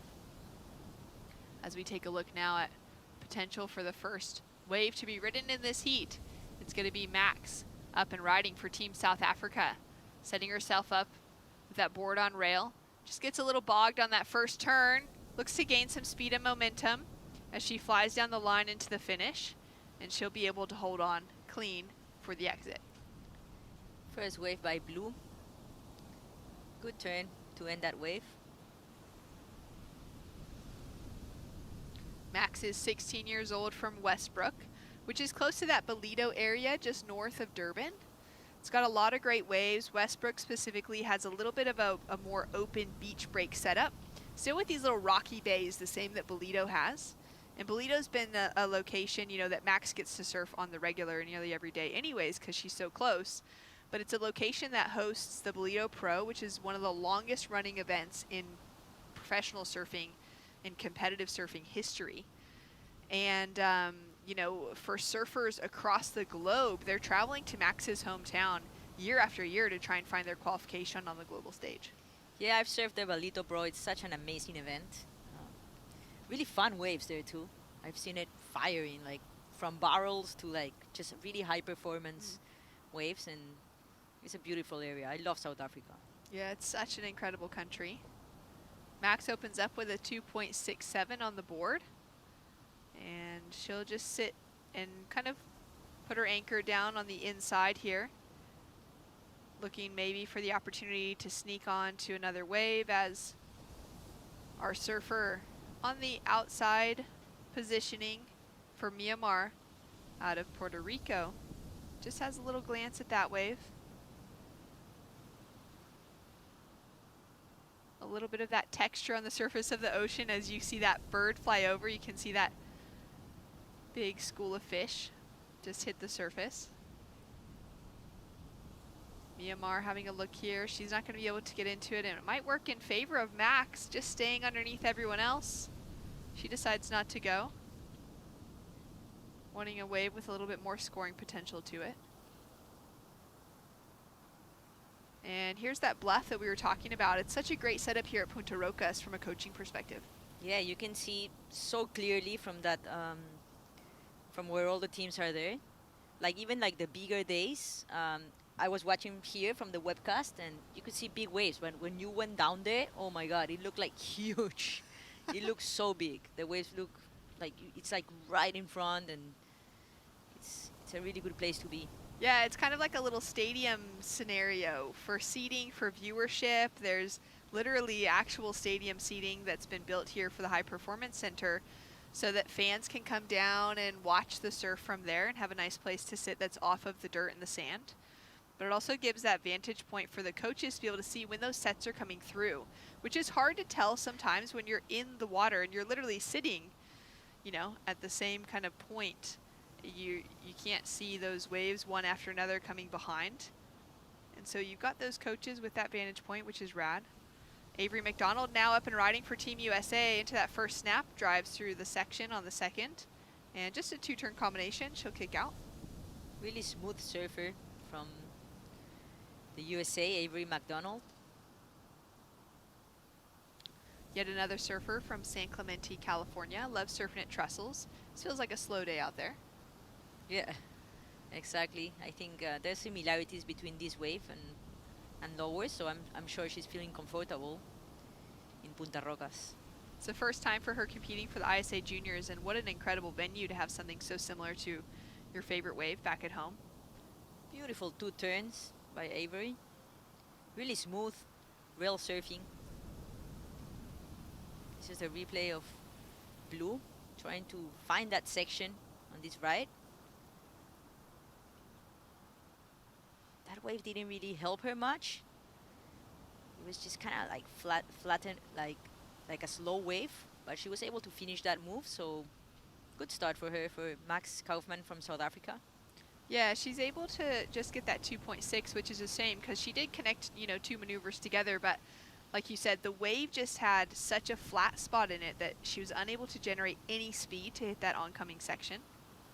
Having a look at this one now, it's already got a different face than that first wave she took off on. Opening up into a proper turn for the first and wrapping it around, she'll just come unstuck, unfortunately. Manalani having a look here. Avery dropping a 4.67 for her first wave. That's a great position now to be sitting in because there's only 12 minutes remaining. 2 surfers in the water she's competing against haven't been able to get an opening score on the board at all. And then one of them, with the effort in, was just a minor score to the situation. So for Avery, she's done well to manage this first half of the heat. Yes, for sure. There hasn't been much opportunity in this heat, but Avery, I think she did really well in that wave. The wave was not the best quality, but she surfed it so well. Beautiful turns. Well, we've got plenty of time on the clock here, but that last heat was dominated by the young Tahitian in Raipo Chapelier. She's on the beach with Rachel Tilley. Thank you so much, Rapoy. Congratulations. Another heat win. I've been seeing you here on the glass now multiple times. You have experience already competing internationally. You've traveled to California before, surfing events over there. How has that experience helped you here on the world stage? Yeah, it's a really good experience. Now I'm more confident and yeah, I get some good waves. I'm so happy. So outside of this event and the dreams that you have to compete here, what are your dreams with your career looking forward? It's make a final. It's my goal, and yeah. I also know that you're part of the Surf Heritage, the Heritage program with Surf Tahiti and the French teams. So that is looking for LA 2028. What is it like, you know, having the Olympics as a dream one day? Yeah, it's a dream, a big dream. Yeah, I work hard and I hope. The hard work is paying off. Is there anything you'd like to say in French? Bah, merci à tout le monde qui me regarde, merci à la Fédé, à tous mes amis qui sont là pour m'encourager et merci à mes parents, tout le monde. Voilà. Perfect. Thank you so much. Congrats again.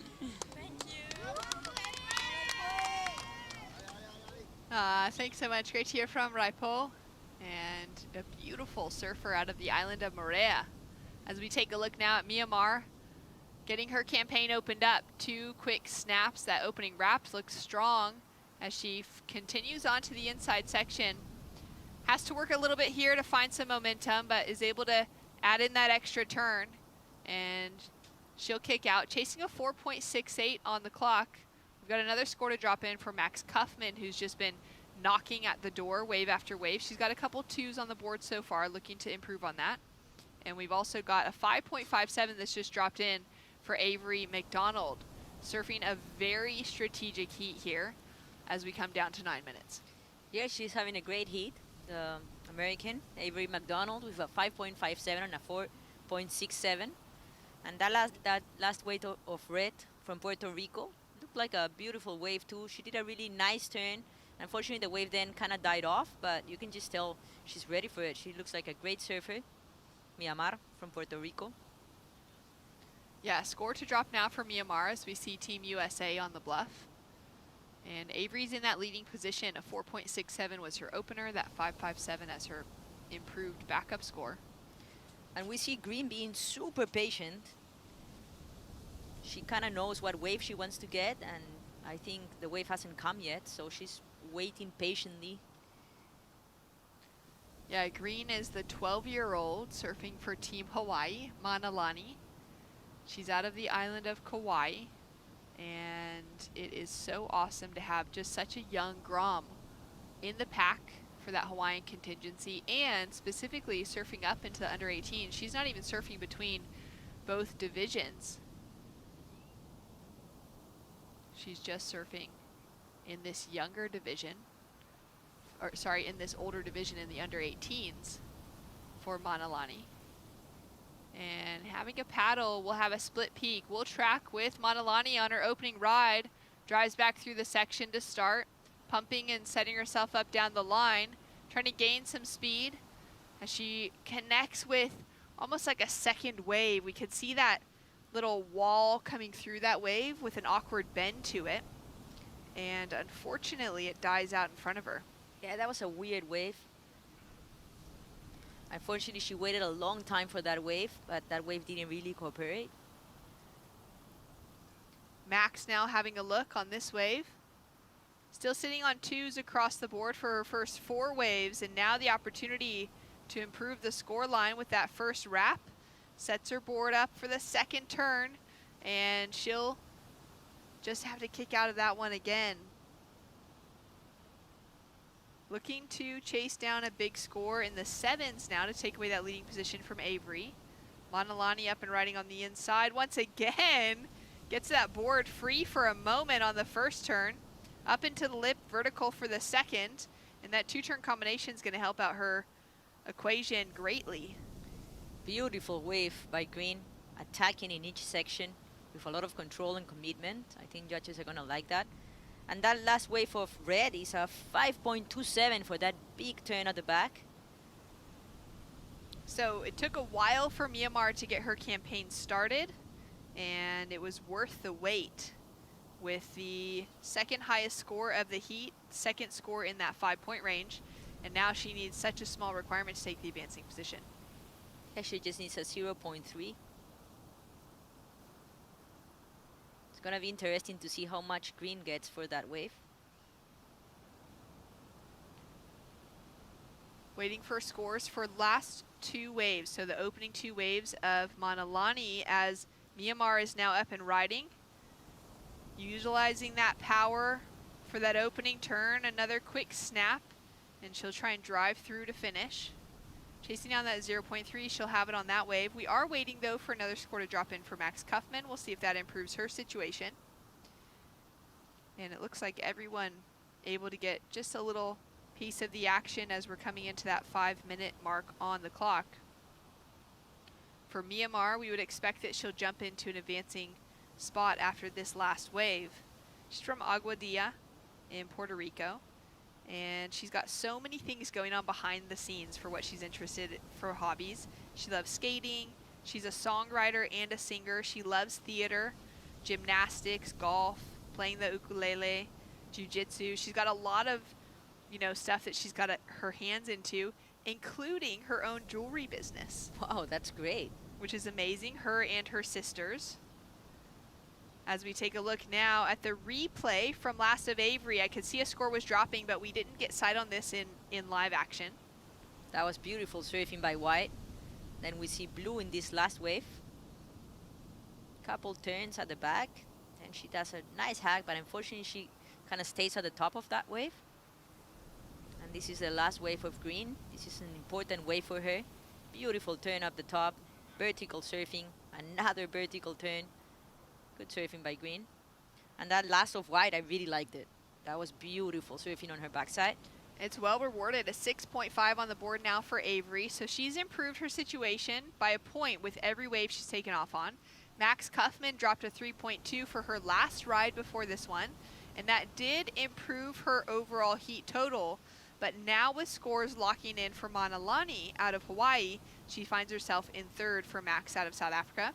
Surfer in Green jumps up into 2nd with a 4.4 as her high score for her second wave. Her opener was that 2.57, now locked in. And she's chasing a high 7 to get the leading position.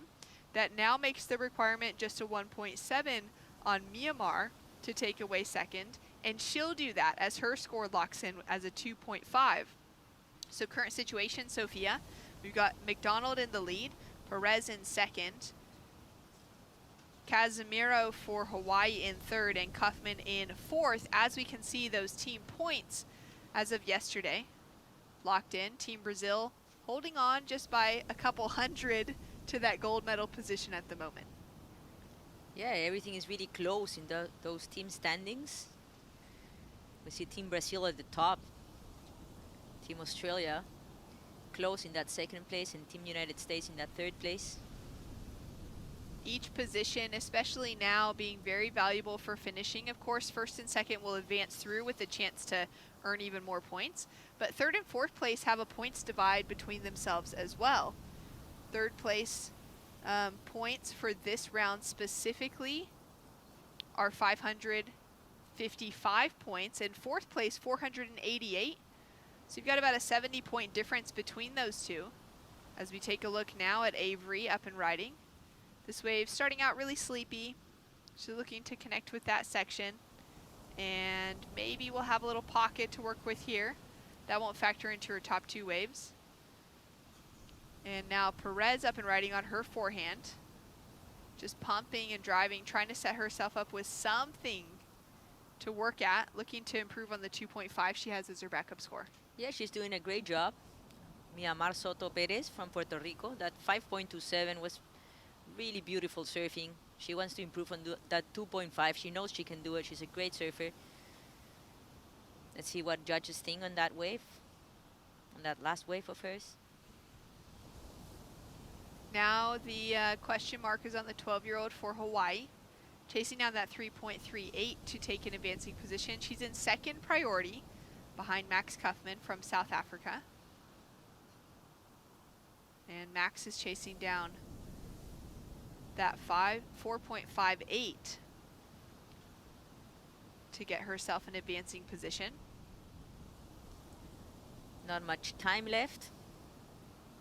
Max Kuffman is not only a great surfer, but she loves crocheting, which is what Rachel Tilley, our co-commentator, Yeah. has been spending most of her breaks focusing on. Started out knitting a scarf. Actually, it was meant to be a poncho and then realized there wasn't enough yarn, so it started turning into a scarf. Still wasn't enough yarn for that. So it slowly got de-crocheted and then re-crocheted into a little beanie. I'm not sure what the end result is yet, but if she's able to finish it, we'll have to have her do a post-heat interview with it on. For sure. It's a nice little skill set to have, something to keep your hands busy. It looks hard too. Yeah, complicated. Max, I'm sure, had a little ball of yarn with her while she was traveling so far away to get from South Africa here to Peru. The many, many hours and layovers and flights. As we take a look now at Manalani, she's also got a requirement in front of her as we hit 12 seconds on the clock. She's got the opportunity to tag the end section. And wow, I mean, down to the finish of this, Miamar was working hard to improve her 2.5. We saw her get that last wave for red, and it still hasn't locked in from the judges panel. We're now wondering what will happen for last of green, specifically chasing down that 3.38. It's going to be a tough ask to get herself the advancing spot, and much tougher now chasing a 5.6 as last of Miamar Soto Perez for Puerto Rico has locked in at a 4.73 and solidified herself with that second place position. Yeah, that was a really important wave for score for her, for Miamar. And she got a nice wave, 4.73. That makes things a lot harder for green. Well, we'll see Avery McDonald hold on to that leading position. Miamar Soto Perez from Puerto Rico in second, advancing through, knocked out the young Hawaiian and Max Kuffman from South Africa. We're going to see more of them in the future. For now, we're going to see more of Avery and Miamar in the draw coming up tomorrow. We've got more action, though, when we return. Heat number 3 for under 18 girls.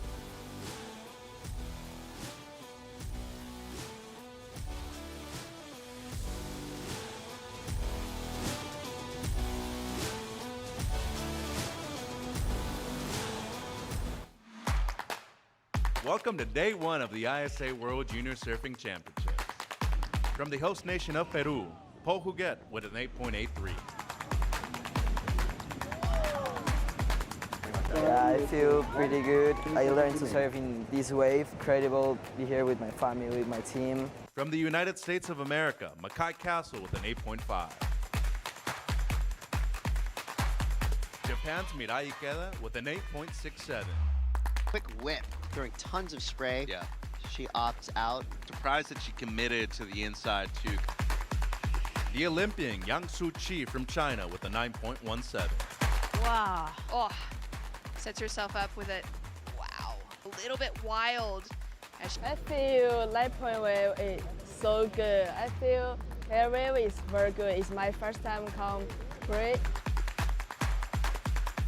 Perfectly, speed, elegance, great style, all the way down the line. Tune in tomorrow for day 2 of the ISA World Junior Surfing Championships.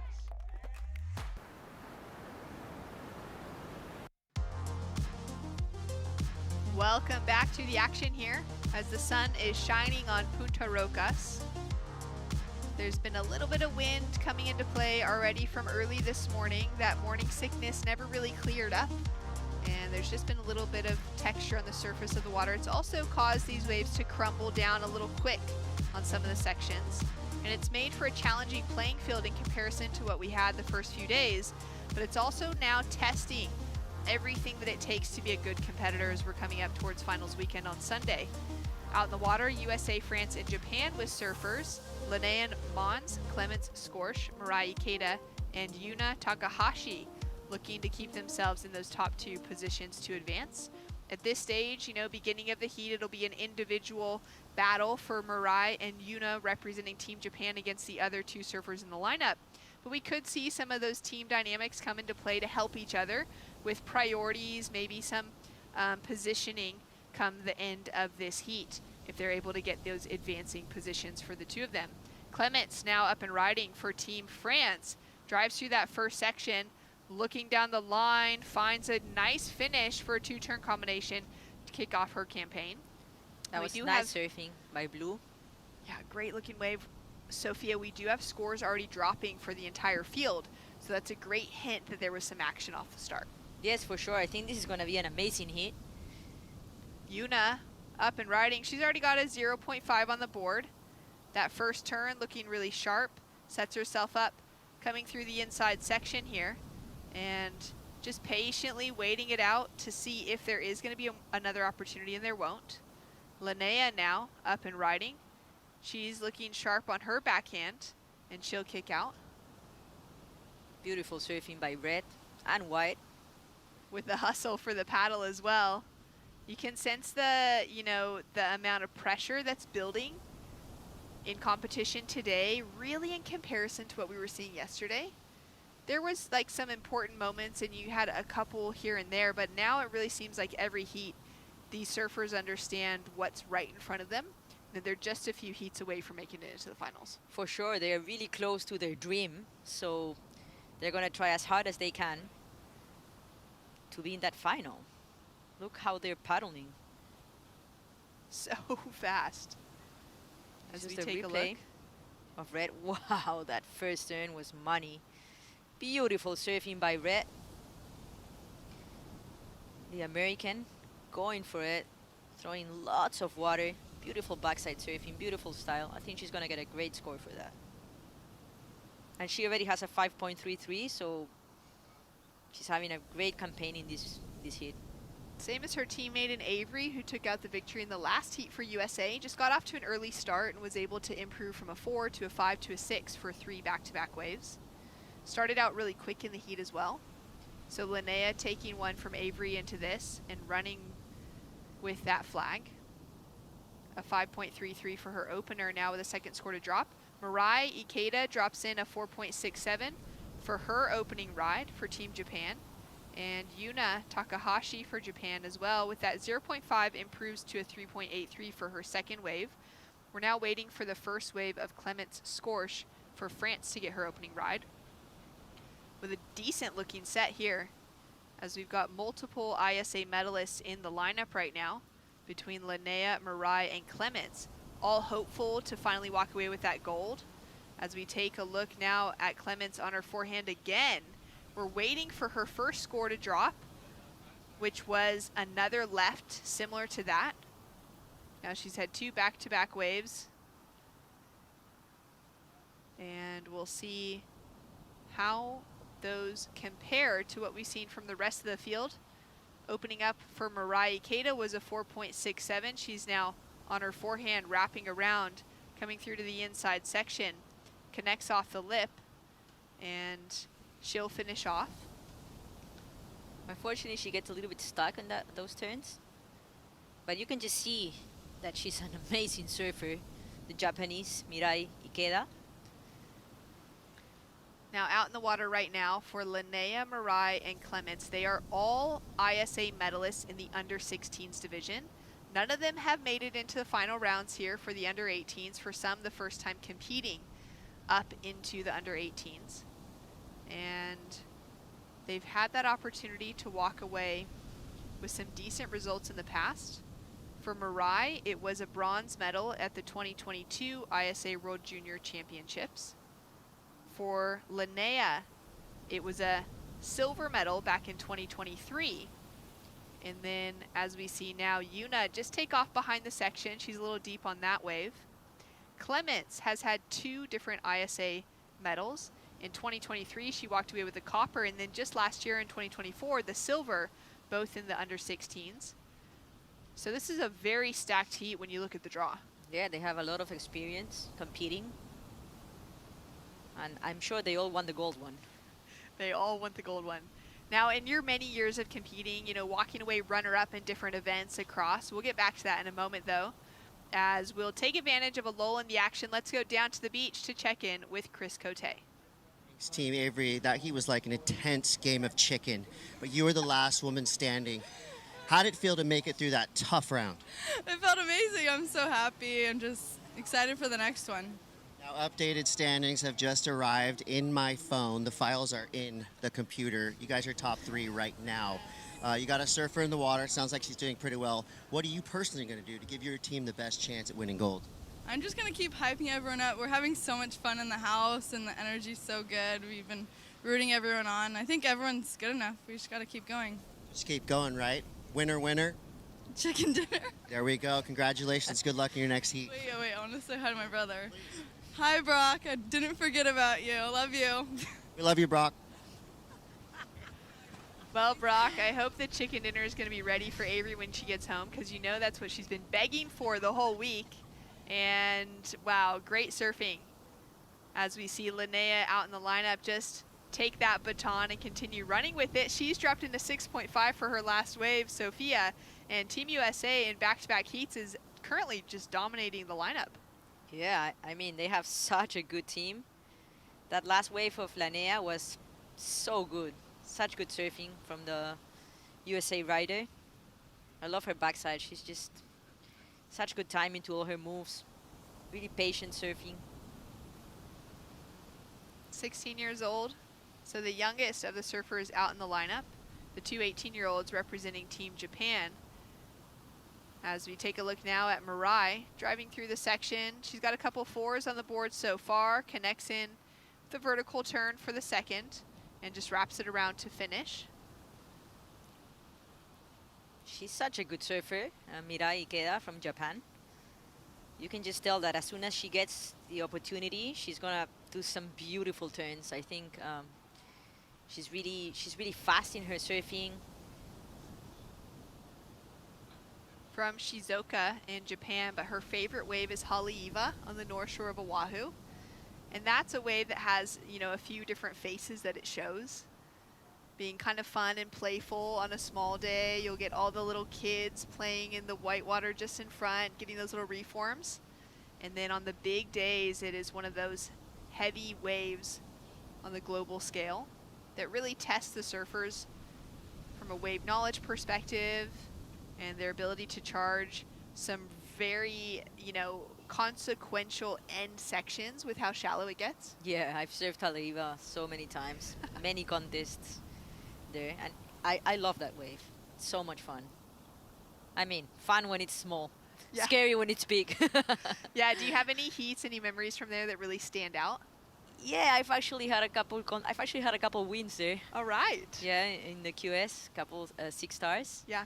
But I won it when it was really small and we were going left. So so it was not typical Haleiwa, you know? Yeah, not that crazy looking right, that Yeah. gnarly right. It's great to see that, you know, kind of come back into play on the girls' calendar, specifically the women's calendar for the WSL. We saw Haleiwa kind of pop up and down. Now it's back into that QS ranking for the Hawaiian rankings, and that event just finished out. But surfers from around the world, it's such a great proving ground for their surfing, and for Mirai to list it as her favorite wave, I just really love that. As we take a look now at Clements, up and riding on her backhand, looking sharp, proving why she's already got those silver medals to her name. Wow, she attacked that section. So much commitment to that section, and I think judges are gonna like that. So a score to come through. She needs a 4.17, which she could easily get for a single turn out here. Yeah, I think she's gonna get that. Yuna now up and riding. Loves surfing at Snapper Rocks. Loves a little right point in front of her. And unfortunately, this is not quite having that Snapper Rocks look today. But a quick 2.17 drops through for Yuna. She's chasing down that 5.24. Staying really active in the lineup, just kind of, you know, asking the question with every wave she takes off on. Yeah, these girls are really active in this heat with 8 minutes to go.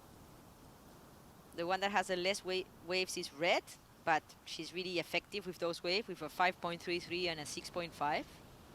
And the rest of the girls have at least 3-4 waves. So we see some waves at the back. Yeah, we're seeing quite a few waves in that, you know, we've got 2 5s, a 6, we've got multiple 4s across the board and those 3s. Where some heats there's been 3s and 4s with maybe 1 score reaching into the 5s and a lot of 2s. It's been a struggle for anyone to, you know, for all 4 surfers to have those kind of mid-range scores locked in. And we see that Blue gets a 5.23 for that single move at the back. Wow, so she was chasing a 4.17, got a 5.23 for a single maneuver. And you could tell just on the takeoff that she was locked into the right section. She attacked. That's what judges want to see. Commitment and aggressiveness. That makes the requirement now into the 5 and 6 point range on 3rd and 4th.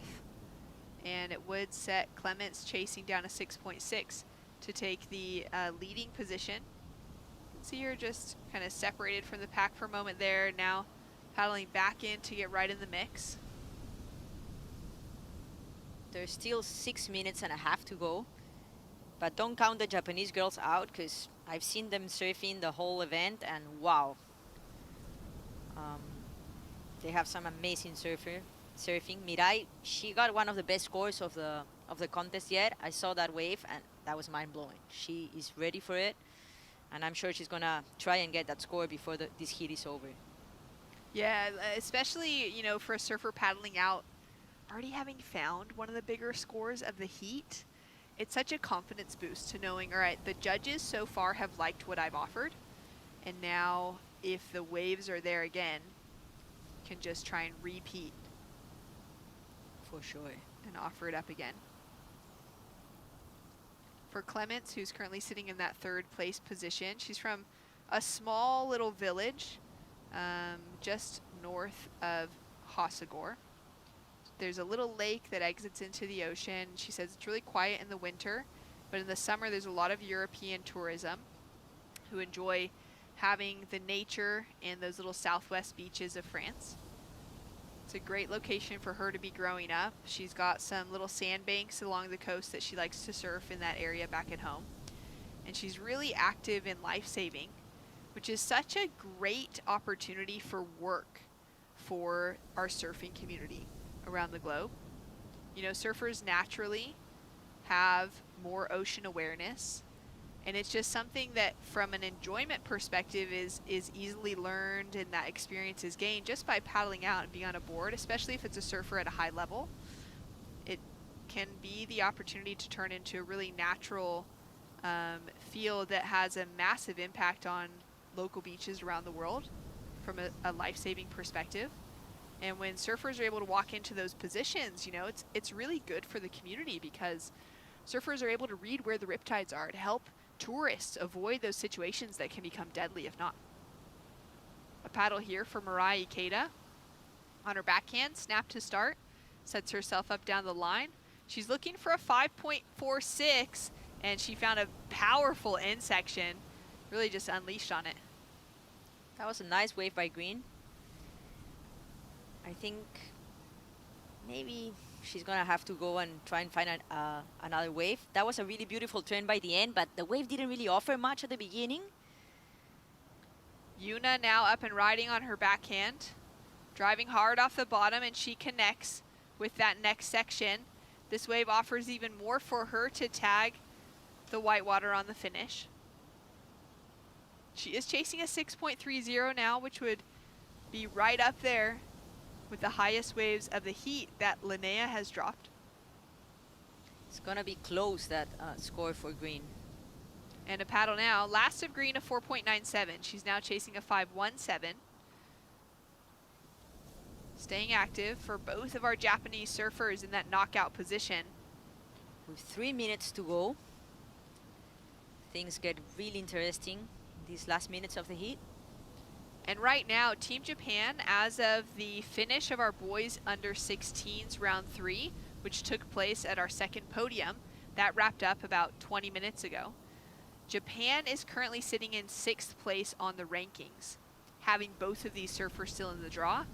Now, if they're both to exit, that's going to hurt their chances to battle back, fight for one of those medal finishes.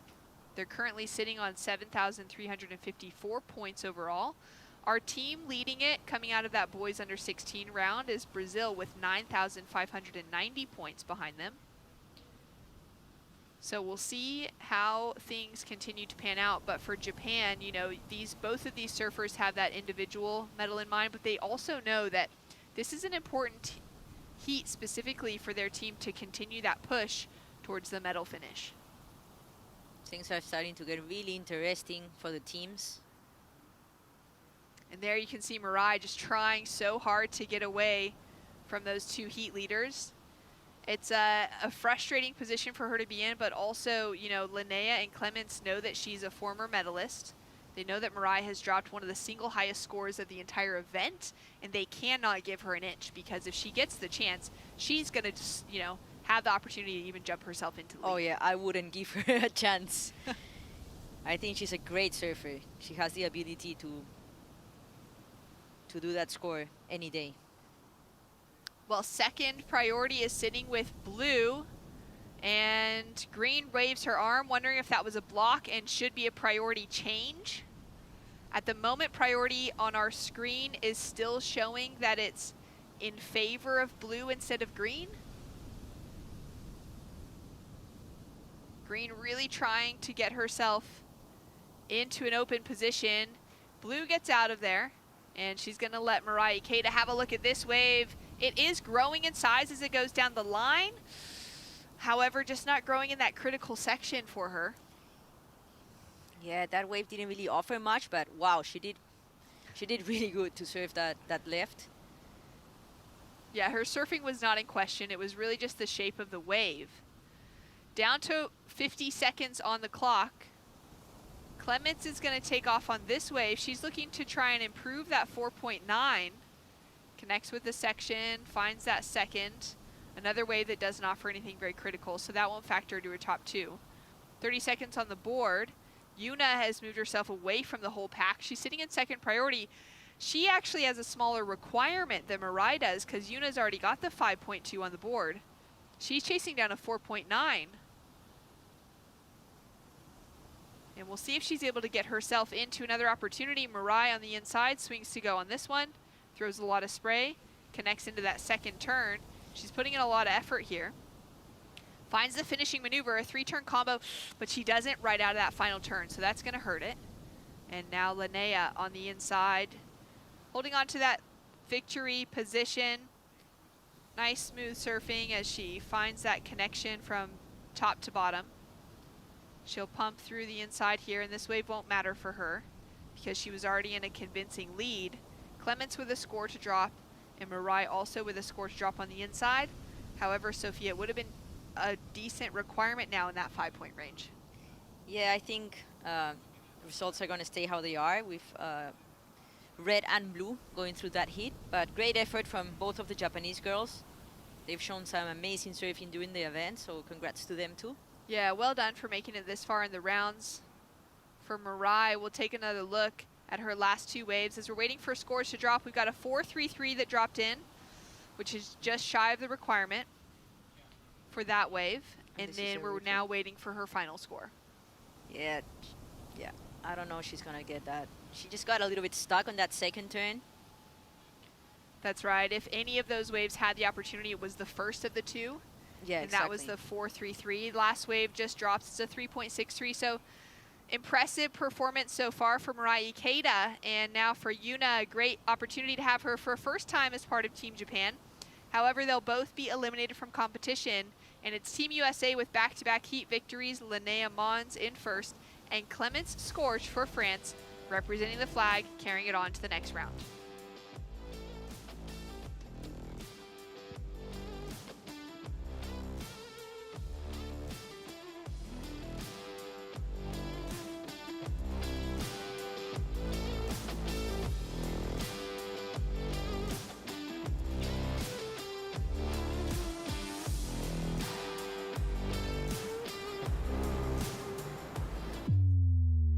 Welcome to day 2 of competition here at the ISA World Junior Surfing Championship. Goes for the alley-oop, he pulls it too. It's keeping things really smooth. It's giving him all that speed and momentum through each section. Vertical, turn on the opener, which is now allowed. He's feeling that passion. And a lip line floater at the end. He loves it. Yeah. Love the attitude. Our team's amazing. Everyone's been super supportive of each other, and the vibes are really good, so it's excited to keep it going. Ellie Timperi from Finland up and riding on his opening ride, looking really sharp as usual. He's a surfer out of Encinitas, California. Tahiti's Miliani Simon with an 8-point ride. From the United States, Bailey Turner with an 8.1. The Peruvian Catalina Sarique with a 7.33. Tune in tomorrow starting at 7 a.m. local time for day 3 of action at the ISA World Junior Surfing Championship.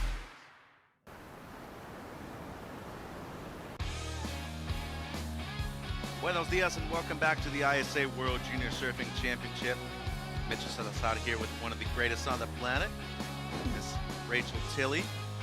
It is Girls U18 round 4, heat number 4 in the water right now. Miriam Juliao from Portugal, Isabel Higgs from Thailand in the blue, Laura Mandelli from Matinhos, Paraná, Brazil is in the green, and Leia Millar from New Zealand is out there in the white.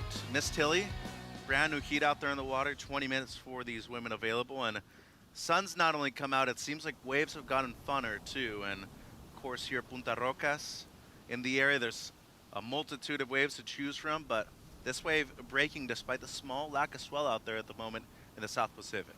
Yeah, and we've still seen plenty of great scores awarded to the athletes that are able to find those waves. So wave selection becoming a really key component of today. It has been those past few days while the swell has been a little bit smaller, but I think it's those small waves that really make the surfers that have spent time on their technical foundations and fundamentals stand apart from the rest. Chris and I were talking earlier, Rach, about how today you want to approach it more like a beach break.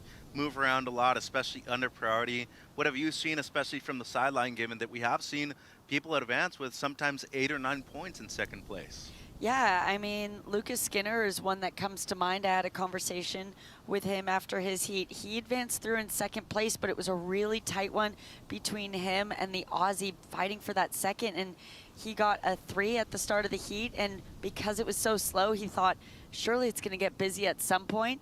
Finally started feeling the pressure, got a 5 on the board, and then just kept waiting, and another set never came through. So heat was a lot tighter than it needed to be because he didn't get busy early on. So red out there having a look. Juliao from Portugal. Only wave ridden so far is the 0.43 for the Brazilian Mandelli. At the moment, she still has one of the best maneuvers of the event, a big blowtail yesterday. And Brazil, in the U18s, they have all 3 surfers in the draw still, Rachel. So massive points-wise as a team. And I'd say, they have really not only fielded a great team, as we see Team USA right there, Linnea Mons, surfer out of Jax Beach, Florida. Listening to the cheer.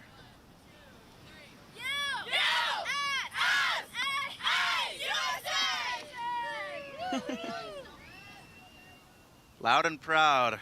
Gotta hear it on the beach. Leia Millar, that's a beautiful carve right there on the open face. Surfer out of New Zealand. Great style from Leia. Once more on the inside. Fun-looking wave for the surfer in the white jersey. 15:25 on the clock. Should be the best wave of the heat so far in this one. Meanwhile, Higgs now surfs for Thailand. Spent a good amount of her life living in Australia, though, and surfer out there in the blue jersey goes down on the second turn, incomplete, unfortunately, for her. So priority established right here, Rachel.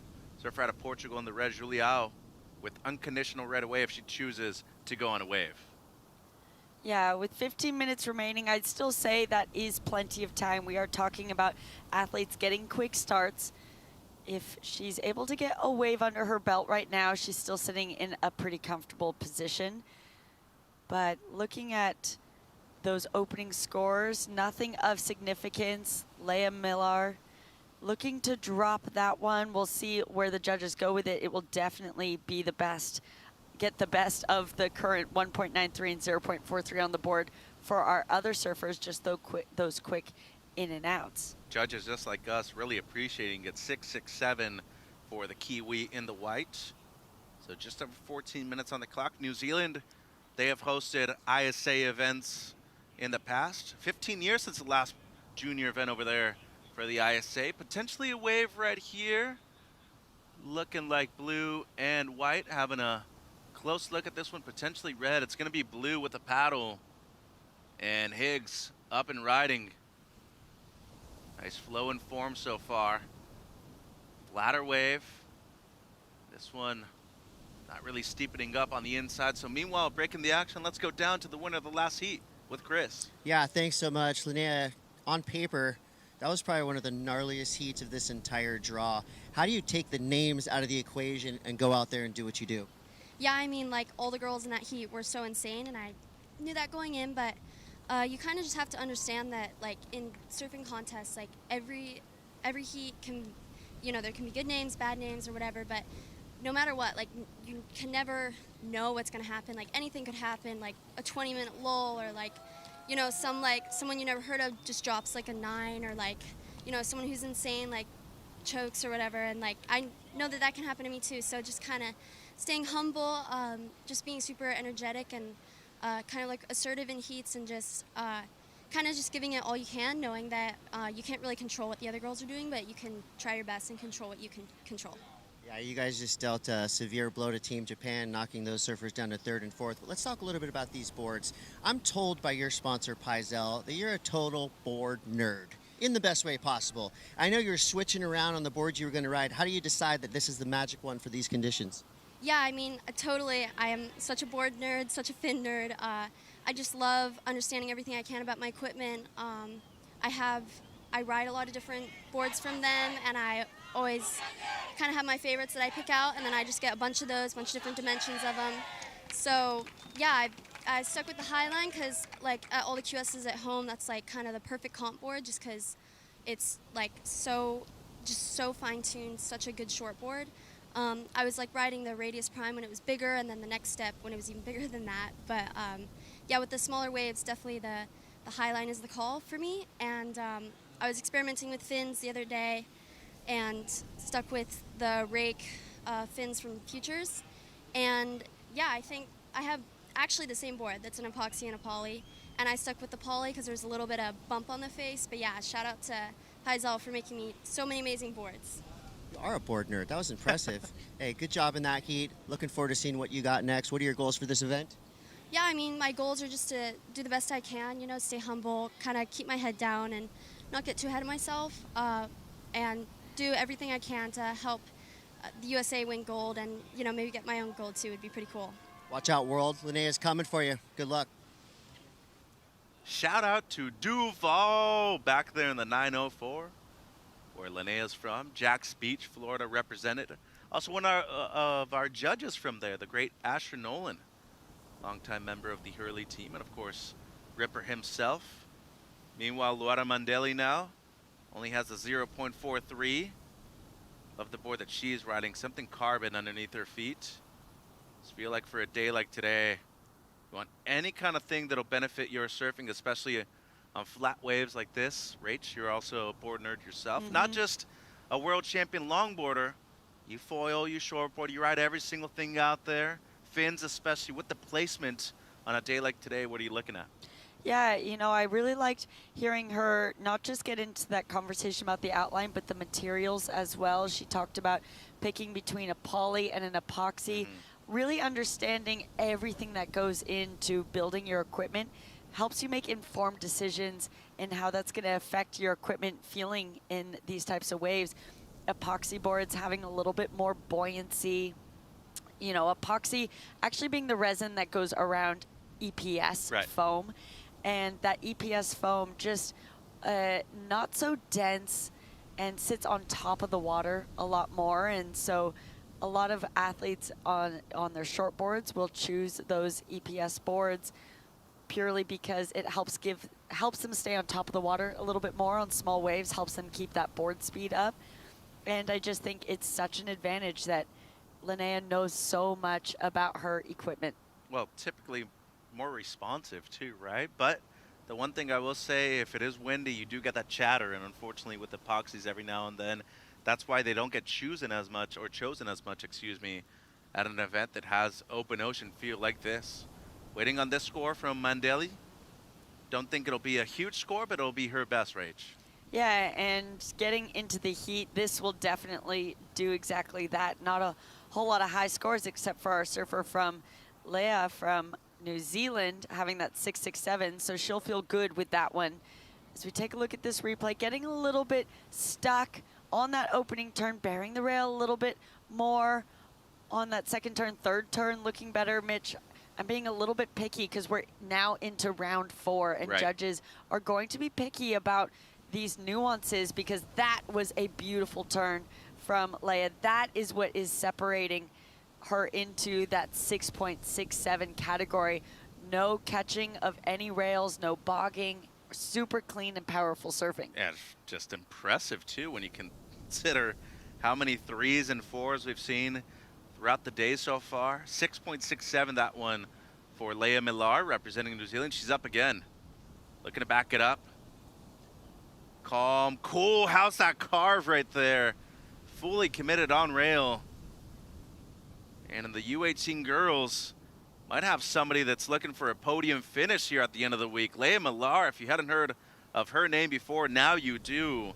We'll be extending her lead here, Rachel, and seems to me like we have a potential candidate for gold out there in the white jersey.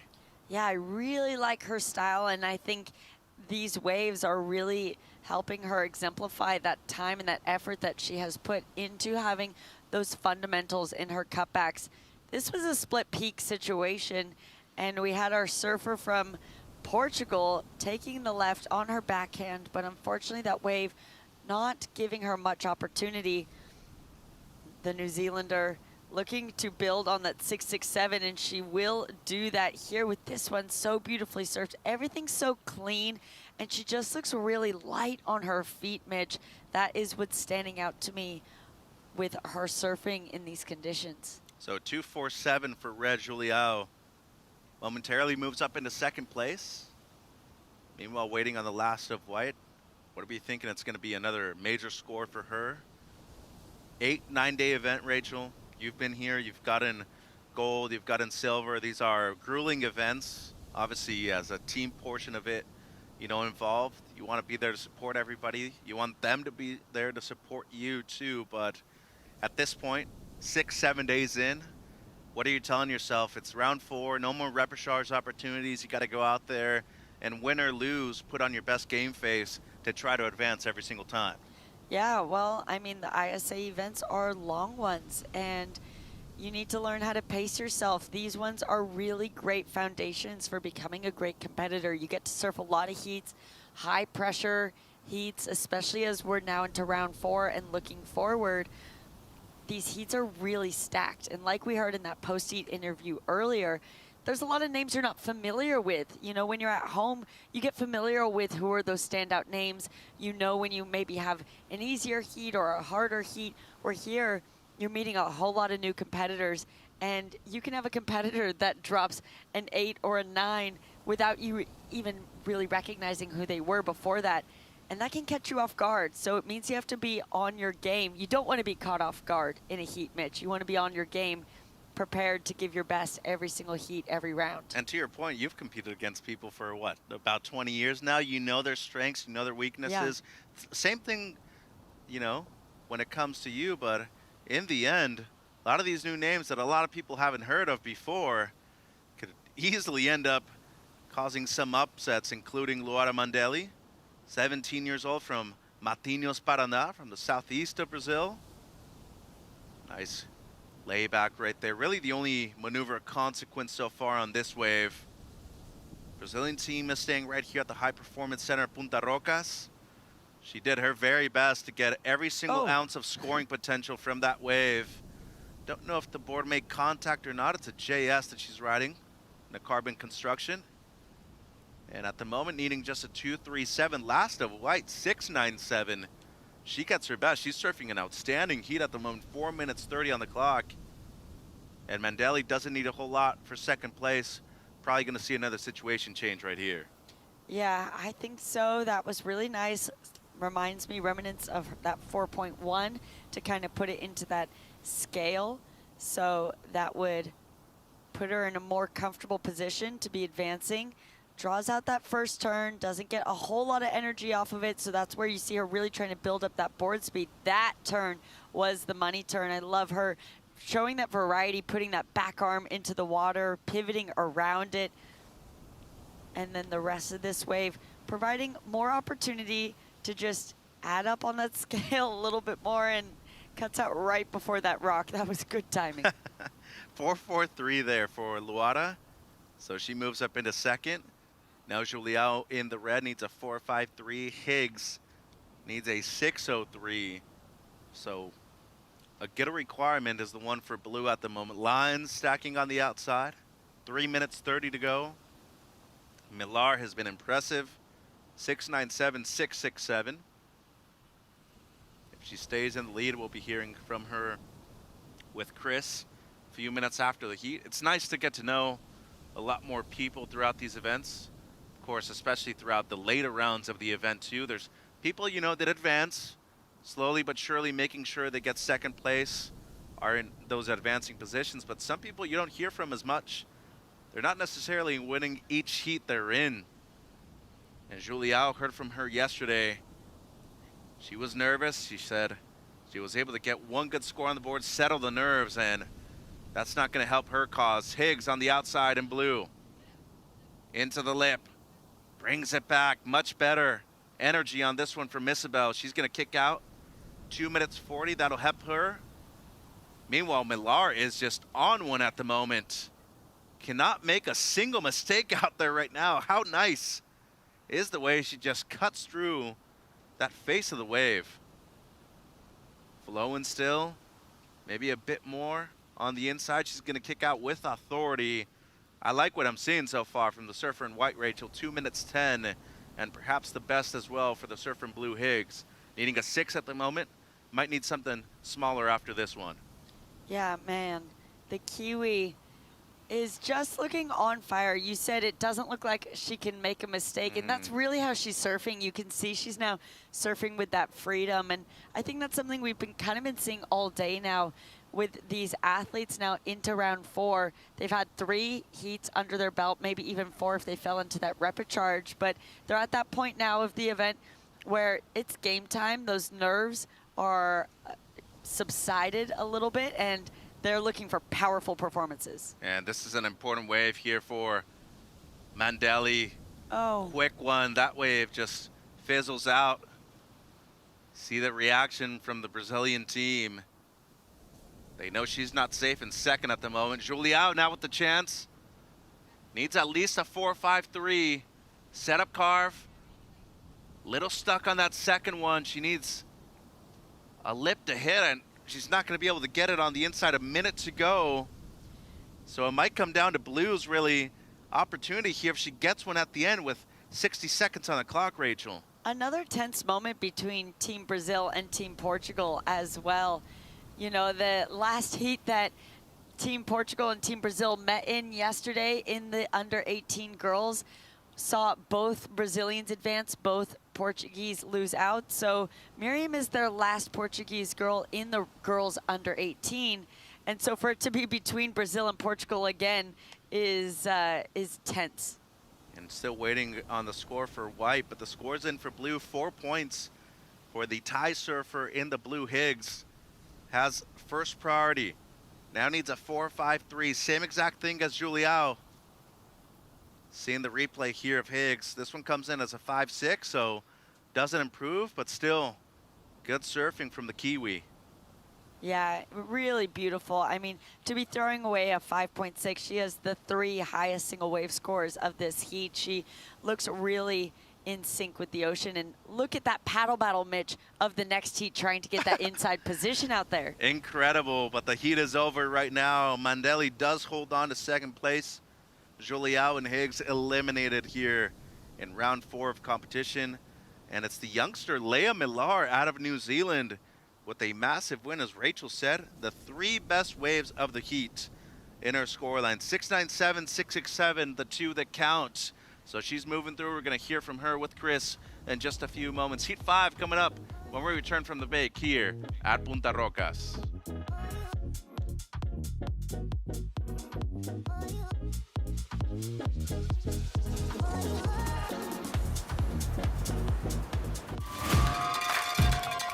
Welcome to day 3 of competition at Punta Rocas for the ISA World Junior Surfing Championship. Montero out of Italy with a huge backhand attack. Already incredible performance, and he tags the end. And he's got some power to his surfing. Driving hard off the bottom into that next turn, setting himself up just turn after turn, throwing so much spray. And Bastian Arevalo for Peru is already up and riding. The local surfer can see within every ounce of his surfing that he knows this break like the back of his hand. The waves are absolutely pumping today. Like, couldn't really ask for better waves. Yeah, there was a lot of build up to the first heat, a lot of nerves. So really happy to get that one out of the way. Australia's Mila Coco Brown with a 6.67. That's it for day 3. Tune in for day 4 tomorrow, starting at 7 a.m. at isasurf.org.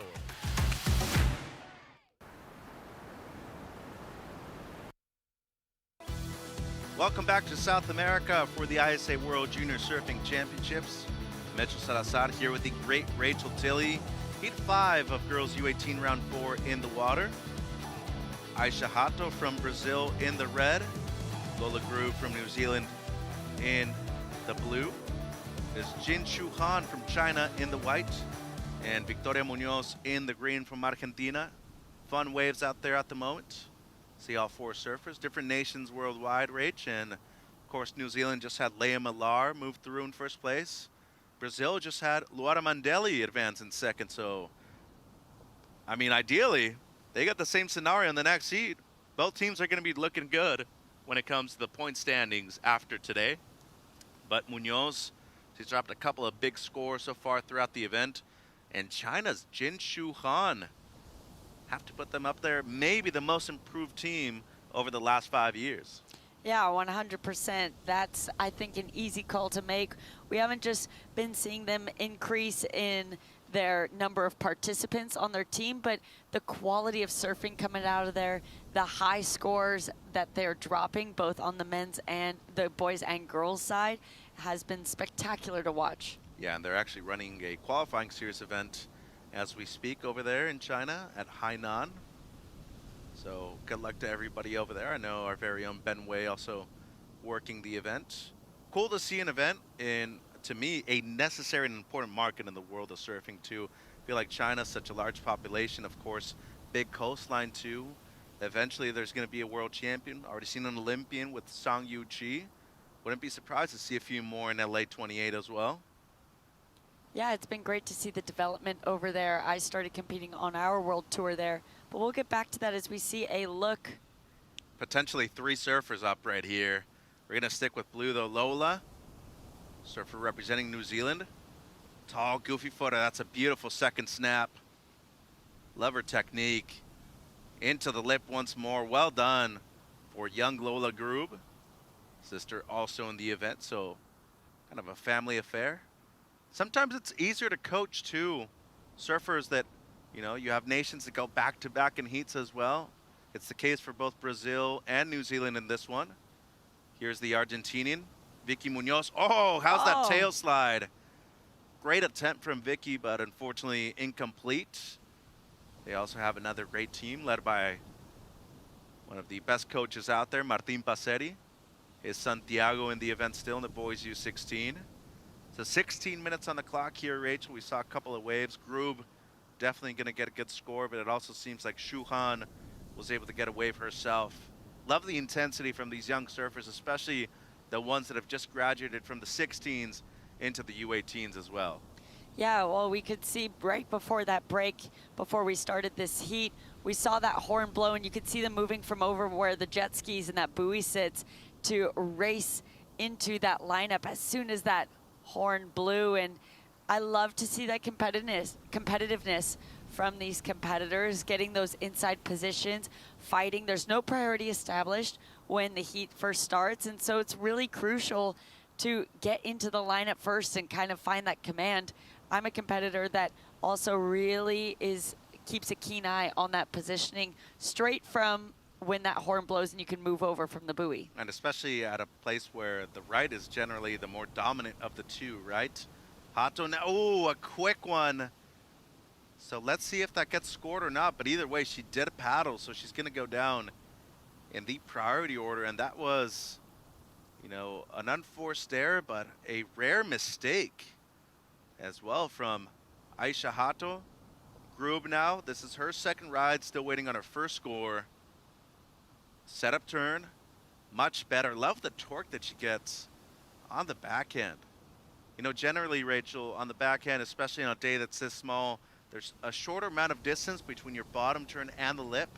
So generally, you tend to see a lot of surfers in competition when it's small like this, tend to go left or right depending on your stance. But I think especially for somebody like Grube, advantageous for her to be looking at the right still. Yeah, but it looked beautiful. I think that will shoot up into that highest single wave score.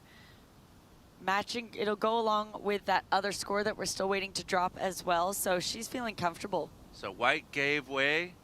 Green had higher priority. This is Victoria Munoz. Brother Joaquin, also a fantastic surfer that has competed for Argentina many times in the past. A quick one there from Hato.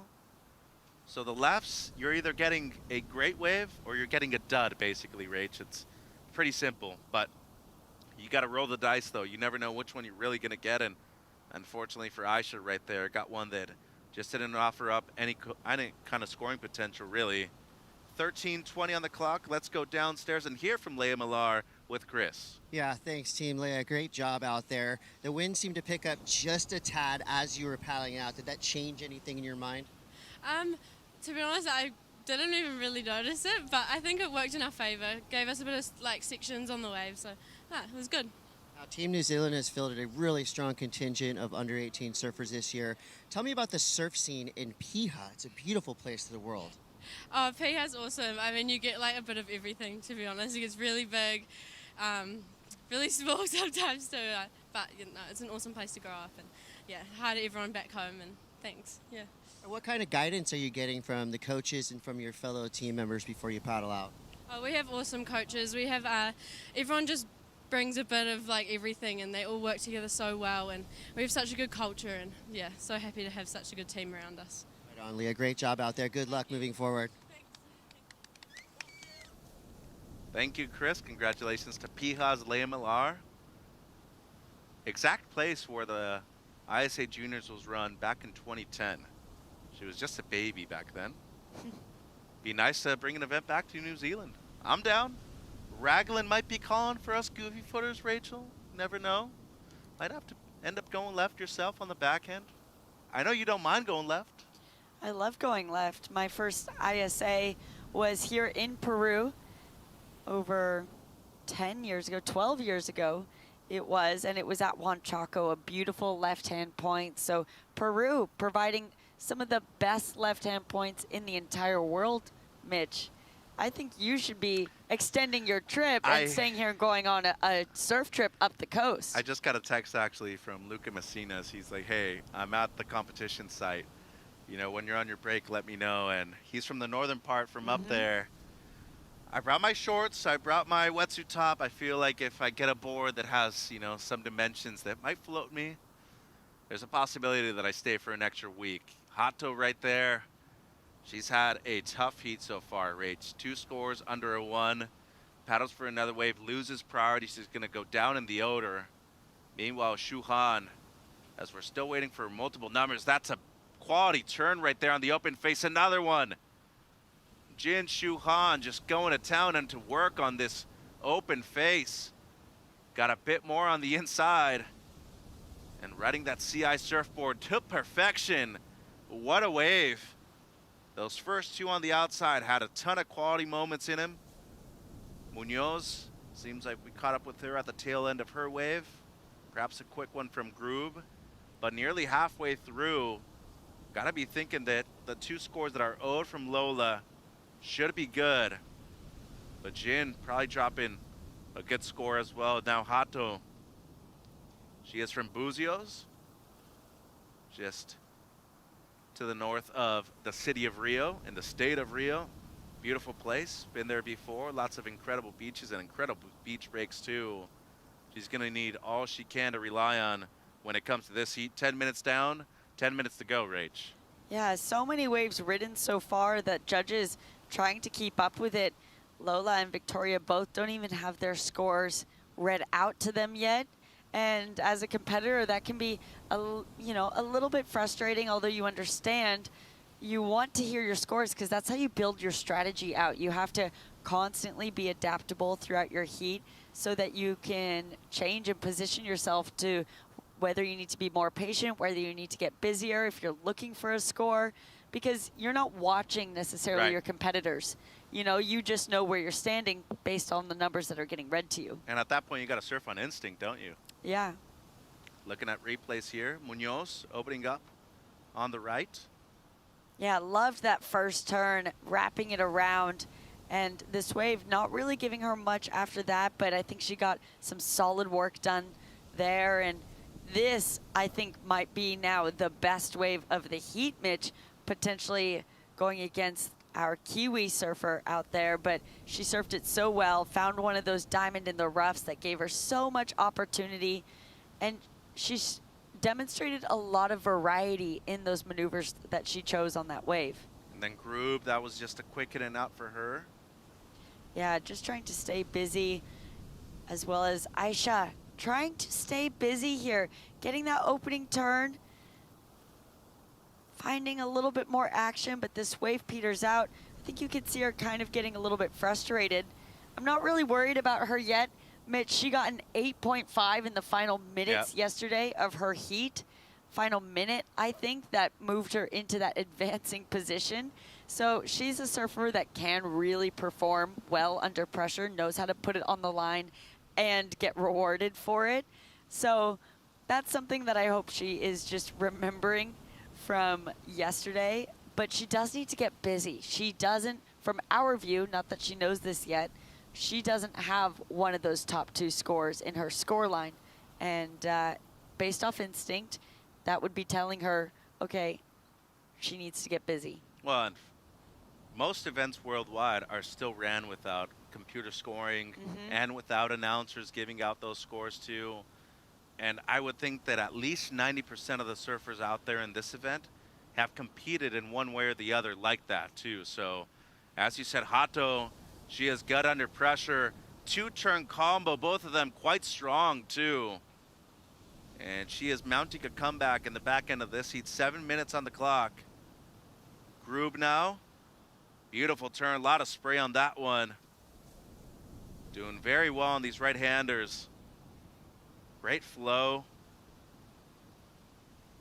And looking for something more on the inside.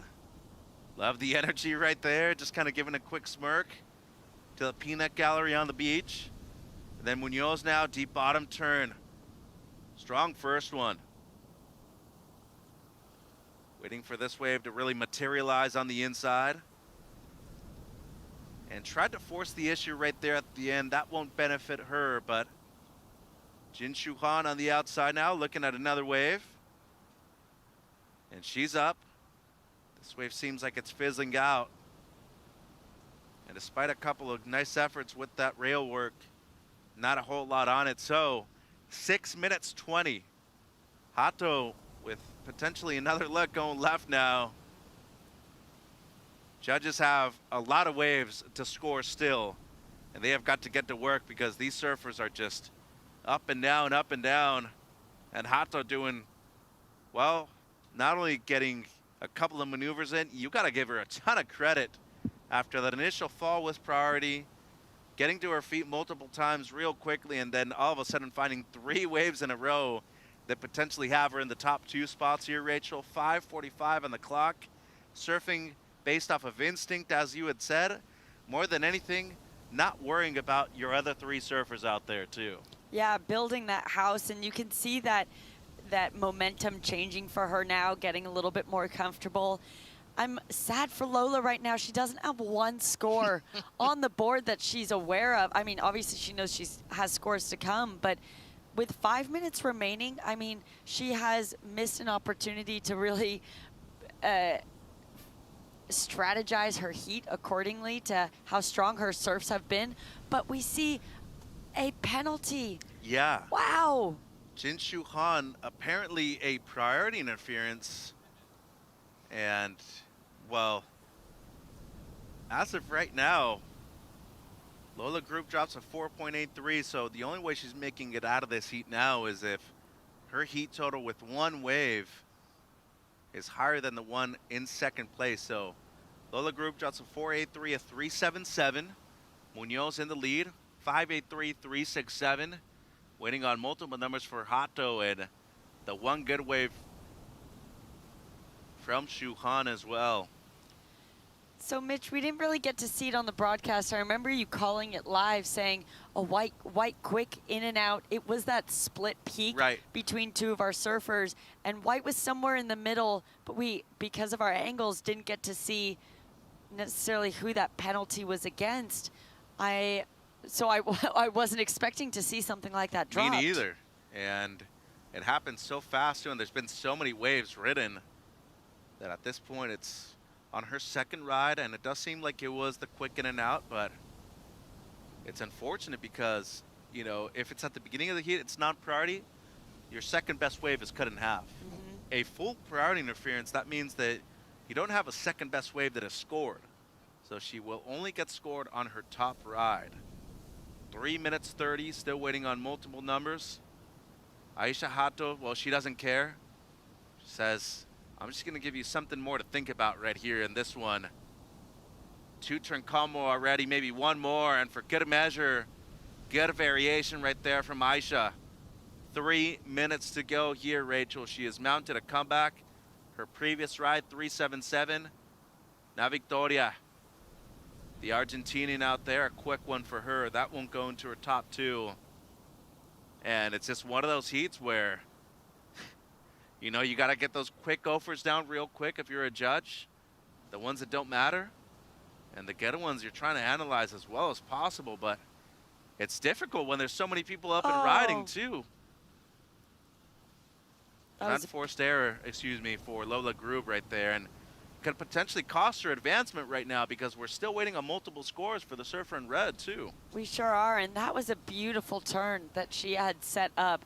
A beautiful fan of spray releasing off of her fins there. Everything looked calm, cool, collected up until it just didn't, I guess. And interesting, Jin Shu Han getting that interference, because remember, we were thinking that maybe she was going to get that highest single wave score. So we still have a good score to drop for her, but she's working an uphill battle now with 2 minutes on the clock. There's still so many scores to drop for these surfers. I have a feeling we're going to maybe even be going on hold after this heat for all the scores to catch up. Wouldn't be surprised. And if it were to happen on her good wave, the one that we're talking about, if you penalize on a wave, even if it's a good one, that wave doesn't count. It does not get scored. So hopefully for her, it's not the case on that one.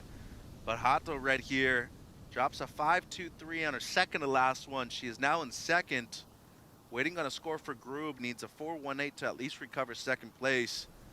Vicky Munoz out of Argentina still in the lead, 5.83, 3.67.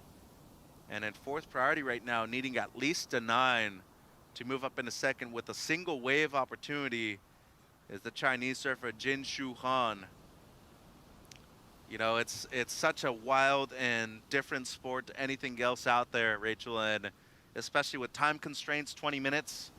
I mean, in a situation like this, you probably have to stop thinking about relying on everybody else, especially, you know, the judges and the beach announcers, and just go out and surf your heat. Yeah, exactly. And Aisha's done a great job of that. We've talked about surfing on instinct, and you can see almost that released her. She knew she had to get busy, and it has crawled her into the lead. 5.43, 5.23, and I think she still has another left that is owed to her as well. 30 seconds. A lot happening in this heat. Might be one of the ones with the most waves ridden in the entire event so far. 20 seconds. Highest priority with the surfer in green, Munoz. And she's having a look at this. She's going to play some defense. She's up.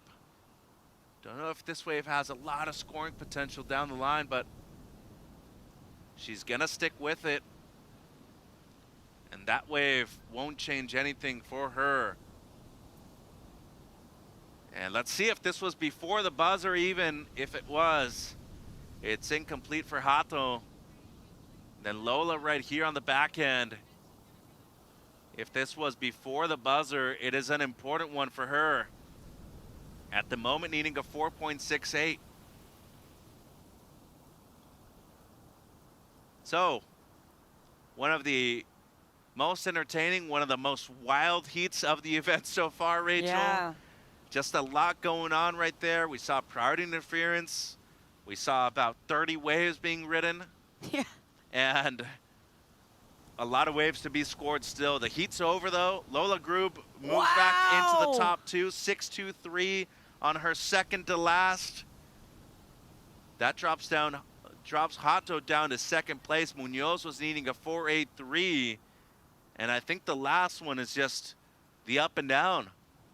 So based off of what we're seeing, it's going to be blue and red with advancement. Once again, New Zealand and Brazil back-to-back heats. They go 1 and 2. Wow, I mean, I've gotten so lost with how many scores we're still owed. I wouldn't be surprised if there's still maybe one more there for Victoria. There is, but it's a 4.33, which is not the requirement. Yeah, so unfortunately for her, it's going to come a bit too short, too late. Shu Han out of the event too. It's Hato in second, Grub in the lead. We'll hear from her with Chris in just a few minutes when we return to Peru for the ISA World Junior Surfing Championships.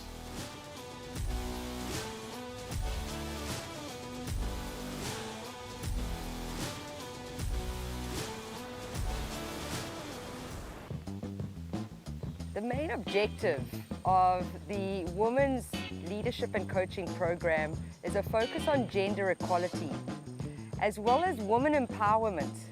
So the purpose of this program is to be able to uplift female surfers within the Latin Americas, to see them become leaders within their sport and see them be able to become decision makers within their federations, and really just playing a positive role in creating even more change for the sport of surfing. It's not just the technical aspect of surfing, it was also focused on leadership. And so kind of teaching the ladies different styles of leadership, being able to educate them on how to be decision makers, to be change makers, to be problem solvers. And then we really elevated it a bit with the fundamental side of coaching, but what it means to lead a national team. There was also a massive empowerment as a community. We were able to include the local community here in Dominical. We were able to have these ladies work with both males and females, young, old, locals who have never competed to some surfers that have competed on the international stage. But what kind of meant the most to me was to see these women come together. And I know it sounds a little cliche, but there was a lot of girl power. There really was an incredible energy from these women, and I think they're all going to walk away with more confidence. So for me, I'm very grateful for the ISA and for how they are striving to be able to play a beneficial role in the equality of the sport.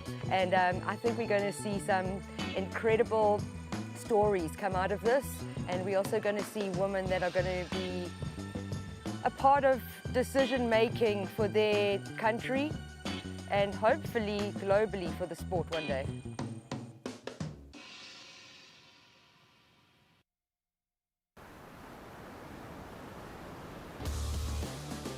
What a wild heat, that last one here in round number 4 for the girls U18.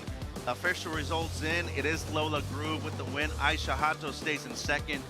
Victoria Munoz out of Argentina in third. And Jinshu Han with a priority interference is knocked out of the event in 4th place. She did have what is tied as the best wave of the heat though, a 6.23. So the surfer representing China out of the event in round 4. Brand new heat out there in the water right now. Mila Brown in the red. Maria Cesar from Brazil in the blue. Yang Suchi, the Olympian, in the green from China. And the local surfer Valentina Escuero representing Peru is in the white. Mitchell Salazar here with the always stoked Rachel Tilley. A bit stressed during that last heat too, Rach, considering that there was a lot on the line right there for advancement. A lot of waves being ridden, and of course, an interference, especially a priority interference. You never want to see it, especially when you have what is the best wave of the heat too. Yeah, that was crazy, and I think the judges taking their time to deliberate that priority interference, whether that was or not, kind of got them backed up on being able to drop scores. So a lot of those surfers not knowing where they were at until after the buzzer. Escudero, first wave of the heat. She's wider than everybody else in this one, and seems like it's paying off for her. Great calm on the outside, slides the tail right there. And the surfer representing the host nation, looking well on her first ride. She's going to kick out with a lot of elegance. 18:40 to go in heat number 6, the last one of the round. Mila Brown out there in the red. She is one of the top prospects, not only out of Australia, worldwide, Rachel. She is one of the best aerialists in the world. And she is the captain at the moment of the Australian team on the women's side. Meanwhile, Sang Yu Chi out there in the green, an Olympian last year in Paris. Charges, competed in both divisions at this event. She's out of the U16s, still here in the 18s though. Yeah, that has been really fun watching, especially our surfer from China and Australia, who have been names that we were looking at from round 1, live up to that potential that we were all excited to see. But with this heat now, as we've been watching, as we see our Chinese surfer. Suchi Young getting to work down the line and a bit hung up right there. Shouldn't be a consequential score at the end of the heat. Right on the sharp eyes right now. So got a text from got a friend, Victorian K.O. Bell Warren, quit his job. He moved to China to go help and train Sang Yu Chi for a number of months.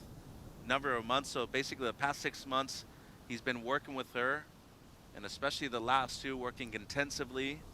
There's Lola Grube, winner of the last heat. Back-to-back heat wins for the New Zealanders. There's always some of the best uniforms, and of course, great stoke.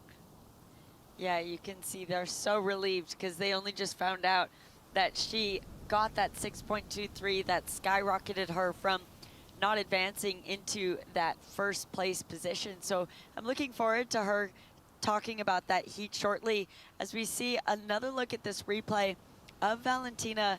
Mitch, she was sitting way up the point from her competitors, so at least 100 yards away, and that positioning right from the start really paid off, and it's the best when it does, because sometimes you're taking a chance, you know, at the very start of the heat, no priority established. deciding that you're going to really separate yourself from the rest of the pack, not knowing if it's going to be busy for you or busy for them on the peak. And it was Valentina getting the better of that. As we look at this replay from Sichi, not really turning into the wave that she would have wanted. It had so many faces on that wave that she was kind of fighting against. And so that will be a throwaway for her. 1.6 on her opener and a 5.17 for the Peruvian Escudero. She is in an early lead right here. 16 minutes on the clock. Let's go downstairs. Chris with Lola Grube. Yeah, thanks so much, Lola. Great job. You flipped the heat in basically the last like 5 seconds of that one. How does that feel for you momentum-wise heading into the next round? Yeah, it's so good. I was so happy to get like 2 waves at the start and just like get my momentum on and just get waves. That's good, yeah. And now New Zealand's gone back-to-back with wins. Were you inspired by Leah's performance? Yeah, I seen Leah out there and she was getting so many good ones. I was like so happy for her and I was just like, yeah. Now, of course, your team's all standing right here. What are you guys talking about at the end of the day to help push your riders through the next heats? We're just like supporting each other, hanging out, sharing tips and stuff, and yeah. I know you got a big support crew down here, but friends, family back home that are probably watching you win? Yeah. Yeah, they did. They just watched you win. Good job out there, Lola. Thank you.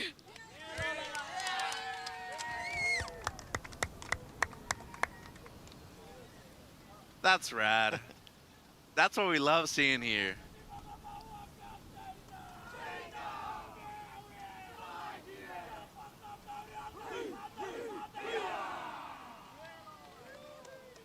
Did it feel good being one of the youngest members of the U.S. team in the history of the U.S. team too, when, you know, you had those giggles, you had people watching from the sidelines, and, you know, you burst out in laughs every now and then knowing that they were there for you.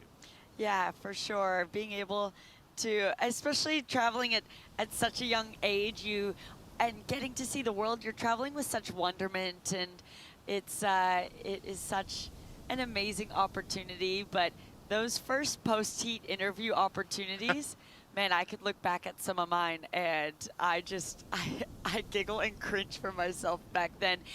You learn through it. Yep. You learn by, you know what, frankly, you learn by winning, because that gives you more opportunities to spend time on the glass. But I loved getting to hear from Lola there, and I'm sure if her family's still listening, and she knows you guys were watching, I'm sure she also meant to say, hello, thank you for watching. Did you write things down in preparation for the next one? Like, did you already visualize things and you're like, okay, this is where I want to improve on. This is something that I potentially want to say the next time. Maybe if I get asked a certain question too. No, not necessarily for post-heats, but I actually, for my first world title, I remember like before the semifinals, it was like finals day. And on the bus right there, I was like, okay, if I win, what would I say in my speech afterwards? Like, what would I say in my post-heat interview? That was that first time I started, okay, I want to mention this, and I want to thank these people, and yeah, so. Confidence goes the longest of ways. I mean, you're a 3-time world champion. Just at one level, you've won multiple here, and of course, I think all in all, there's people that look up to you. I think throughout the event site, people have been like, oh my God, there's Rachel Tilley. And I've been, hey, I work with her too, just so you know. Like, yeah. But it's cool when you get these people that, you know, grow up watching the broadcast. It obviously has a huge impact, whether you're watching the longboarding, the shortboarding side of it too. People aspire to things, and it's something that everybody wants to look up to. Another interesting situation right here. So, wow. Mila Brown in red was up before blue, and Maria Cesar in the blue was deeper, as Mila Brown has just gone to town on this wave right here. She loves it. Outside Escudero, the current heat leader.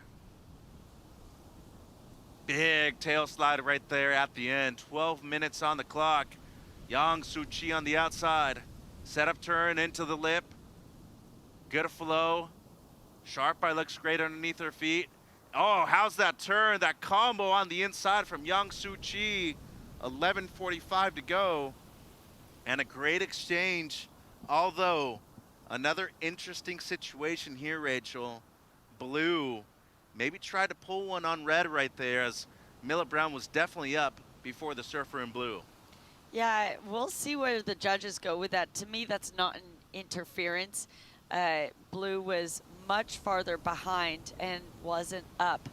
You can see Mila's there, and Maria struggles to kind of get to her feet. And at that point, the surfing, to me, what Mila's doing isn't keeping Maria away from that. Maria was just already too far behind that section because of that fumble on her stand-up, on her takeoff. But I'll leave that one in the judges' hands. Seemed like a really aggressive move to me, but this opening wave for our surfer in green, or her real open account, was really beautiful. Would have loved to see where that score went if she didn't bobble there, but she got so much work done that I think that's going to skyrocket her up comfortably into that advancing position. So 6-3-3 for red. Mila Brown, nice paddle battle right here, but red does recover priority before white. Escudero also waiting on the second score of Valentina from Peru. And at the moment, there has been no decision when it comes to a potential interference of red over blue. I like that as well. I think at that point, blue might have tried to force that, and if anything, it could also be considered snaking. There is something in the rule book with that too, that if you try to force an interference on somebody, it'll go against you too. Yeah, as if Mila, if it was deemed then Mila's wave because she was up first. Correct. And if Maria got in her line because she's trying to force something, then that interference would have backfired on her.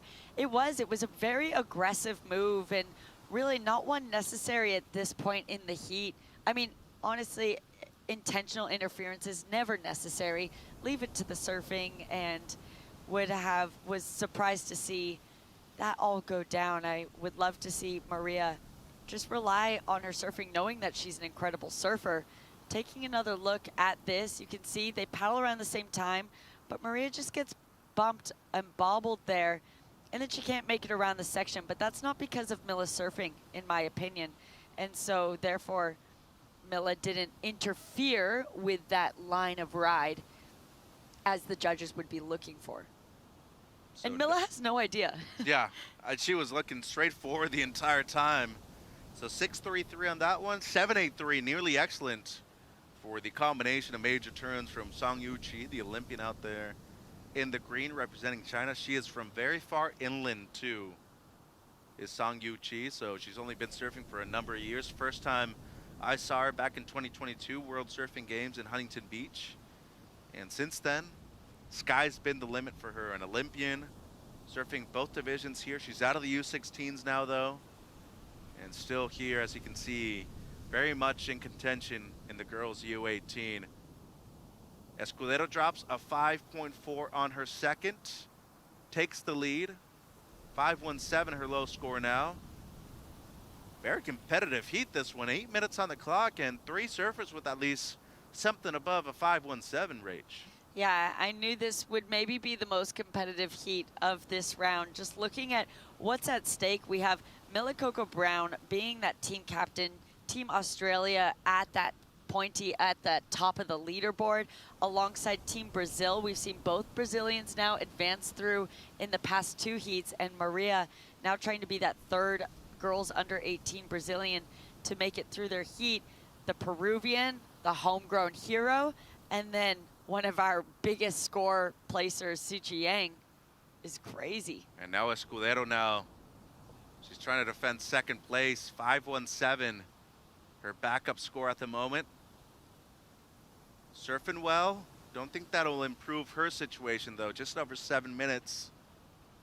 As the surfer in green doesn't need a whole lot to take second place, Rachel, 2.74. Meanwhile, the Brazilian, Maria Cesar, well, she only has that small score, 0.73. Does have first priority though, but needing close to a perfect 10-point ride. And that is a tall ask right now, given the waves and the conditions that we have out there at the moment. Tide's still rising. It isn't a necessarily super high tide, but given the slow amount of waves out there, gotta be thinking that you're approaching the high tide mark and there's gonna be less chances in 20 minutes. Yeah, so it's been a great thing to see in the first 10 minutes, all of these surfers really get busy. And looking at that wave from our Chinese surfer, a 7.83. And remember, Mitch, she fell on that last turn. So imagining if she completed that, we probably would have seen that go into the excellent range. And so the judges really rewarding what I see in her surfing, that power that she has, that compactness that she has throughout her turns, unleashing it at the right times, working with, like you said, that Australian coach Kale throughout the year has been showing just so fundamental to her surfing. This is it, 7.83, once again, nearly excellent. Yeah, staying really bent in those knees and showing that power, incorporating that variety. Look at that spray that's just coming off her board. It's amazing that she is so young, Mitch, because she doesn't surf like it, and she has the power of a much more, a much older competitor, and the maturity in her heats. I mean, she's only been competing for the past 5 years, and the fact that she's been able to put some of these heats together and consistently get some of the highest single wave scores of each day has been really impressive. Now, she's only been competing for that amount of time, but if you look at the events that she's competed in, most of them have been on the world stage, though, and that's what's so crazy about her success in that short time period, is that she has really amassed that so far by being one of the youngest the majority of the time she's surfed in these events, too. Absolutely. So basically starting her surfing career around 10, 11 years old and jumping straight into one of those top contenders, one of those big names on the world stage in just a few short years has been amazing to see. But another top contender, Millie Coco Brown, that's someone that we've been asterisked for that gold medal potentially from round one. You know, we've been keeping our eyes on her. She had kind of a shocker round one heat, falling into that repecharge, and that was one of those conversations we've been hearing out of that, is that being team captain, maybe that pressure really feeling like it's sitting on her shoulders. She was in the finals last year, knowing she wants to make the finals and improve upon her position in that. This year has been a lot, but each round she's continued to build upon. She's sitting in that first place position right now and looking really strong. She has a lot of high praise also from her team manager, our colleague, the great Stace Galbraith over there for Roxy Australia and Quicksilver in Australia and New Zealand. You know, and Milla, one of the great aerialists worldwide. She's been invited to the Staff Ladybirds before too. Of course, being selected, earning your spot the majority of the times for the Australian team. Great privilege and honor, but more than anything, think about the talent that they have over there. A large country when it comes to surfing. To be one of these select few to represent the nation in such a historic event where there's been a lot of world champions from that area, it's a big confidence booster, Rachel. You come into an event like this knowing that you're one of the top seeds, your teammates look up to you, even some coaches might aspire to have some of the accolades that you have. It's a big deal for these young surfers. Yeah, well, I think, like you said, that can either be a confidence booster or a pressure cooker. And learning how at this age to turn it into that confidence booster is the best thing possible. Sang Yu Chi now, or Yang Su Chi, excuse me. Surf for the score, and she might be getting it right here. Needs a 2.74 with just under 3 minutes now. Use second priority in a very intelligent way right there. And this might make life impossible for Maria Cesar now with 2.5 on the clock. Before this last one was needing a 9.84, nearly perfect. Even with first priority, you might be needing 2 scores in around 2 minutes. That's going to be extremely difficult. So it might be a battle right here between white and red for second place. I'm not sure what's happened. We just haven't seen her get busy at all, besides for that one interaction that where she was behind Milla. We haven't seen her attempt any other waves or get busy. As we look at that replay, she was just looking for a mid-2, and that clearly is going to go into that requirement. Takes the lead, 5.37. Milla Brown down to second place in red. A 6.88 or better would give her the lead back. 5.8 her low score though. Escudero, well, she's down to third. Needs close to a 7-point ride. Tall ask by today's standard. She has to be on the right wave. She does have third priority which is not beneficial to her considering that Mila Brown, well, she is chasing her at the moment, playing some defense rage. Yeah, so it's a really smart move by Mila to just stay on top of her, knowing that if that wave comes, our local Peruvian absolutely has the ability to get that score. That's not a question. It's just looking for that opportunity. She's trying to stay busy, but Mila's going to stay on her like a hawk and prevent that from being an opportunity. And she did paddle for that wave too. She's going to go 4th priority now and has no other option. 55 seconds, she just has to be on a wave. But look at Mila in the red. As you said, as a hawk, eyes wide open too. Maria Cesar on the outside, pretty much out of the heat. She needs a 12-1-3 heat total. She cannot do that with one wave. And the unfortunate part too, Rach, anybody that's had a chance to compete in an event before, you have these heats, but when you've been one of the best surfers throughout the event so far, the first 3 rounds, it is not necessarily the way you want to go out, especially with your team counting on you, given that they are in the run for the top position at the moment, coming into this round for the girls U18. And a strong performance by both Yang Soo Chi and Mila Brown. The 7.83, the 6.33 for both of them. At least 12 points from each. They're in round number 5 here at the ISA Juniors. Yeah, what a big heat. Really great to see incredible surfing being done in what was required of such technical greatness from all of them. And Mila and Suchi really able to put it on the line as we see them go for that high five, that sportsmanship. Both of these competitors, such nice girls once they get on the beach as well. Fierce competitors, but some of the nicest girls that you'll have a chat to. One of the greatest rounds in ISA World Junior Surfing history. Heat 6, done and dusted. Yang Soo Chi with the victory, Mila Brown in second. We'll see Valentina Escudero later on in her career. And of course, same thing for Maria Cesar out of Brazil. Fun day of action, a lot more to come here from Punta Rocas, Peru. See you in a bit.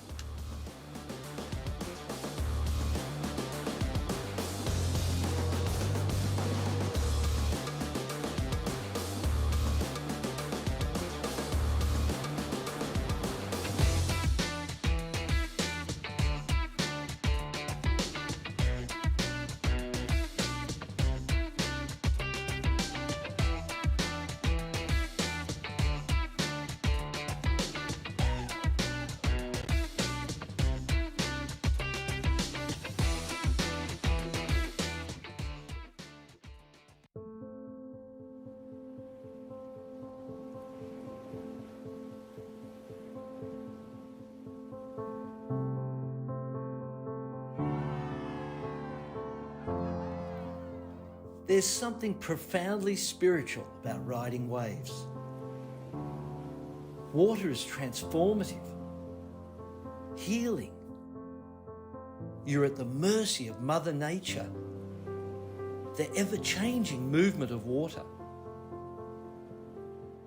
The ocean is the great equalizer. You don't need to belong to a certain race, religion, or gender to surf. The pursuit of these fleeting walls transcends sport. It's a way of life. And surfing has the power to change the world and has now taken its place on the world's greatest sporting stage, the Olympic Games. The International Surfing Association is the world's governing body of surfing, recognised by the International Olympic Committee with member nations around the globe. This is the International Surfing Association. This is a better world through surfing.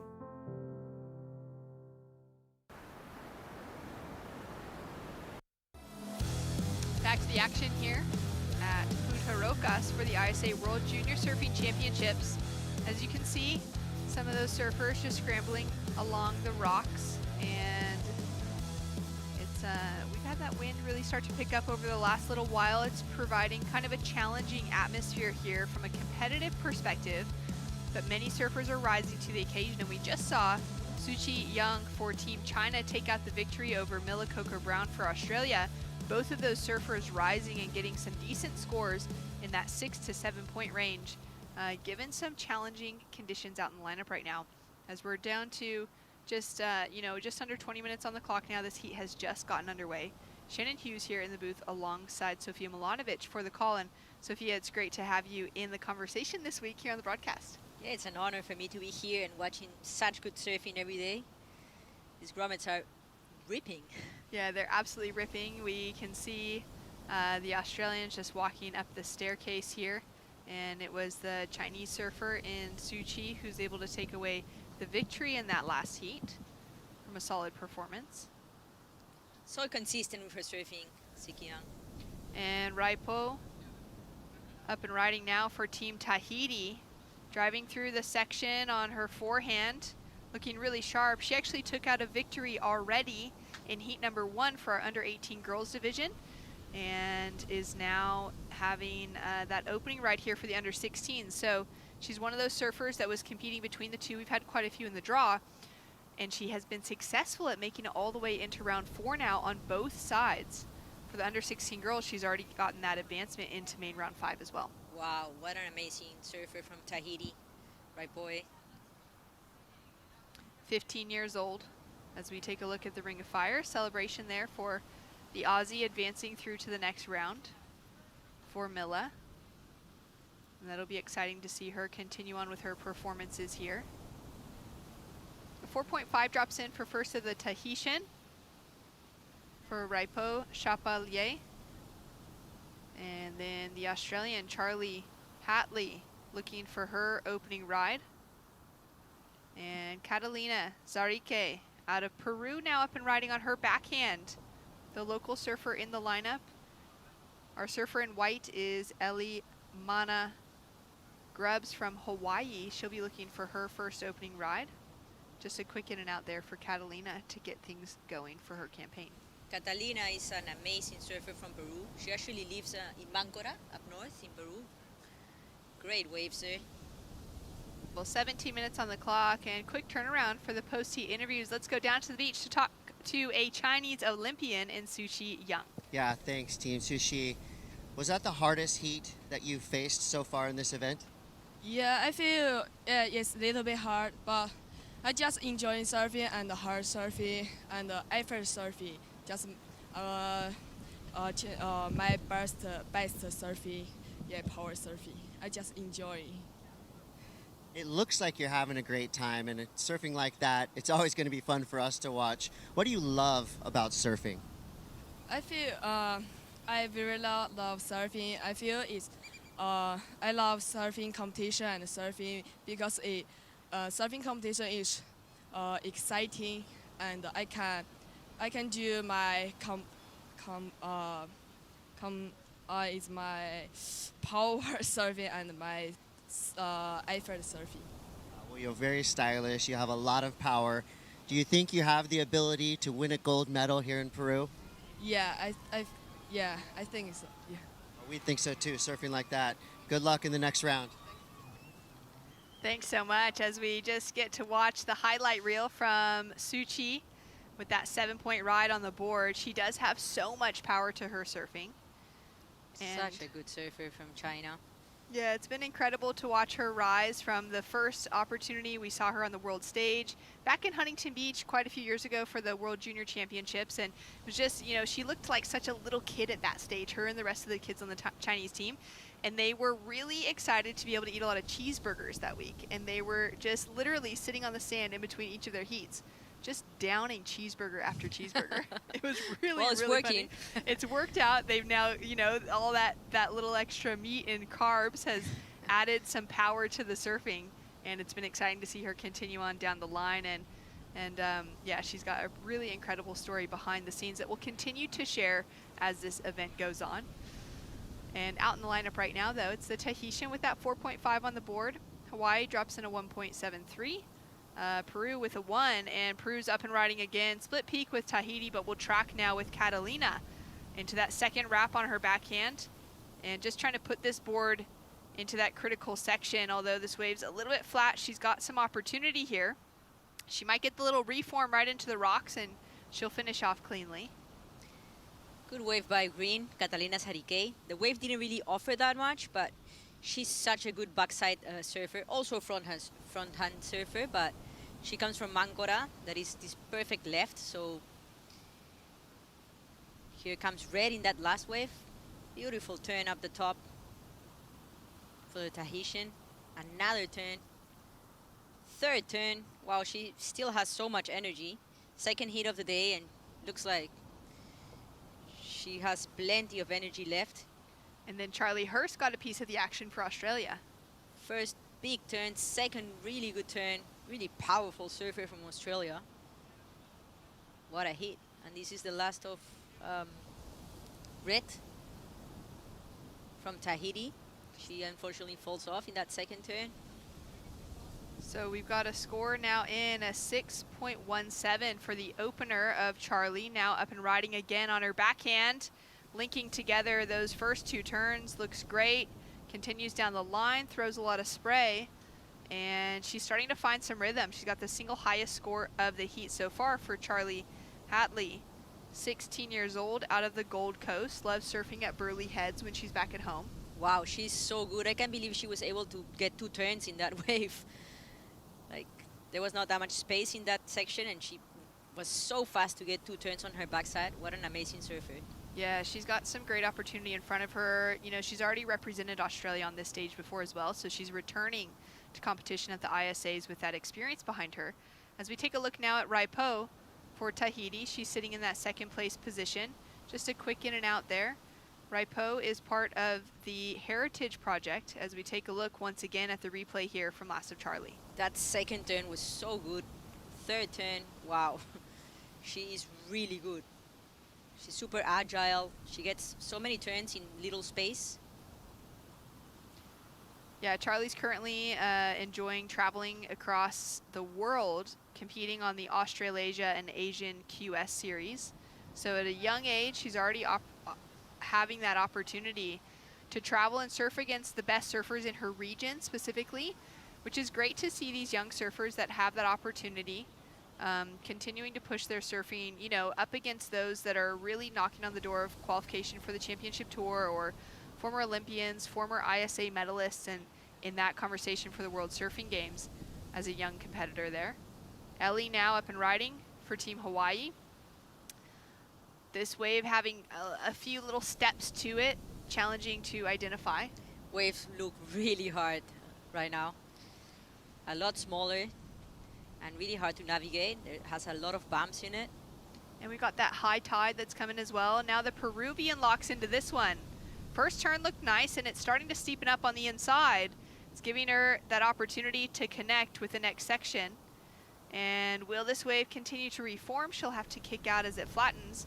The 2-turn combination on the outside was a nice way for her to continue her campaign, as Charlie for Team Australia has dropped in a 5.5 for her last wave and is sitting with a commanding lead. Catalina drops in a 4.23 for her last. That was a good wave by Catalina. She looked really sharp. Unfortunately, the wave kind of ran in front of her, but she did a couple good turns that puts her into the second place. And we see Charlie Hatley from Australia in that first place, surfing really well this hit. Charlie having another look here once again, opting to take off on a left, just keeping some momentum moving, staying active on her feet.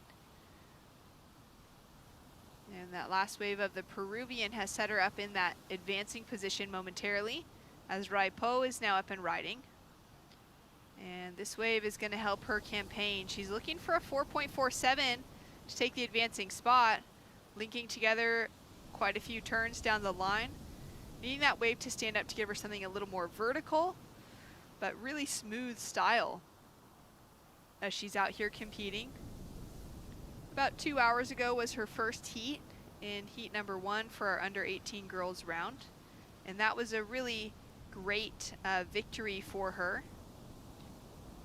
She gets a 5.73 for that last effort. That was a really beautiful wave for what the ocean is offering right now. I think that wave stood up for her really nicely, and she took advantage of that, and she goes to that second place. And now Catalina Sarikei is needing a 5.5 she can get that easily. She's such an amazing surfer, and I'm sure she wants it. She's dreaming with that gold medal, Catalina from Peru.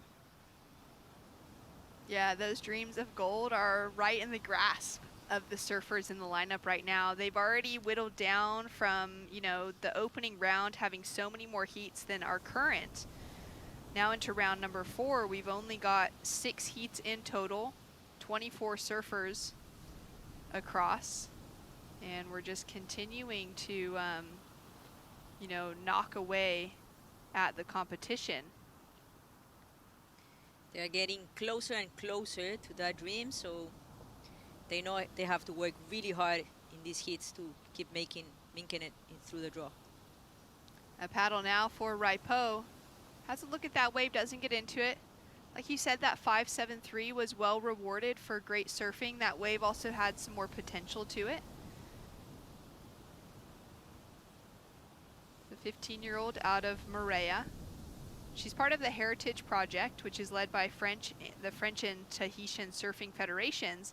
Its goal is to prepare young surfers for the LA 28 Olympic Games. And for Raipo being identified now as a 15-year-old with potential to be competing in LA, is great to see that team pouring in behind the scenes as Charlie's now up and riding. Getting a bit of work done through the outside section, and she's going to tag the finish as well.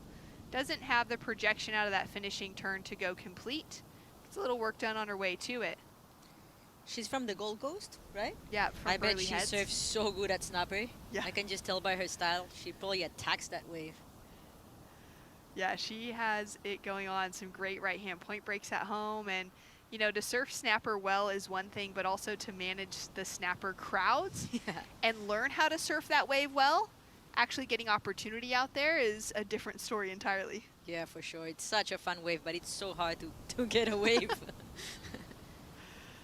Burley Heads just having that opportunity, you know, also to have some great looking rights, but getting a little bit away from that intensity of even the international crowd that would come from around the world, knowing that it's a wave-rich little coastline. There's so many opportunities. But if someone's traveling from around the world and has the chance to surf snapper, no matter the conditions, they're going to be out there. For sure. I mean, I love Burley Heads too. Yeah. I've had some amazing surfs there. There's some great events that have run there through the years as well. Those kind of smaller, like invitational fun events. And then, of course, the qualifying series. Championship Tour has had to run there on occasion as well to get an event finished if snapper or, you know, hasn't had the opportunity. We're down to 6 minutes, 30 seconds on the clock. Charlie holding on to that leading position. Her last score of 4.20 doesn't factor into her top 2.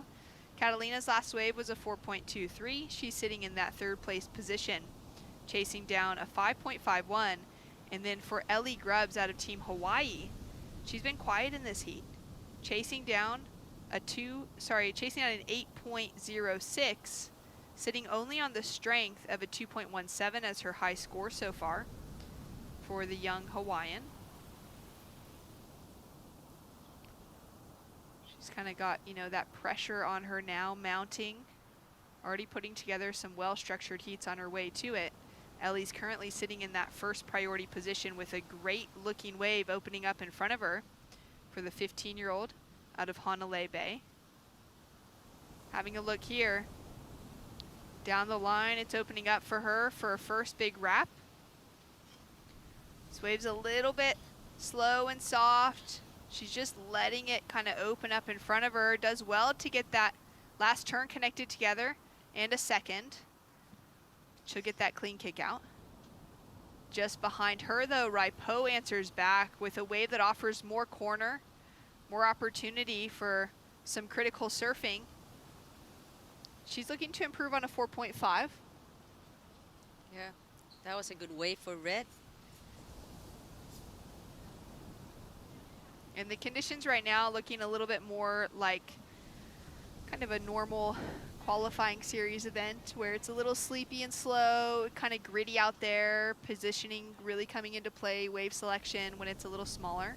Yeah, I've been saying the whole contest, oh my God, the waves look so fun and everything, but I'm not going to lie right now. Yeah.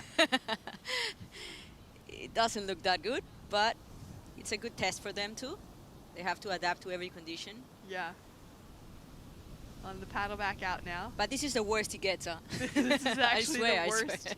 Absolutely the worst of the conditions that we've seen throughout the week. But I love that, you know, hearing from you and some of the other Peruvians around the contest site that they're like, well, you know, it's the time of the year, but also this place is just so consistent that even when it's kind of at the worst that it can be, there's great scoring potential. I mean, we saw the 7 for Suchi in that last heat was fantastic. Yeah. We're seeing, you know, the 6 that Charlie had in this heat, some great wave quality to it, even though it's not looking its shiniest at the moment. Yeah, exactly. I mean, there's a couple waves that give you the opportunity, but unfortunately it's not as consistent as it's been the whole contest. But how I said, it's a good test for them. They need to be able to adapt to every condition. When you were competing often in your younger career and the conditions were like this, how were you able to keep your mindset in the right space to feel like you still had that good potential to be advancing through, even if it was challenging to find the right waves? I would always think to myself that it's the same conditions for everyone, so you just have to go out there and basically just hope that you get the right one. It's a great mindset to have, and it is a very fair playing field, which is probably the most important thing. Of course, you wish that it's fair and that it's pumping and, you know, you're kind of just trading off wave after wave, and as you catch a wave on the inside, the next surfer's up and riding and you're able to get back to backline and just have a nice rotation going.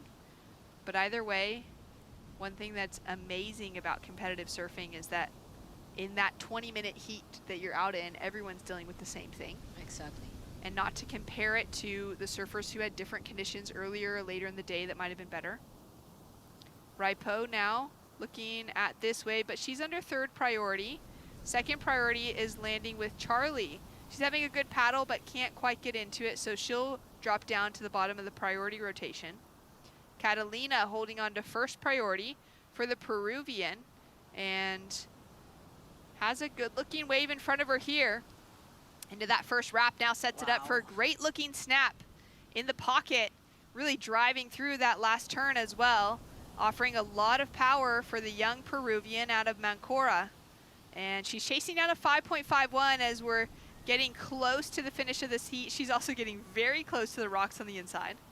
Beautiful surfing by green Catalina Sarikei. She seemed so sharp in that last wave, taking advantage of every little section, going all the way to the rocks, almost hitting one.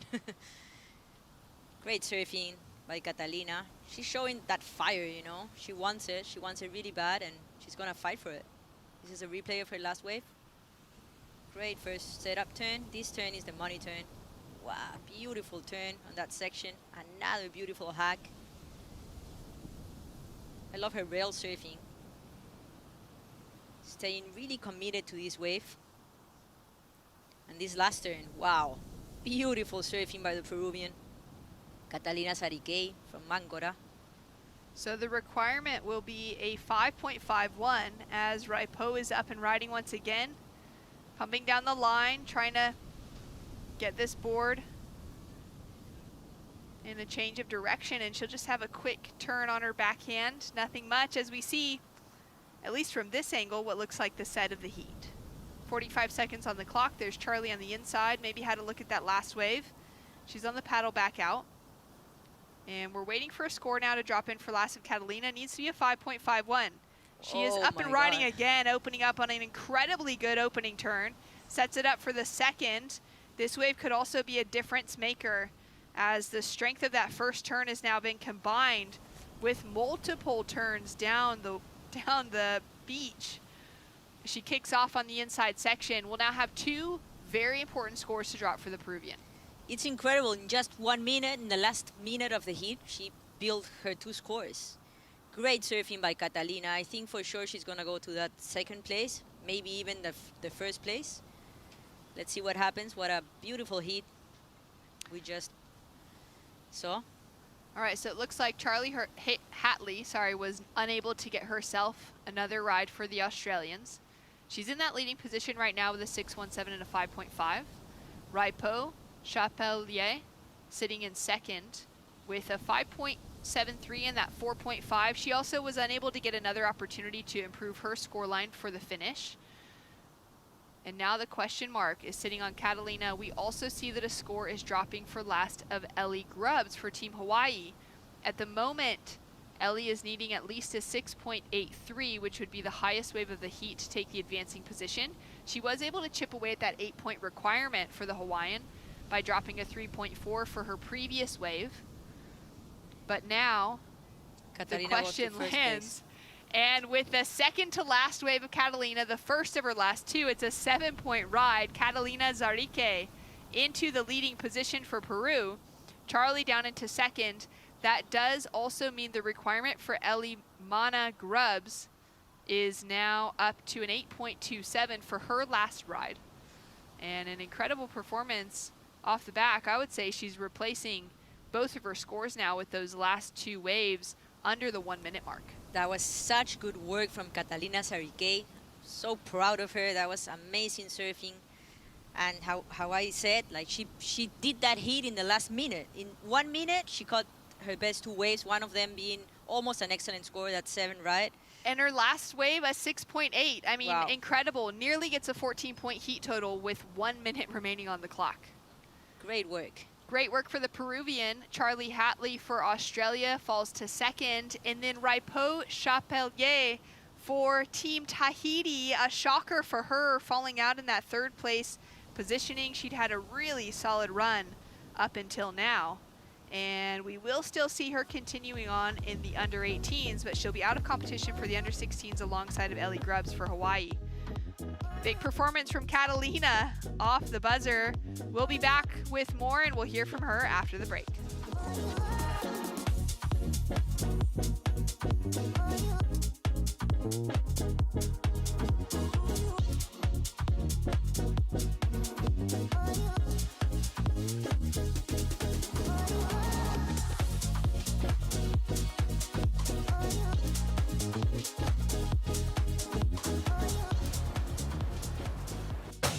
After yet another incredible day of competition here on day 6, let's take a look at your top performers. High speed, big score. Aisha Rato with an 8.50.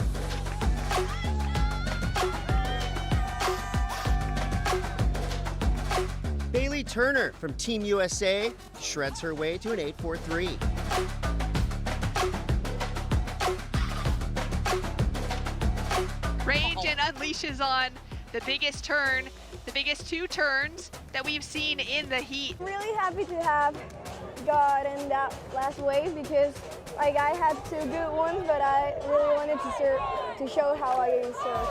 Tiger Abubo from Team Hawaii came through with an 8.50. Yeah, it's cool. I mean, representing Hawaii is sick. All the boys are so cool, and it's a fun trip. And we're here, we're surfing, we're having fun. Tune in tomorrow at 7 a.m. We will be live from Punta Rocas here at the ISA World Junior Surfing Championship.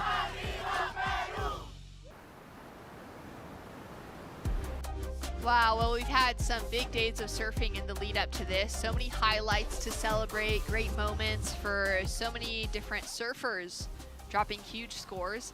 But now we're getting into that end of competition where it really matters. Top 2 advancing through, keeping the dream alive, just nearly getting to taste those medal rounds as we take a look at Emily Jenkinson from South Africa on the left to start off her campaign. We've got scores to drop in as well for Victoria Duprat for the USA and Miliani Simon for Team Tahiti. That will leave Kokoro Baba for Japan out in that priority position waiting for her opening ride. That last heat was another one that just took us right down to the buzzer. Sophia had us on the edge of our seats as we saw the local Peruvian and Catalina Zarike walk away victorious in the final minute. Yeah, thanks, team. Well, we got a new hometown hero right here. Catalina, you had to hear this massive crowd singing that national soccer or national football fight song. What did that do for you in your heart when you heard the fans singing that to you? I didn't really hear anything because I was super nervous in the heat. I needed a wave in like the last 5 minutes and the conditions are really tough, but I don't know, I tried to keep calm and I caught a couple good waves at the end, and I heard everybody out here cheering for me, and that made me feel really good, and I'm super happy to make it to the next round. Now, I know you've surfed some big international competitions. Do you feel more pressure being at home, or do you like to have all this support? I like to have all the support, all my family and friends here and all the Peruvians coming, and I actually find it pretty amazing. I don't feel like more pressure because of it, and I'm just super happy that I can surf here at home. And you have one of the greatest surfers of all time, Sofia Milanovic. She's telling everybody that can listen how good a surfer you are. What's it mean to you to have the support from a legend like Sofia? Oh yeah, she's amazing. I've always looked up to her when I was little, and I still do. She's a really good surfer, and I love her. Well, you got big things in your future. What are your goals for this event? Well, I'm just going heat by heat, and my goal is to reach the final and obviously win. But now I'm just focusing on the next round, and yeah, that's it. All right, one heat at a time. Good job out there. That was just so sweet to hear from Catalina. Sofia, you are such an incredible role model for that Peruvian contingency. Thank you so much, Shannon and Catalina. You're going to make me cry. I'm getting emotional. Thank you so much. I'm a big fan of your surfing. I love how you surf, and congratulations on that last heat. That was amazing to watch. Victoria Dupont had a look at this wave for Team USA during the interview. She's got a 3 and a 2.27 on the board. Nice surfing by Green. Unfortunately, she gets stuck in that last turn. And then here's a look at the left that she had as well. And this will be her 3-point ride. Yeah, she finished. Unfortunately, she fails on that wave. Waves look hard to navigate. There's so much bump on them. 15 minutes on the clock, and Victoria is currently sitting in that leading position. Miliani Simon now up and riding on her forehand. Great snap for that opening section. Driving through the second. And that wave's not going to offer her anything else, but she certainly capitalized on that first section. Yeah, that first turn, she attacked without hesitation, and I think judges are going to like that. 3.84 is the requirement now for Miliani. Great looking attack on her forehand. Surfer in the red jersey has dropped a 4.33 for her opening wave during the interview as well. So Kokoro for Team Japan, sitting on the single highest score of the heat so far. Victoria looking now to improve on the 3-point ride as her high score. Drives back into the section for that first turn, snap on the second, and just linking it up as she moves down the line. Getting a little variety in her turns. Nice surfing by Green. She's really active in this heat. She's trying to find that opportunity that is not easy to find, but she's going for it. So I like her attitude. Victoria Duprat from USA. Taking a look at some replays. Here's the first, the 4.33 for Kokoro. Wow, beautiful first turn for red. That wave kind of offered more potential for her. She navigates with a lot of smooth surfing. Good surfing for her. And this is that last wave of white when she attacks this first section. Wow, throwing so much water. That was such a good wave. I think that's going to be the best wave yet. It's a 5.17. It's a 5.17. This is the last of Green. Beautiful second turn, throwing some water. Unfortunately, the wave is a little bit flatter. It's just important to find those waves that at least gives you like one good section. Kind of like White's wave. Yeah, that 5.17 from a single big turn.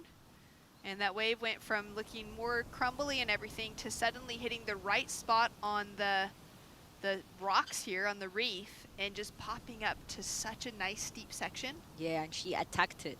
So great wave by White. I think she now knows what she needs to do.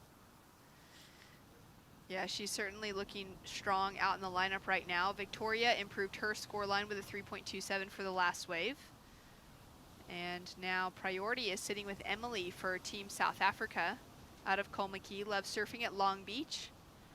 And that's got a great left to it as it opens up into the big beach break. A lot of kelp in the water there where you're actually surfing. Sometimes you go to do a big turn and you just come to a complete stop because you've hit the kelp. And you can't continue going because your fins will catch. Yeah, I've surfed waves like that, and it's It's a challenge. you get the like gnarliest wipeouts. Yeah. Yeah, you get kind of tangled up inside of it. There's a lot of waves in the area where Emily is from, and going up the west coast of South Africa there, like on the way to Namibia, there's just so many kelp beds, but they're right in the shallows, and they sit on these beautiful point breaks like Eland's Bay, and it's like you just know when you're out there, okay, your hands are literally like dragging through the kelp as you're paddling. Yeah. Your fins are connecting with the kelp in the lineup. You know where I've experienced that also in Santa Cruz yes, area. totally. Yeah, in California. Yeah. Yeah, it's an interesting experience, especially for surfers that don't have that, you know, anywhere close to them, because it's different than those little seaweed patches. Yeah. You know, but the kelp can be so big and thick. It's like these thick ropes that float on the surface. So for Emily, she's got that 3.67 on the board now, looking for a 2.01 to take the advancing position. Still 10 minutes remaining on the clock, so there's a lot of opportunity for the South African. And we've just received the update on the team rankings. It's been great to have those updates coming through at the finish of each round, because with each round right now, given that there's no there's no repecharge rounds to fall into, with each elimination round, we're getting a really good look at which teams are actually advancing through kind of on a whole in comparison to others. And from the morning where we started out and we had Brazil, Australia, USA, and Peru in the top 4, that has stayed the same, where those 4 surfers have remained. USA and Australia have flipped, where USA is now up in second and Oz is in third, but Peru remains in fourth, with Brazil in that leading position right now as of the end of the girls under 18s. But it's teams like Hawaii and Japan who have actually dropped significantly in the rankings over the last couple rounds. And then New Zealand, France, Spain have climbed the rankings. So we're seeing some big upsets in the draw with some of our teams like Japan and Hawaii that we would have expected to continue climbing those rankings. Victoria now for Team USA. She's up and riding on her backhand. This wave is looking pretty soft for her. She's doing what she can to generate her own power, as Emily now connects with that lip line. That was a great opening turn, and she's got a corner to dig into. Unfortunately goes down. That's frustrating, and you can feel it from her in the lineup too. Yeah, she started really well, but unfortunately she kind of caught rail on that second turn. She seems a bit frustrated with the conditions. Kind of blame her. It's really hard to surf out there. But hopefully the wind's gonna die off. Let's see what happens.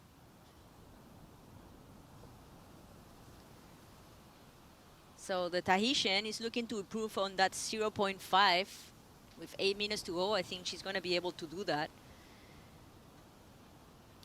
And for Miliani, she's from the island of Papara. And when she's not out on a surfboard with her sisters or her best friend in Moorea Island, she loves snorkeling right out front of the house, swimming, just being in the ocean. The lifestyle growing up in Tahiti is very different from most places around the world. We've gotten to see a little bit more of that featured from the Fierro sisters from Vahine, who is a championship tour level surfer on the women's side and Olympian as well. And it's been really exciting to see, you know, her rise to the ranks and be that inspiration for the next generation, for these really young surfers like Miliani. As we take a look now at Kokoro, up and riding with a great looking setup. First 2 turns looked beautiful, drives through the third, and it's got a lot of power and corner for her. Looking similar to those last 2 waves that we saw of Catalina in the last heat. Miliani also finding that little lip line to drive through on the finish of this turn. That was a beautiful wave by Red. She surfed it so well, timing her move to perfection. Beautiful surfing, rail surfing, throwing lots of water. I think it's going to be the best score of the heat yet. Let's see what the judges think. And then we see White on that wave at the back. We didn't really see what she did at the beginning of the wave, but it looked like it's going to help her in her campaign for sure, because she just needed a 0.5. A look there for Green. And it's just small requirements for both White and Red on the board. We'll likely see the situation flip And we could see third and fourth move up into first and second. Unless Emily Jenkins has something to say about it, that was a massive re-entry under the lip. Tries to fight around back to that green face, and she can't get there. As Victoria takes off on the left with a nice two-turn combo to finish off with. 6 minutes on the clock. This heat is starting to get really, really good. Some beautiful scores. We've got scores coming in for all 4 surfers, and scores of consequence at that. Right now, Emily needs to improve on the couple of threes. She had that first big turn, unfortunately couldn't get around the section to continue adding to that score line. Score in now for last of Victoria, a 4.23. And for Coco, it's a 6.17 for last of Red, takes her into the lead as we're waiting for this score here to drop for last of Victoria. 2 nice turns for Green. Third turn in that left. Nice wave by Green. So we're just waiting for those scores. As we see live action now, we're still waiting for a last score to drop in for Miliani, which is going to be an important one. This wave as well, adding to it. She's got so much style and grace within her surfing as she slides through those first couple turns. Now looking down the line, drives up into the section. This wave has so much to offer her, and she is doing an incredibly good job at keeping that speed power flow. Great wave selection by Wyatt. Wow. She still has that score to come in. She has actually a couple scores to come in, I think. But she's looking really good. Wyatt, Miliani from Simone from Tahiti. I think she's gonna go to that second place. Let's see what judges think. She didn't need much, and that was a beautiful wave. So scores to come through for the last 2 waves of Miliani. She's got that 5.17 as her high score right now, only needing a 2.33. We do have that last left for Victoria to drop in, as well as that single re-entry for Emily to come. At the moment, it's Japan's Kokoro Baba who's been able to sneak into that leading position off a 6.17. She's got that 4.33. Great wave selection from her so far, only having 2 waves to her name, the least of the pack, and they've been enough to put her into that leading position. It's her very first time competing here for the ISAs, and qualifying for the Japanese team we know is a tough feat. So for her, getting a victory at the All Japan Surfing Championships was an incredible opportunity for then her to start showcasing her surfing on a global stage, and she's doing really well with that. She's ripping. She is absolutely ripping. 4 minutes on the clock. A 4.97 drops in for Miliani on her previous wave, as we see an in and out from Victoria. That takes White for Tahiti up into an advancing position, but we're now going to be waiting for her last score as well, which was an exceptional wave. Now, Baba for Japan up and riding with a huge wrap around for that opening turn. Snap in the section for the second, and it's going to grow in size as she comes down the line. Lots of opportunity to continue building this score as she carves through that finishing turn. Looking to improve on a 4.33. Beautiful surfing by Red. She had a lot of variety also in her turns. I think she's gonna improve on that 4.33. She had a couple turns right on the spot that looked so good. All right, so 3 minutes on the clock. Judges have a lot of work on their hands. 4 surfers in the lineup, and even though, you know, it's kind of few and far between for a wave with decent quality, it takes maybe 5 minutes for, you know, those little sets to run through. There's just so much action outside of that on these smaller waves, a lot of effort. So being that judging panel upstairs, they've got their eyes split apart in multiple directions all the time. Yes, for sure. That last left of Green was a good wave too. They're still thinking about that score. For Victoria. And scores are locked in now. It looks like all scores are in for Miliani. She had the 5.17, built a 4.97 backup score, but now just improved her overall with a 6.67. Dropped the highest wave of the heat on her last right and is taking the lead. Now Emily up and riding is chasing at least a 6.83 to move into the advancing position. And that wave, you know, she's doing everything that she can, but it's just not quite facilitating that open face, that corner that we're seeing for the waves that we've seen those decent scores drop in in that 6-point range for Japan or for Tahiti off the rights. Yeah, both Miliani and Kokoro have picked their waves really well. Waves that have given them the opportunity to get those scores. Now, so you have to pick your waves right. Yeah, it's really making a huge difference out there. Emily's dropped a couple of 2s for her last couple waves.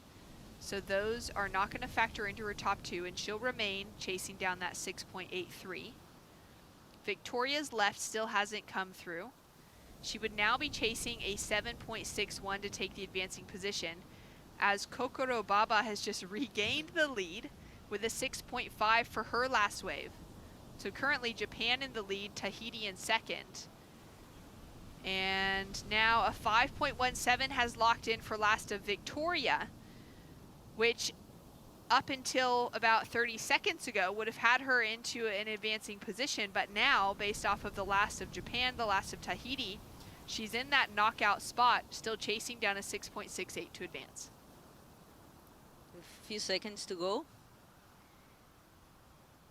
We see the American team trying to tell the rider to go wider, maybe try and find one of those waves that the other girls have found. Get herself into a different position. She's sitting under second priority. First priority is Miliani, who's just sitting right on top of her. There's no way that Tahitian's gonna let the American have a look. And it's actually gonna be Emily Jenkinson under fourth priority who lucks into this wave, but it's not gonna give a scoring potential.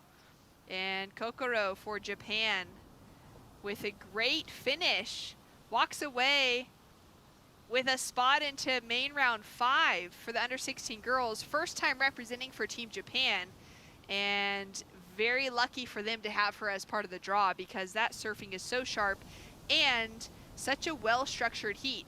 She's had the best heat surfed of anyone, which is reflective of her results in the end.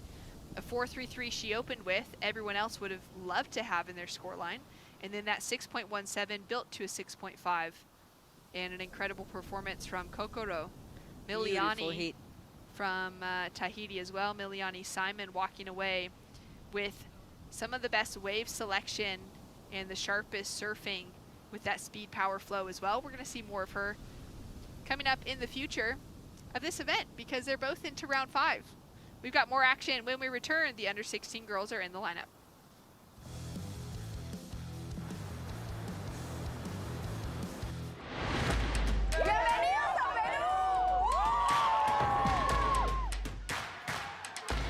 Hello everybody in Peru for the ISA World Junior Surfing Championship.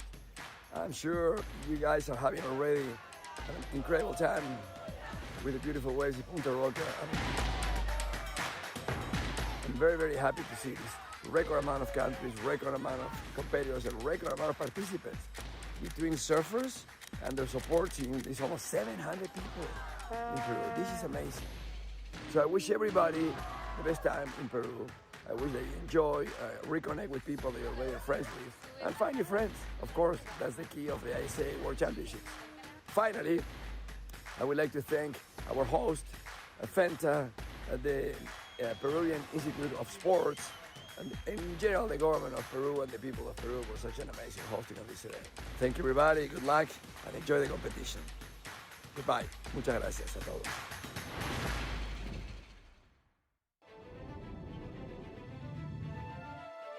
The dream of Olympic surfing was a dream decades ago, but today is our reality. It's about pushing the sport and pushing the boundaries. It's been like an emotional roller coaster. It's been tough road for me to qualify to Paris. That's the game. You gotta win. The wave is unlike any other wave. This is one of the biggest goals and one of the biggest dreams. It's not don't be scared. Be scared, but still don't do it.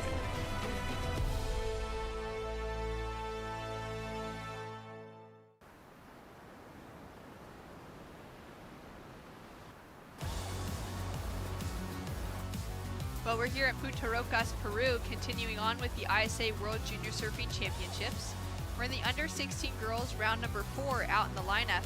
Advancing through this round essentially lands you into the quarterfinals for main round 5. As we take a look now at Naya Mont for Team France. Up and riding on her backhand. She's already dropped that 0.67 on the board, so this will be her second ride of the heat so far, and gets that couple of turns connected together. She's in the lineup up against Osha Green of Canada, who also already has a 0.33 on the board. Those two in the lineup with Zoe Kaina for Hawaii and Kaya Hewer for Team Indonesia. As we see a set approaching, Sophia, we could have a great exchange to kick this heat off. Yeah, we see the girls paddling, unfortunately. Oh, there's one here at the back that could be good for Green, I think. All right, so Osha's currently in third priority. So she would have to duck out if anybody else wanted it, but no one else does. So Osha Green locking into a great looking wave to start things off with. Beautiful opening snap, has so much power.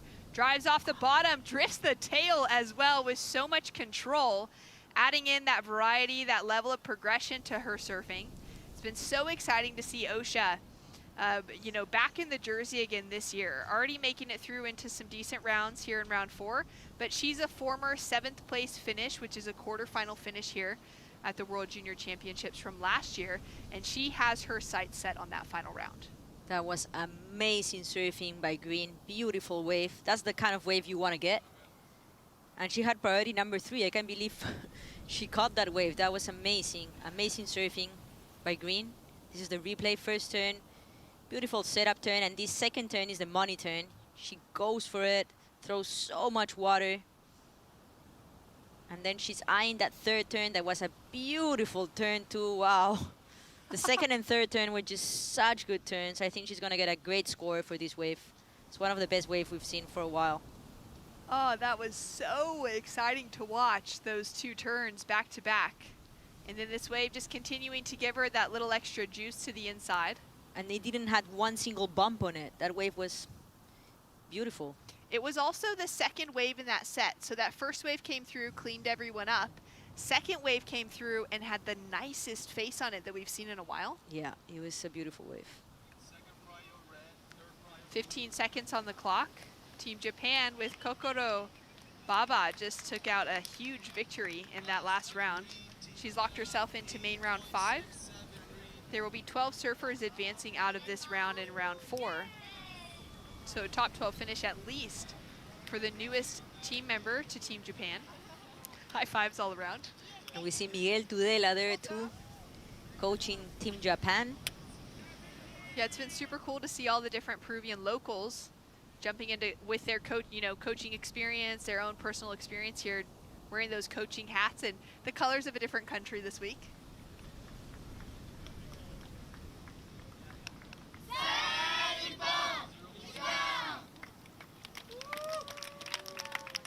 Nice to see. And we see that score for that last of Green, 8.67. Huge opening performance for Osha Green in the first few minutes there. Great surfing by Green. Wow. I think she's feeling confident. Wow, she is feeling so confident. She found that 7th place finish just last year in the ISA World Junior Surfing Championships. She's walked away with some huge victories back at home, the under-16s national champion, the under-18s national champion, as well as the Pro Women's National Silver. So she hasn't quite found that gold in the Opens division, but as a 16-year-old, she's got plenty of time to chase that down. Of course. And now, after that last wave, she's proving she's a major threat to that gold medal finish here on the world stage. A 4.33 on the board for the last wave of Naya. Sets her up in that 2nd place position. We're waiting for Kaya to get something better than that 0.43 takeoff that she opened up with for Indonesia. And then Zoe for Team Hawaii, sitting quiet now. She's had priority for a little while after that first exchange. She's also sitting right there at the top of the peak. She might just be waiting out that wave selection. Exactly. I think she probably heard what the score, what Green score was, and she's like, I want one like that.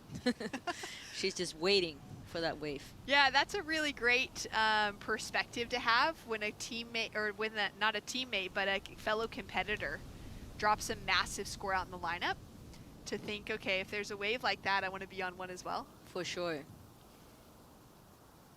13 minutes remaining on the clock. We've got 3 heats remaining in this round, and that'll finish out our day of competition. It's a shorter day here as we're coming up towards the end of our event. And we've got 12 minutes remaining on the clock. We'll see if anyone's able to scratch into this. It's just a little bit small. With that, let's go down to the beach to chat with Kokoro from Team Japan and Chris Cote. Thanks, team. Kokoro, great job. That was great surfing. Were you nervous before that heat? Yeah, I'm so nervous, yeah. But then it looked like when you got to the water, you were feeling just fine. Yeah, I'm so good and happy, yeah. How long have you been preparing for this event? Maybe 1 week, yeah. 1 week, and then beyond that, you've been surfing for a long time. I read in your bio that you love listening to music. What kind of music do you like to listen to before you surf? I often listen music and like J-pop. Yeah. J-pop, all right, I gotta get into that. Congratulations, great surfing. Good luck in the next round. Thank you so much. 応援してくれた皆様ありがとうございました。今回も1位通過することができたので、次のラウンドも勝てるように頑張りますので、応援よろしくお願いします。Thanks so much, Kokoro, with a great opportunity to showcase her surfing, listening to some J-pop in those headphones before she paddles out.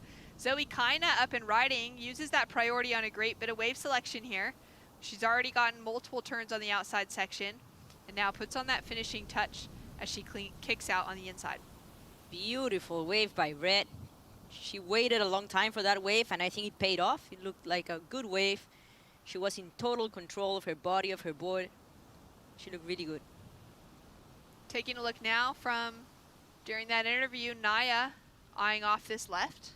Yeah, this left had a lot of bump on it, but she managed to do that turn on that bump and looked really good, throwing lots of water. And then this is a replay of that last wave of Red. This first turn was a beautiful turn. She's so fast. She went through that section with so much speed into that second turn. Another third turn. Good start for Red. So waiting for that first score to drop. Took her about 9 minutes to catch that wave. Probably for about 7 of those minutes, she was holding on to priority. And that was a nice use of it. Chasing currently a 9-point ride to get the advancing position, as Naya has snuck into that leading spot off the strength of a 5-point ride for her last left, improving on the 4.33. Now Zoe's dropped in a 5.67 for her last wave, puts her right back in the conversation, and is chasing a 3.34 to take away second from Osha Green, who's just got that one major score on the board, and it's very major, and an 8.67 to start things off with.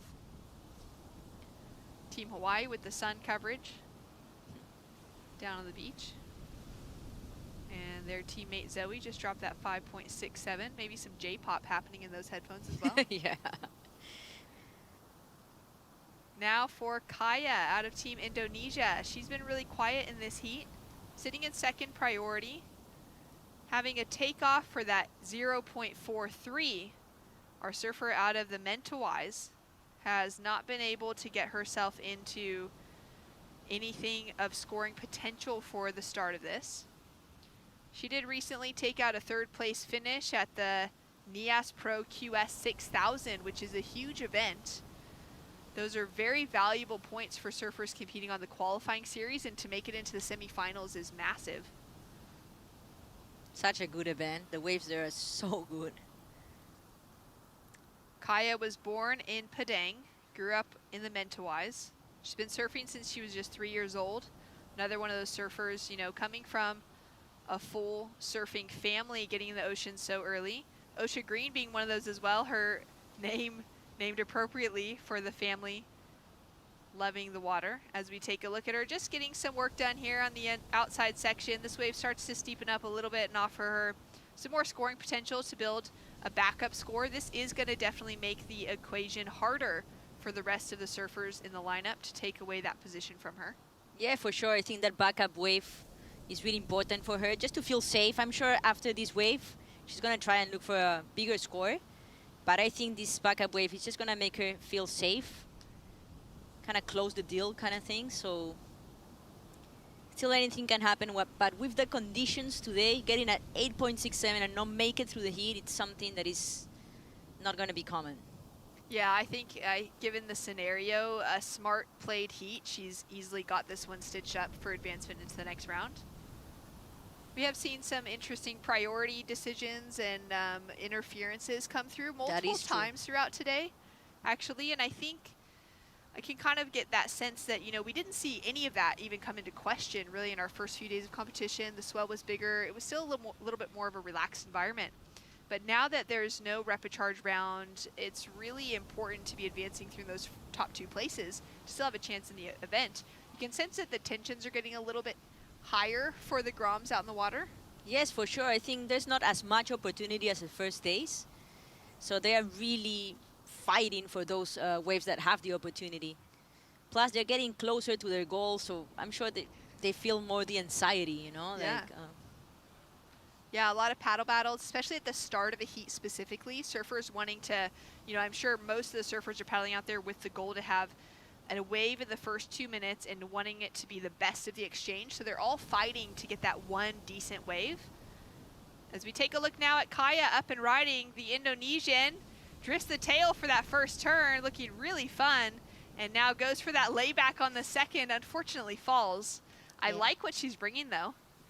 Zoe up and riding on her backhand, and wow, into that first opening turn, looking sharp and progressive through the second as well. Putting in a lot of oomph to her surfing as she smashes the end section. Beautiful surfing by Red. That's really going to help her. She's going to go straight to that second place. Now, Osha Green dropped in a 4-point ride for her last right. That has moved her into the leading position. And Naya down into second would be chasing a high 7 to take away first. With Naya in second, though, the requirements have grown. It's a 3.66 requirement on Zoe for this wave to take second. Beautiful wave by Zoe. Second, nice turn. And then she's eyeing that last section. She goes really vertical in this last section, so I think it's going to be a great wave for her. She might even go to first place. And then Kaya into her real first wave. Beautiful turn, throwing the tail on that first turn. Fortunately, she kind of gets stuck on that second turn, but good surfing for the Indonesian. And then Osha had a look at this one, the 4-point ride. This is the 4-point ride of Green. This is her backup wave.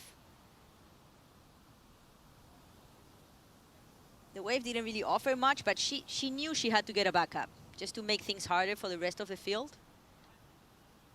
Her style reminds me a lot of True Starling, who's one of our co-commentators for the ISA and a great surfer all around.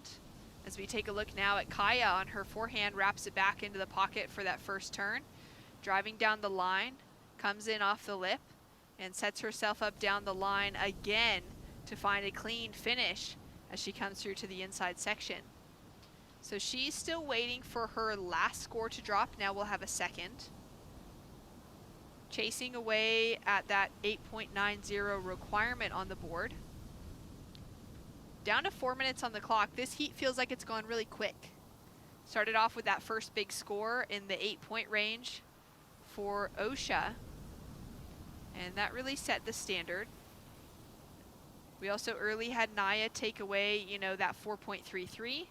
And then it's been a slower build for both Zoe and for Kaya getting their opening rides. But Zoe now drops in a 6.57. So for her opening 2 rides, a mid-range 5 and a mid-range 6, very good wave selection and well surfed to get her into that 12-point heat total already. For sure, a really effective heat for Red. Great description of it. Beautiful surfing for her too. And I think those first places, Green and Red, have done a great job. Naya now, she's been trying to build that score line, chasing it down mostly from the left, but now this ride is really opening up for her. 1, 2, 3 hits down the line. She's chasing a 7.24, take the advancing position. That was beautiful surfing by Blue. Probably her best wave. She had really good timing on every section of that wave. Osha with the paddle now. She's looking to back up that 8.67 a little stronger than the 4. 2-turn combo on the outside. She's on her way to it already. Little chip off the foam. And patiently timing out this next section as the corner opens up. She's just surfing such a nice heat so far. Yeah, I think this wave is really going to close the deal for her. I think she's going to go straight to that lead. And I mean, she's already in the lead, but it's going to make her be a lot more comfortable in that lead. Down to 2.5 minutes on the clock. We're waiting for that last score of Naya, the 14-year-old, youngest in the heat right now, out of Cabreton in France. And we'll see if it's enough to chip away at that 7.24, maybe even grab it. It was a great looking wave, 3-turn combo down the line. In comparison to the 6 that we saw from Zoe Kaina, have to be a little bit better than that. She attacked. That was a great wave. It's gonna be close. She is the vice champion for the Europeans under 16s, which is hosts a variety of surfers from that European region. It's a challenging event and a challenging string of events to be able to walk away on top of. So for Naya, a great choice to have on the team here coming into the World Championships. And it's a 5.37 for last of Naya. Right now, sitting on a 10.37 for her heat total. She'd be advancing through most of the other heats of the day. But in this heat specifically, unfortunate for her, Canada's already sitting with a 14-point heat total, and Hawaii's got 12 points to her name. Yeah, this has been a really high-scoring heat. Kaya is the only surfer that hasn't really found the rhythm. As we take a look now at Osha up and riding again, she dropped a 5.5 for her last wave, and she's just having some fun away from the rest of the pack. And fun for her looks like throwing a lot of spray on a lot of great turns. Good wave selection as well, kicking off with the finish. She looks so calm and cool out in the lineup today. As we take a look now at Zoe driving down the line, she's holding on to that second place position. She's a surfer that I won't be surprised if we see her go to the air at this event as well. Yeah, you can just tell. She carries that speed, right? I think both red and green carry that special speed. Like make them go through the section super fast and get the opportunities. Yeah. Is that something that you notice comes a lot in pairing with equipment, or is it also just something that some surfers are able to do regardless of what they're riding? As we take a look now at Kaya, finally getting the opportunity here. She was able to drop a couple threes on the board. Great surfing from the young competitor out of the Mentawais, and connects through for the finishing section, but now she'd be chasing that 8.47 in wave quality from what we saw from Osha. She didn't hit her head, right? No. I think she's okay from an injuries perspective. Yeah. It's just that frustration, I think, that she's feeling down there right now. But a good call, 100%, to just keep an eye. We've got great safety teams down here on the beach as well. And those rocks are shallow on the inside. They're so close, like, you need to be careful in that last section. Well, it looks like Kaya is okay. Unfortunately, just unable to get the score. She was chasing a 4.67 for the last of Kaya.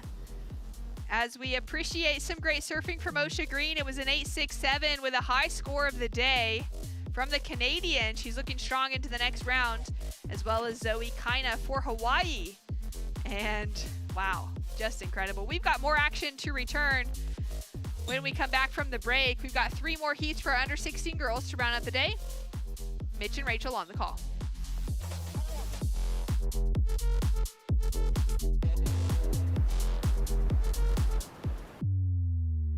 Welcome to day 2 of competition here at the ISA World Junior Surfing Championship. Goes for the alley-oop, he pulls it too.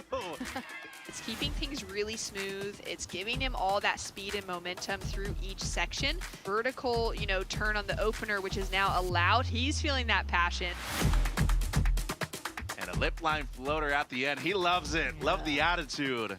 Our team's amazing. Everyone's been super supportive of each other, and the vibes are really good, so just excited to keep it going. Ellie Timperi from Finland up and riding on his opening ride, looking really sharp as usual. He's a surfer out of Encinitas, California. Tahiti's Miliani Simone with an 8-point ride. From the United States, Bailey Turner with an 8.1. The Peruvian Catalina Sarique with a 7.33. Tune in tomorrow starting at 7 a.m. local time for day 3 of action at the ISA World Junior Surfing Championship.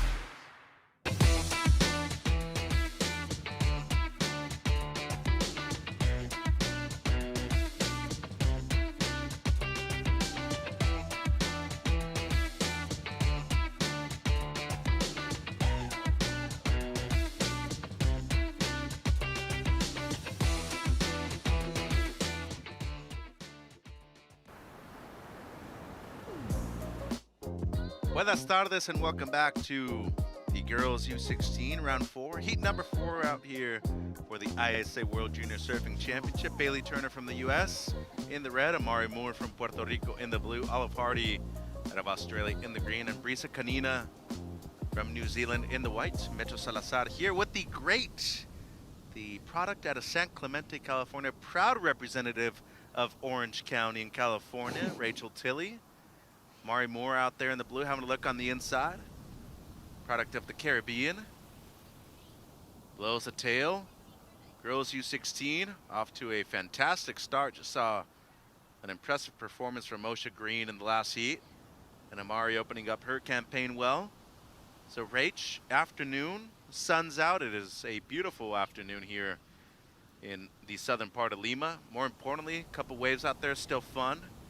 When you think about it, you've been through plenty of amateur events in your career, and you consider a lot of the beach breaks that you had to go through when it comes to competition. A lot of these young surfers very stoked to surf a wave like this afternoon, despite it being, a bit smaller. Still very contestable fun.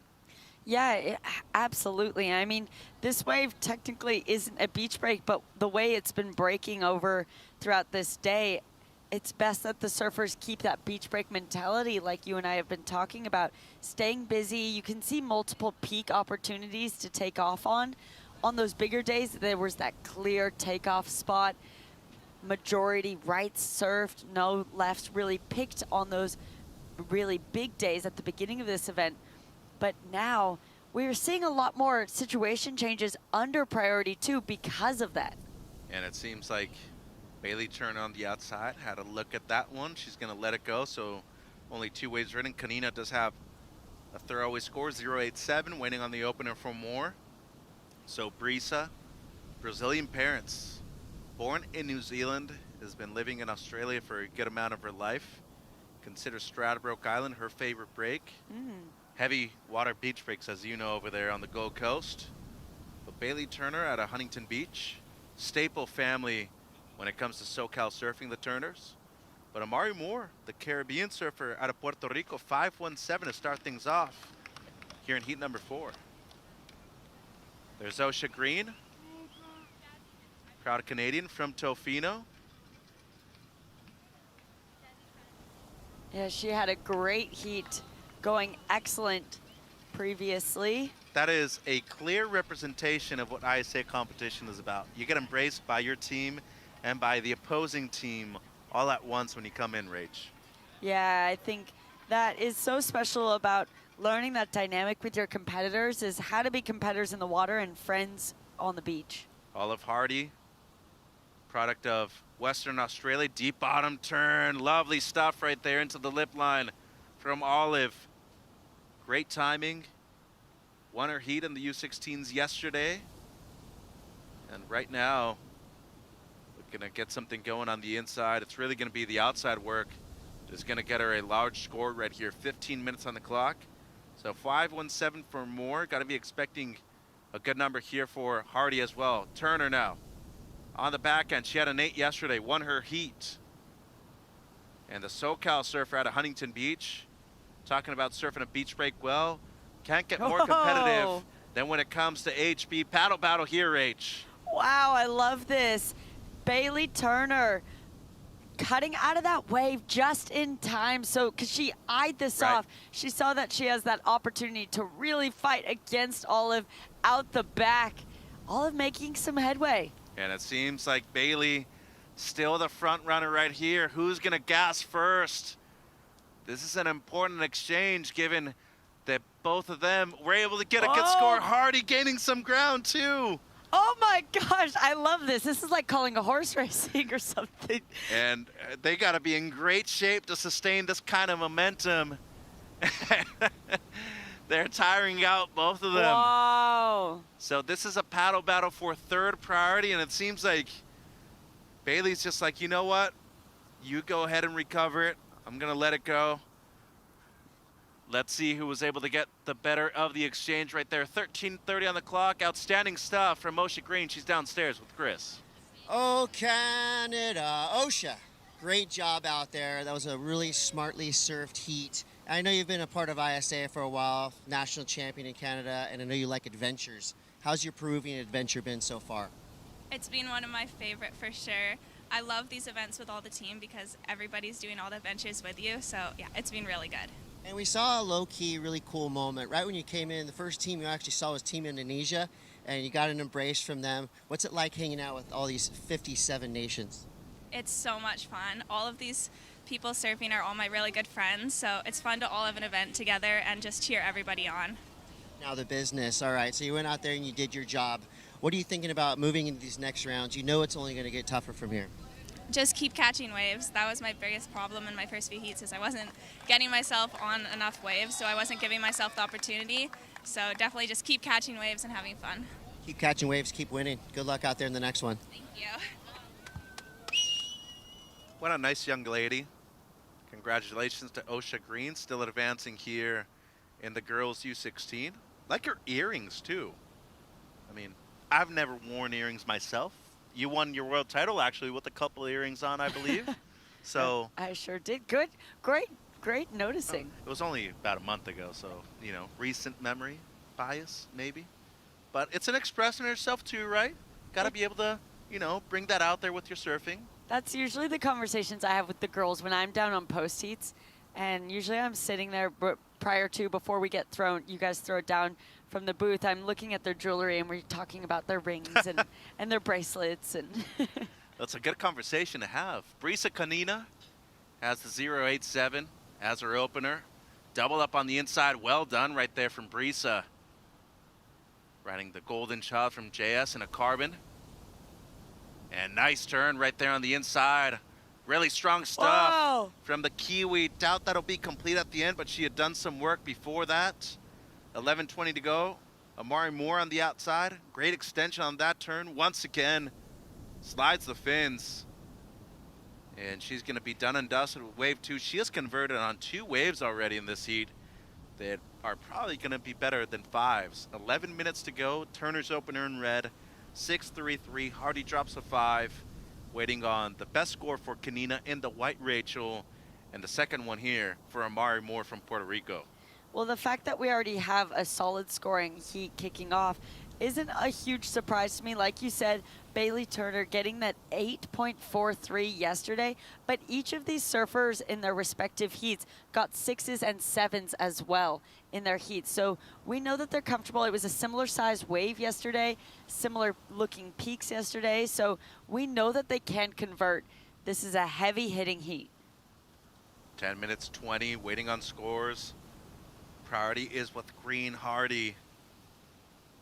And she's gonna use it on this. Up. Fades right, eventually goes left. This one might double up well for her. Deep bottom turn. And a little hung up once she got to the lip, so it's gonna be an unforced error there for Hardy. And she is no stranger to real powerful waves coming from WA. Having a look here, the 6.33 of Bailey. Yeah, on her backhand, nice opening carve into a hit. Love the flow from the finishing maneuver straight into that bottom turn. We'll take a look at this replay of Brisa's 4.53. So just a couple points under that 6.33 we just watched. And I'd say the reason that we see that couple point difference, although she has a lot of great maneuvers on here, Mitch, that last one was incomplete and maybe didn't have that major critical maneuver out the back that the judges look for. And great read here by Amari. Yeah, this one came through as that 4.73.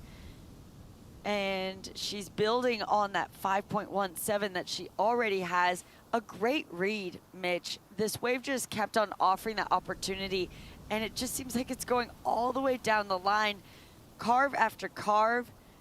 putting it on rail and looking really smooth in between each maneuver too. I really like this heat. There's the U.S., Avery McDonald and the crew downstairs. Mackay Castle supporting Bailey Turner, Victoria DeProut, who just came in from her heat a while ago as well. Couple lines coming through. That's a good indication of where things stand in this heat. Amari Moore in the lead, 5:17.473. Brisa Kanina did drop a 4.53 on her last. Looking for at least a 2.81 here. And it's just one and done for Brisa. Bailey Turner has unconditional right away with priority 1.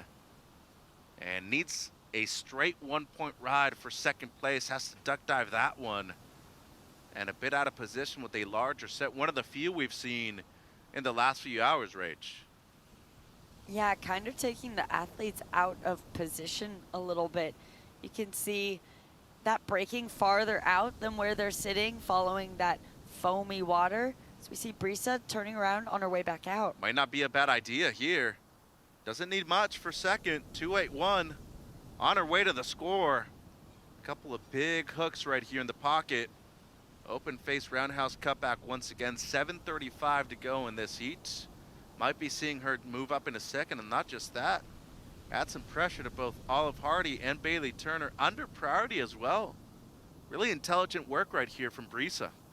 Yeah, and that she didn't get that far out before turning around on that one. So an interesting move. Normally I shy away from that. I like getting all the way out the back, but with 7 minutes on, sometimes it is nice to just get that small requirement if you can, switch that position, and then focus on building on top of that scoreline. 7 minutes, and it's a 3.77. She moves up into second place. Hardy down to third. Needs a 3.3 to recover second place. Meanwhile, Bailey Turner out there in red now needs a 1.97. She's up. Deep bottom turn. Under the lip hook. This wave is a tough one to surf. It's the first wave of the set. Potentially a double up right here for Turner. She's gonna stick with it. And a great finish right there. Potentially something more. And one foam climb to add things on.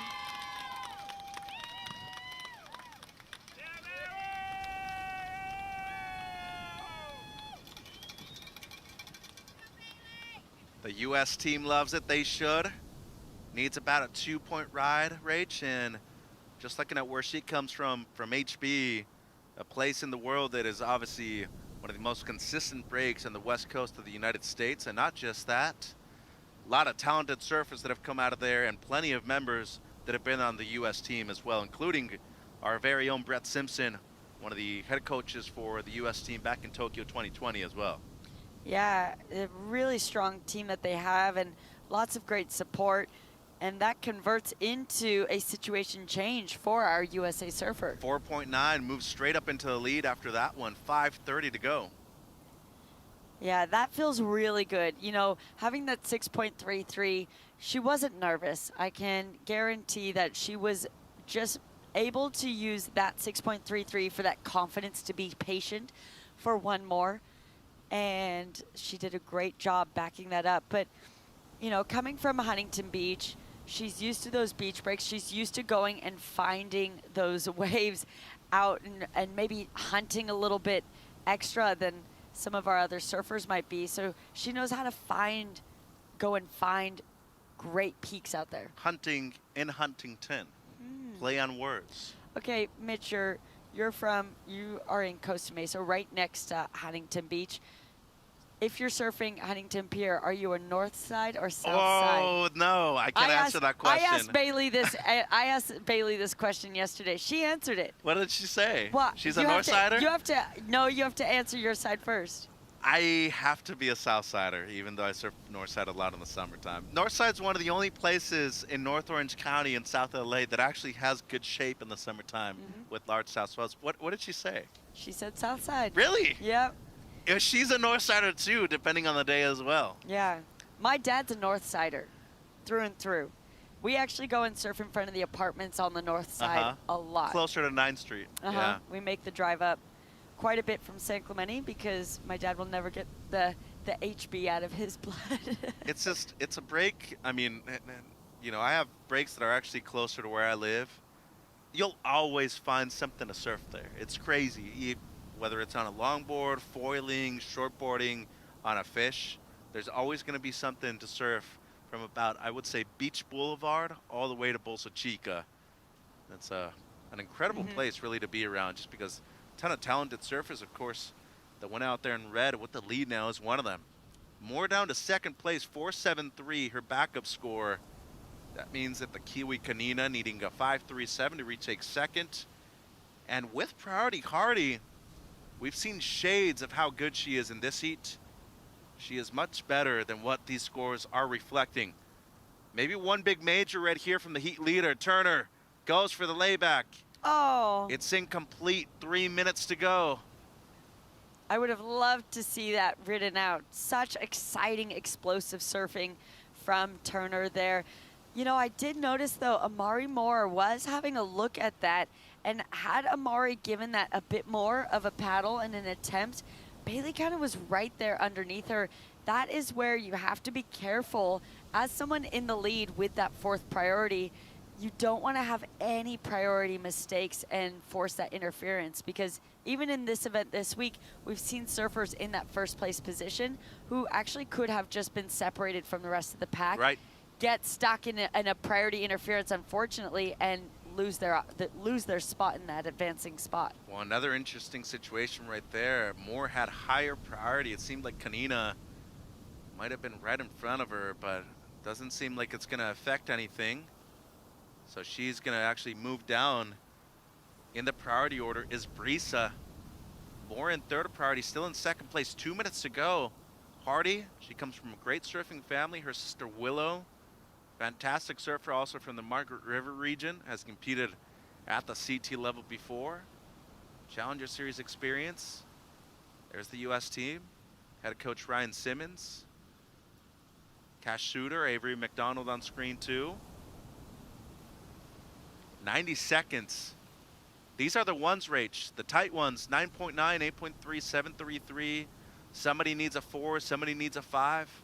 Could come down to one turn right here for both Brisa and Olive. Although I will say, we've seen buzzer beaters by people that are patient, know how to handle pressure, and Hardy right here, needing basically a 5. This thing ain't over yet. Yeah, well, she basically needs to do what she did on her first wave to advance out of and get that second ride. And she just hasn't really had that opportunity. She's had a really, really patient heat, opening up with that 5 right off the bat, backing it up with that 2.33, that wave that just kind of dissipated under, but she's been patient with that first priority, waiting for potentially what is this wave, Mitch. And it's a left on the backhand. 491 is what she needs. Off of the bottom well, carves it back. Steep section right here into the lip. Oh! And it's incomplete. Oh no. And it seems like she lost her board. I don't know if her leg rope. It looked like her leg rope snapped off that little leash string. The leash string, wow. And the rule here is that nobody can give you your board back until it actually reaches the beach. Even still, with 10 seconds to go, this is gonna be a bittersweet moment for Olive. And unfortunate too, oh no, oh, no. Oh. Team Australia, run down there right now. Well, it's a heartbreak for her. She is not able to get the score at the end, the 491 that she needed. And outside of that, unfortunately, it seems like some damage to the board too. So the heat's over. Bailey Turner taking away the win. Amari Moore from Puerto Rico holds on to second place. Brisa Kanina, as of right now, in third, and Olive Hardy in fourth place out of the event as well. So unfortunate at the end, but the two surfers in the top 2 spots, they did their work before the heat ended. Turner with the victory, Moore in second. Heat 5 of Girls U16 round 4 coming up after the break.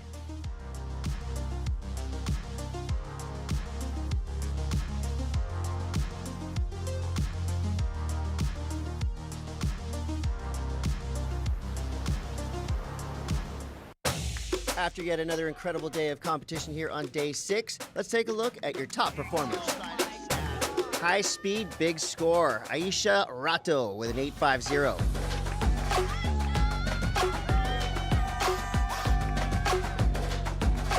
Bailey Turner from Team USA shreds her way to an 8.43. Rage and unleashes on the biggest turn, the biggest 2 turns that we've seen in the heat. Really happy to have got in that last wave because like I had 2 good ones, but I really wanted to show how I surf. Tiger Abubo from Team Hawaii came through with an 8.50. Yeah, it's cool. I mean, representing Hawaii is sick. All the boys are so cool and it's a fun trip. And we're here, we're surfing, we're having fun. Tune in tomorrow at 7 a.m. We will be live from Punta Rocas here at the ISA World Junior Surfing Championship.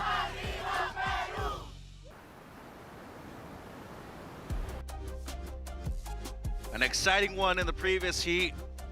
And we got another one for you in heat number 5 of Girls U16 Round 4 action at the ISA World Junior Surfing Championship. Carol Bacidas from Brazil in red, Maeva Guastalla in the blue. Also from Brazil, Rose Calves from France in the green, and Katia Versch from Argentina in the white. Mitchell here with Rach, and we're at the point of the competition, Rachel, where every heat has a lot on the line. Obviously for certain teams like Brazil, they want to get both surfers out of the round. But for France, well, they've lacked consistency when it comes to this event. Argentina, they've had good performances so far, but there is much more on the line in the next 2 days if they are able to advance to probably either round 5 or maybe a finals appearance too. Yeah, 2 Brazilians in this heat. We've been seeing those matchups happen quite a bit, especially on those girls 18 side. A dramatic heat between Team Brazil and Team Portugal yesterday. 2 Brazilians, 2 Portuguese. It came down to the wire. It was the 2 Brazilians that advanced out of that. So they'll be hoping for the same thing to happen in this heat. This is Calves representing France. Great roundhouse to start things off. Good pace. Nothing crazy on that wave, but well surfed for Rose. Love seeing a lot of these surfers from their respective nations have support from local brands too. Zurus, longtime brand that has sponsored a lot of surfers, not only from France, from the rest of Europe too. Love seeing that with Hang Loose over there in Brazil too. One of the best logos in the business, I would say. Of course, a lot of these brands supporting these surfers throughout their entire careers as well. It's nice to see that relationship always flourish into something else. Seems like Maeva had a look at that one. No go. Potentially something on the outside for Katia out of Argentina. Carola already dropped a 3.17 on what potentially looks like a left because she's on the other side of the peak. And with this high tide right now, some availability out there. Wersch out of Argentina. Long roundhouse. This wave going flat. And that'll be it for Katia. 16.50 to go. Maeva on the back end. The Brazilian in blue. Good approach right there with that first carve. Wave standing up, much better on the second one. And she goes to town with the first 3. Well done from Maeva Guastalla. Great flow. You can see right there just making sure that she's ticking all the boxes on this wave and, you know, not taking it for granted either, Rach. Good claim right there at the end from Maeva.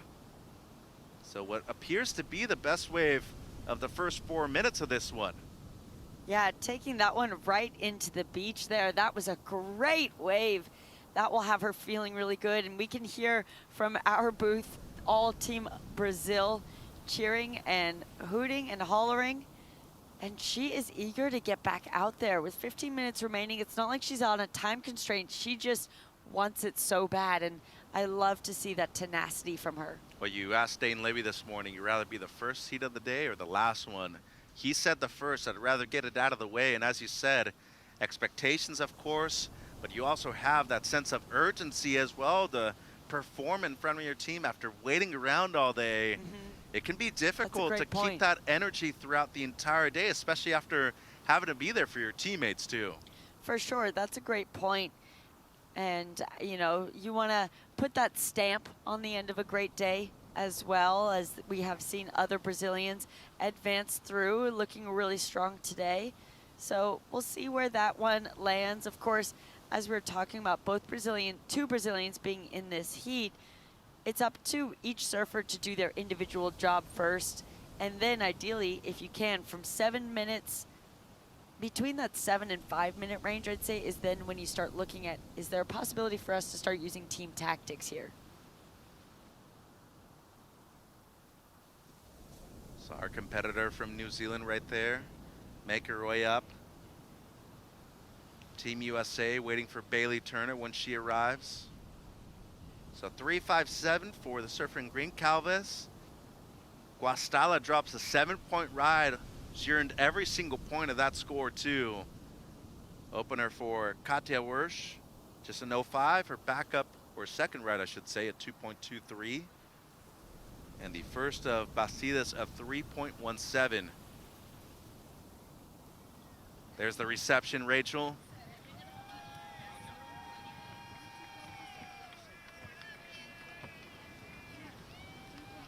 Cool moment for the surfer at Huntington Beach. Yeah. We'll be hearing from her in just a bit.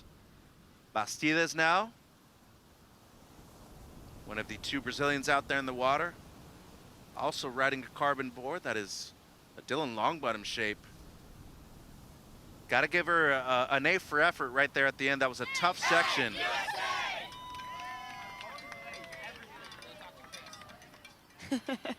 Go talk to Chris. I can't wait to hear what they have to talk about.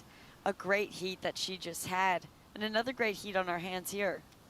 Calves with first priority in the green. She's going to let this wave go. Katja had a look. And right on the boil is blue. Maeva can't get into it. That's a tough thing about surfing places that have some rocks that aren't fully exposed, but somewhat. If you're not underneath the boil, you're probably not getting into a lot of these waves, Rach. Yeah, that is, positioning is everything. 7 points for Maeva Guastalla. She's in the lead at the moment. Let's go down to two surfers that are members of the Goofy Footed Union. Chris Cote with Bailey Turner. That's right, let's go Goofy. All right, Mitch Salazar, one of our commentators, calls you one of the best surfers in the world in your aged division. Do you feel like you have what it takes to get gold here in Peru? I mean, I'm just trying to take it heat by heat and really have fun. And I feel like if I just keep on having fun and to just catch waves, maybe I could do good. That was a really great answer. I really applied the pressure there with that big question. Let's talk about Huntington Beach. Does surfing around the pier in that area with so many great surfers, I include your family members in that as well, does that prepare you to go up against 57 nations here in Peru? Yeah, surfing in Huntington with everybody, like all the big names like Brett, and they all just like, we all learn from them and learn from my dad and uncle, and yeah, it's really cool. Now, I know you have a family restaurant called the Sugar Shack, and I'm sure you do some shifts in there. What does working at a restaurant prepare you for out here in the rest of the world? Yeah, sometimes I have to help out my parents when the waves aren't good or something, and yeah, I guess it just like prepares you to just always like help, and yeah. Prepares you to deal with people. Well, congratulations moving through. Can't wait to see what you have next. Bailey, good luck. Thank you. Great interview, Chris, and congratulations to young Bailey Turner right there. Great embrace from Osha Green. And that's what it's all about, Rach. I mean, come here to compete. You make friendships that potentially last for the rest of your lives too, but in the end, you discover yourself. You become a different person after an event like this, especially when it comes to learning from not only your own teammates, people that are in the event on other teams. As we look at absolutely. Maeva right here, might be a double up. Going left, she's backing up the 7. Wow. Nearly pulled that one off, but I would think that after your first experience competing here when you were just in your early teens, probably provided some opportunities like that, like the ones that Bailey's had. Yeah, for sure. I mean, you just learn so much from the other competitors, and culturally as well. You just, it opens your eyes to so much. Learning to appreciate the opportunities that people have out there. Calvez knows that she has one on this wave. Needs a 2-2-3. Second turn will score well. Beautiful roundhouse cutback right there from Rose. Once again, keeping those rails engaged. Has some more energy down the line. She's going to kick out, though, that wave right on top of the rocks. 10 minutes on the clock. So Maeva does back up the 7. Just a 1.93, though, as her second best. Go to the incomplete maneuver at the end of that left. Bastidas does have a 2.63 as her second. Calvez, though, probably going to see a situation change right here. And Rachel, when we talk about round 4, no repper charge anymore. Everybody at this point in the event, not only, and it sounds a little cliche, has a chance to win gold. They've earned their spots. I mean, you surf those close heats after no repper charge. It's one of the few times we've ever done that in an ISA competition. The only other one I can remember is Brazil back in 2023 due to lack of swell. But you're talking about people that maybe came in with a certain idea of competition, perhaps having that second chance. That's gone at the moment. Yeah, it is. It's been really up to the surfers to make sure that they're showing up ready to compete and ready to perform every single heat, knowing that they don't have that repper charge round to fall back on. And this is when, you know, things get a little bit tenser. You can get a little bit more anxious as you start getting towards that pointy end of the event. It now is starting to feel like it's within reach. We are well into, what are we, day 6 Day or 6. 7? I was thinking Okay. the same thing. Yeah, so tomorrow, no, actually, I think we're day 7. With the opening ceremony, yeah. Oh, right. Okay, okay. Anyways, we're 2 days off from Should I awarding double check? Should I double check? We're 2 days off from awarding those gold medals regardless. And that feels, after surfing so many heats and so many days, that feels really close, you know? And so now trying to keep that headspace in the zone it's a challenge that these surfers are growing and learning through, especially these under 16 divisions. Yeah, the youngest of the divisions out there. 8 minutes on the clock. Guastalla in the lead. Backup score 193. Calvez does get the score. It's a 4.23. So in second at the moment. Bastidas needs a 4.63 out of Brazil in the red. And the Argentinian Katia Wersch needs a 5.57. What's the first question you asked one of your peers, one of your teammates about competition, perhaps even about life, when you were about to put on the jersey here at the ISA? Whoa, that's a huge question. I'm having to also remember really far back. We were really fortunate on my first team. We had Ian Cairns as our coach. Yep, and I was on and Ian Cairns was actually the coach of my dad when he was on the national team. So that was a really cool experience to have that connection. And I was learning a lot from him, learning a lot just about heat development, about strategy. And it had been the first time, you know, my dad always working with me as my coach at home. It was the first time I was working with a new voice in that and having that exposure. And I think I took a lot away from that experience and not being necessarily in the most comfortable environment too. It was the first time working with him, my first international event. I had high expectations for myself. And so you're dealing with a lot of that in your mind, but that's what diamonds are, you know, made by that pressure, right? And so just accepting that pressure and learning how to thrive in it and get excited by it, I think are what these early events really help you to learn from. Did you feel like it was a necessity to get out of your comfort zone, starting from day 1 too, asking those difficult questions, not only obviously to your own peers on your own team, but people that maybe you look up to from other teams too?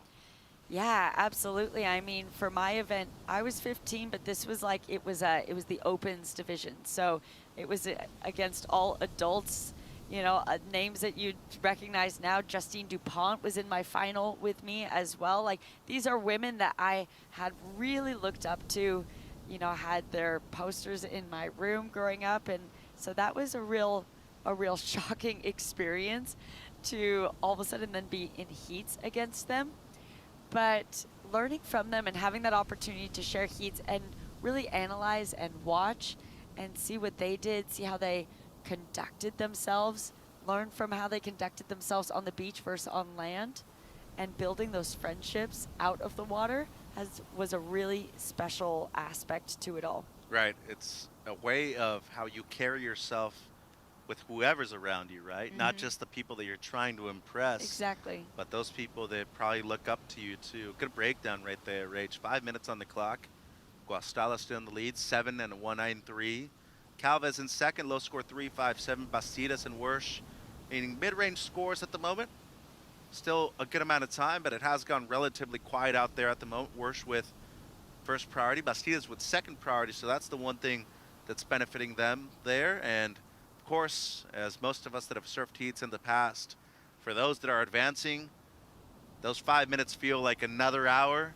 For those that are in third and fourth, those 5 minutes feel like it's only a minute. And under pressure, especially, you want to be using priority at the right time. A wave comes through and you might be having to look at the first one and go for it, Rach. Yeah, that's exactly right. Well, this is the tricky part with this much time, having the guts, and it's not always just guts, it's just having the know-how or the chances and the luck, especially for our Argentinian in that first priority, knowing when do I utilize that first priority. Sometimes a wave might come with 3 minutes remaining and you're like, I don't know if it will get me the 557, but is this my only shot? Will another wave come before that buzzer blows? And this is where it gets dicey. Sometimes that patience really pays off. I've gotten waves where I've stood up at 10 seconds to go and it's converted, and I've also waited out heats and lost heats that way. And I think you learn from both situations. I think the most important part, whether you're a junior or a professional, you learn from every win and you learn from every loss too. You need to continue to try and better yourself and take away what you can from each heat that you surf. Would you say that you've learned a lot more from your biggest loss in comparison to your biggest victory? Obviously losses, for sure, 100%. Every single big win I have had has come after probably a painful loss. Maybe not necessarily my biggest loss, but on paper, but the ones that have been painful and have really fired me up, that have forced me to go back to the drawing board and go, okay, let's reevaluate. So that is really important. We've seen some heartbreaking losses throughout this week, some amazing victories, but heartbreaking losses too. And I really hope if any of those athletes are listening right now, mourn the loss. It's important to just know if you're feeling upset about it, that's a good thing. It's because you care. Right. You're showing up because you care. So, run through those emotions, but don't let it take away from the achievement that you had by even just showing up here and competing on the world stage. And then also review every heat. Review the ones you won, review the one you lost, and look at what other people are doing. And it's all a learning opportunity. We're getting deep here, by the way. 2 minutes on the clock. Sounds like almost a self-help book, if that too. So nothing has changed. Guastalla still in the lead. Low backup though. Calvez 357, her second best. Bastidas still needing the 463. And with first priority, the Argentinian Wersch needing a 557. Head coach for the Argentinian team, the great Martin Paseri, his son Thiago in the boys U16. There's the Peruvian flag. They even got a spoon with... like a pan. It's amazing the creativity that surfers have in order to find things that they can cheer from. Yeah, it's been awesome, and we're not listening to it now from our angle, but that pan to spoon combo makes a lot of noise, and they're singing along with it. It's awesome. It keeps the energy so high. And it's a specific noise, too. You can hear it from about a mile away as well. And there's not even a Peruvian in this heat, Mitch. So they're just cheering and basically welcoming everyone to their country going, Peru, Peru, Peru. I think they got a Gata Sarikie in the next heat, so preparing for that. Bastidas here with a big paddle. She's up. She's going left. She needs a 463, the first wave you've seen ridden in about 7 or 8 minutes now. Doing well on this wave. A bit of doubt though, is it a 4.63? Might need one more section. She gets it, and that is unfortunately incomplete at the end. 30 seconds. Seems like Guastalla might have been up and riding too, but she is in first at the moment. Meanwhile, Wersch and Calvez, nowhere to be found out there. And the waiting game, unfortunately, if you wait too long, it'll work against you, Rach. 4.63, the requirement for Bastidas. Doesn't seem like Wersch is going to get another chance, so it's going to come down to whether or not this last score for red is enough for second place. Yeah, Mitch, my first thought, maybe it's not enough because that last maneuver was incomplete, but she did get some good work done on the outside, and judges are going to take their time deciding while we have another look at this. Nice opening carve, wraps it all the way back around, a little bit flatter, but she did well to keep that speed up. That was a nice jam. And really, that was that one major maneuver on that Mitch. If she's able to get that second maneuver here, I'd feel a lot more confident saying it's the score. And she goes for it, but it's basically on the sand there, you know, finishing out on the rocks. So it's really just that one maneuver. 3.8, not enough, and heartbreak right there for Bastidas.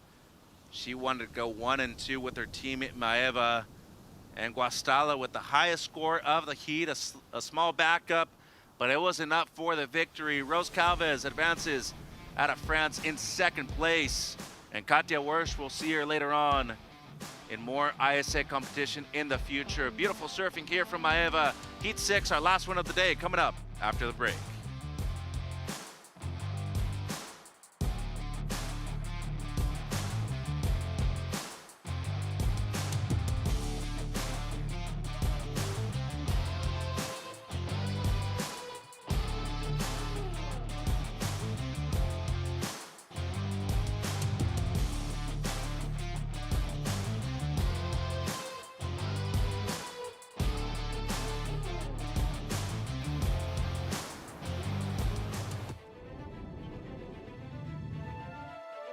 The dream of Olympic surfing was a dream decades ago, but today is our reality.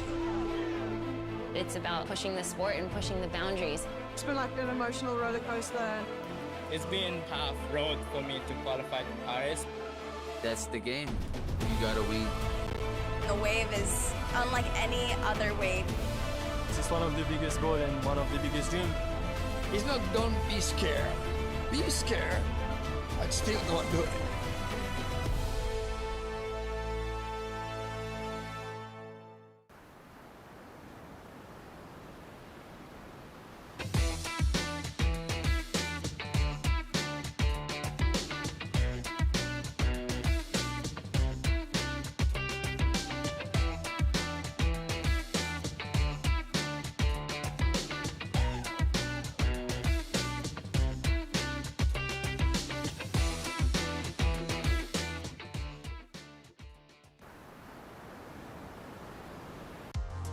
Our last heat of the day out there in the water for girls U16 round 4. Heat number 6. Lucy Dara from Australia, Alani Morris from New Zealand, Mel Cañoto from Portugal, and the local surfer Brianna Bartelmes out of Peru. Mecho Salazar here with the great Rachel Tilley. Oz, New Zealand, Peru, Portugal, 4 different locations worldwide. 2 out of the Oceania region.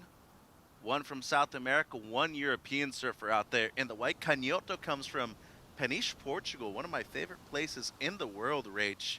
Super Tools, the most known wave in that area. Meanwhile, Brianna, just a 117. She dropped 9-point ride yesterday. It's on fire. Meanwhile, Morris, 367 on her opener, Rach. Yeah, just a small wave that she would be hoping to throw away. As we take a look at this opening ride for our Portuguese surfer, a 2.5. The wave not really allowing a lot of opportunity for her to give any variety into those maneuvers, but she's up and at it again. Older brother Matias has competed here at the ISA. A couple of great surfers representing Portugal, both goofy footers too. And Mel Couple of waves on maneuvers on rail. Little frustration right there at the end for Cañoto. See that the tide has been really giving some difficulties out there for these young surfers.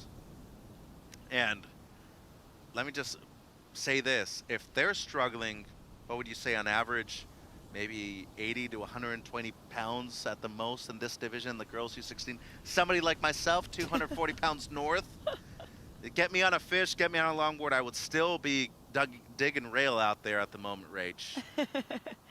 Yeah, it's not easy, and we've been talking about how these small conditions really pull out who has been working on their fundamentals, who has that strong foundation of technique, because there's not a lot of power behind the wave to hide all of those things. This is what separates the good surfers from the great surfers. There's a lot of good surfers in the event. There's some great surfers in this heat. Dara, the Australian, she dropped a 9 the other day. Great first snap under the lip on the backhand. Excellent flow so far in this one, and she has found a gem out there at the moment. Double up into the lip. What an excellent combination of maneuvers right there. 15:30 on the clock. Should be one of the best scores of the round, it seems. And the product out of Australia, Dara, doing well in this event. Round 4 at the very least guaranteed as a result. Bartelmes now, she blows the tail, she goes down. She had a great performance yesterday afternoon, was actually the last heat of the day as well. And unfortunately right here, a couple of falls to start things off.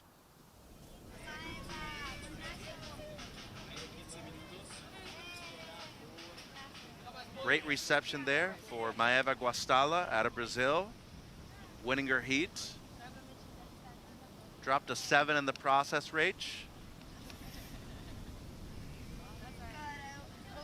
Yeah, and it was a split situation, Mitch, where unfortunately their other Brazilian surfer got knocked out of that same heat, and that's part of that team dynamic that these teams are working with, and I put that more on the coaches, the team managers, the parents, to learn how to navigate those tricky afternoons where some of your athletes are really happy and some of them are really sad, and sometimes in that same heat, and it's awesome that these teams come with so many people, so much support, so that each athlete can have their needs met in that way. Lucy Dara drops a 6.83 in the red. It's the best score of the heat so far. 3.67 for Alani Morse.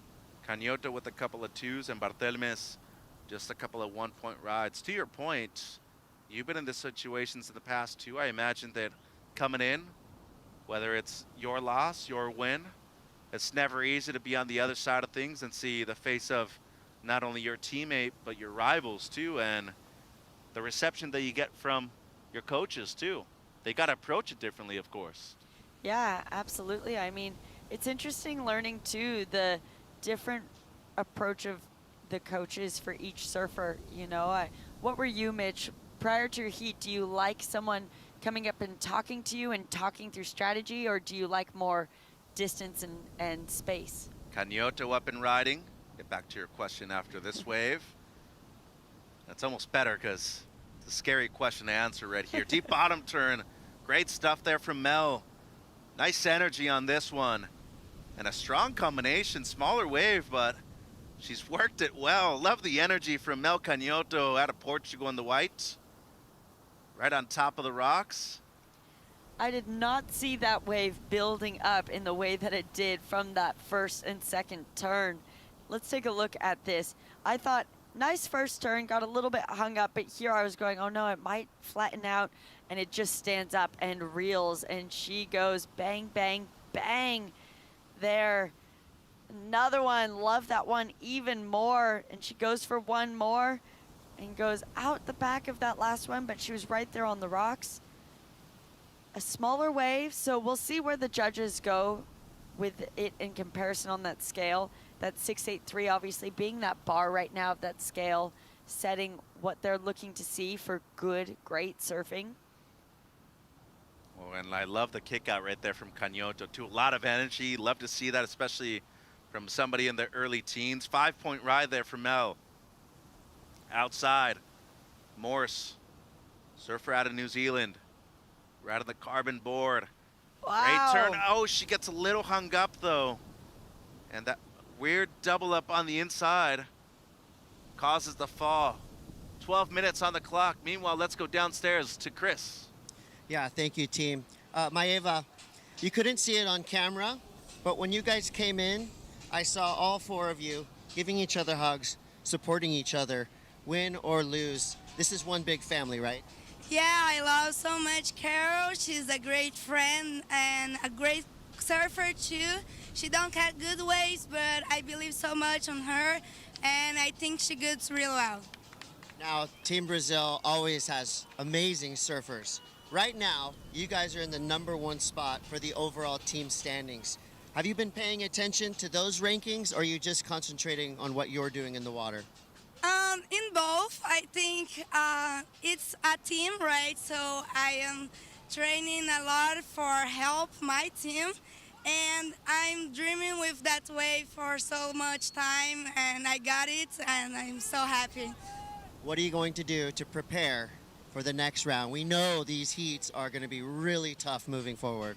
Yeah, of course, has so much good surfers here, but I think I go see my heat, see what I did wrong, and did the right thing for the next round.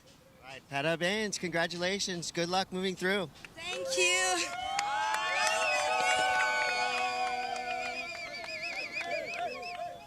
What a great interview. As soon as Chris said that they were in the lead in terms of team points, her smile just lit up the stadium out here at Punta Rocas. Love the answer though. I'm gonna focus on myself, contribute what I can to the team, but overall, of course, I want to do well individually. But this is a team event. I want to be able to do as much as I can to be able to help everybody out. 5 points, the last one to Cañoto. Last one to Bartelmes. This wave, we haven't seen it, Rach. And it comes in as the second best of the heat, 6.1 for young Brianna. Yeah, let's have this look for the Peruvian. Coming in with so much speed and power, not having any rest time until now as she's waiting for it to stand back up and finishes it off strong. Going into that sixes range puts a huge advantage for her now. Joining Lucy there with those 2 high single wave scores. Of course, Mel has that 5.0, but it's a real advantage to have that nod of that exchange. It seems like Cañoto did have a small look at a wave right there. Bartelmes, she's to the south, so this is a wider peak right here. Into the lip. Backup score before this had only been a 117. This should be improving substantially right here. Love these whippy turns from Brianna, and how about that finish? How's that smile too kicking out? She's like, yep, you saw that. I'm taking the lead, 8 minutes 30 to go, and leaving no doubt right here in the last heat of the round, Rachel. Yeah, and something you noted, her positioning and where she was taking off on that Team Peru, getting their chant ready to go. You can see, and whatever they're saying.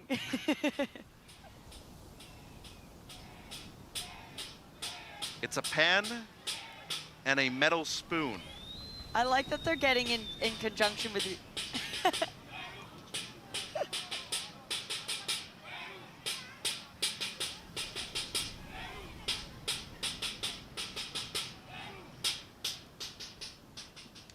It's simple, it's efficient, it works. I like that he's like conducting the team too, being like, we're going from this one now to this one. Okay, now let's do another one. All right, you want me to answer the question? I do. I've been avoiding it. I was really different depending on what stage of my life you got me at. Okay. Early on, I didn't want as much advice. Too much ego involved, probably. Testosterone, you're a teenager. Growing up a bit more, I was a lot more receptive, especially to newer places. He gave me advice, I take it. And especially, I think, after going into other parts of, you know, working in this, as a coach, as a judge, or of course, here on the broadcast crew too, less is more most of the time, you know. You don't want to give too much information out. So true. And confuse the surfer, you know. So I've learned from my mistakes for sure, but we're all human beings, and I think you need to approach everybody differently. And I think, especially in the concept of surfing, as we all know, the ocean changes at every given moment, and Cañoto, well, she's taking advantage of these changes right here on this wave. What a read so far on this one on the left. Currently in second, low score before this, a 2.73.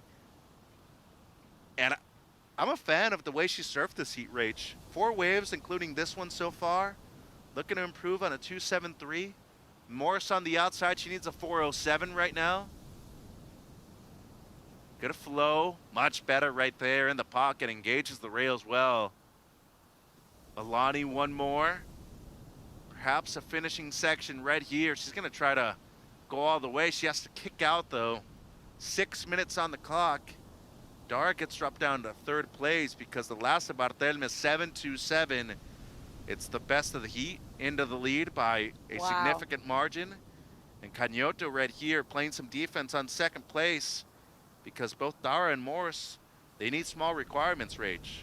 Yeah, every Peruvian has been so creative with their heat placement in terms of strategy. Look, she's, making her way back out, constantly scanning the lineup. Both of her waves have been away from the rest of the pack and that normal peak. She just understands this lineup so well and is applying that knowledge to her advantage to get those 2 scores. Getting that 9 yesterday. She was last heat of the day yesterday as well.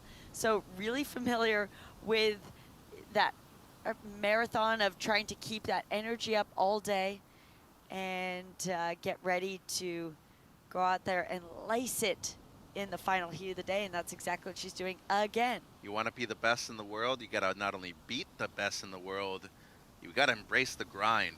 Talking about 9 days right here at this event. We're through and through. You got to be here from sunrise to sunset. And Bartelmes, she's not only embraced that, boy, she's taken the advantage out of it straight from her home break right here at Punta Rocas. 7.27, 6.1. Went excellent with a 9 yesterday afternoon, Rach. Impressive stuff. Also recovers first priority in the process too. Lucy Dara at the moment in 3rd.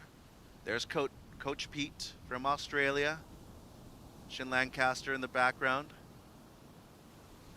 Bit nervous at the moment. Only needs a 1.94 does Lucy though to move up into 2nd place. They've already lost a couple of surfers today though. And I think that really, ups the nerves as well when you've had a few and unfairly, pressure put on her. It's not necessarily pressure that they're directly putting on her, but that energy of nerves increases when you lose some surfers and then your surfer is in this position. Another situation change, Mitch. 5.23, the last of Morse.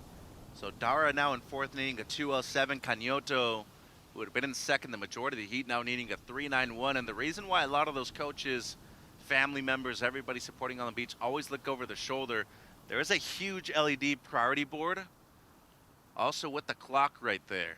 And that has been vital. I mean vital, Rachel, to the success and really I would say the growing popularity of surfing worldwide. Priority has been such a game changer when it comes to these major events. And should be, the way that it is right now. Morse up and riding. She needs to improve on a 3.67. Good flow. How was that creative line she took right here? Gets a bonus section on the inside. Dara now, 2.07, the requirement before the last of blue.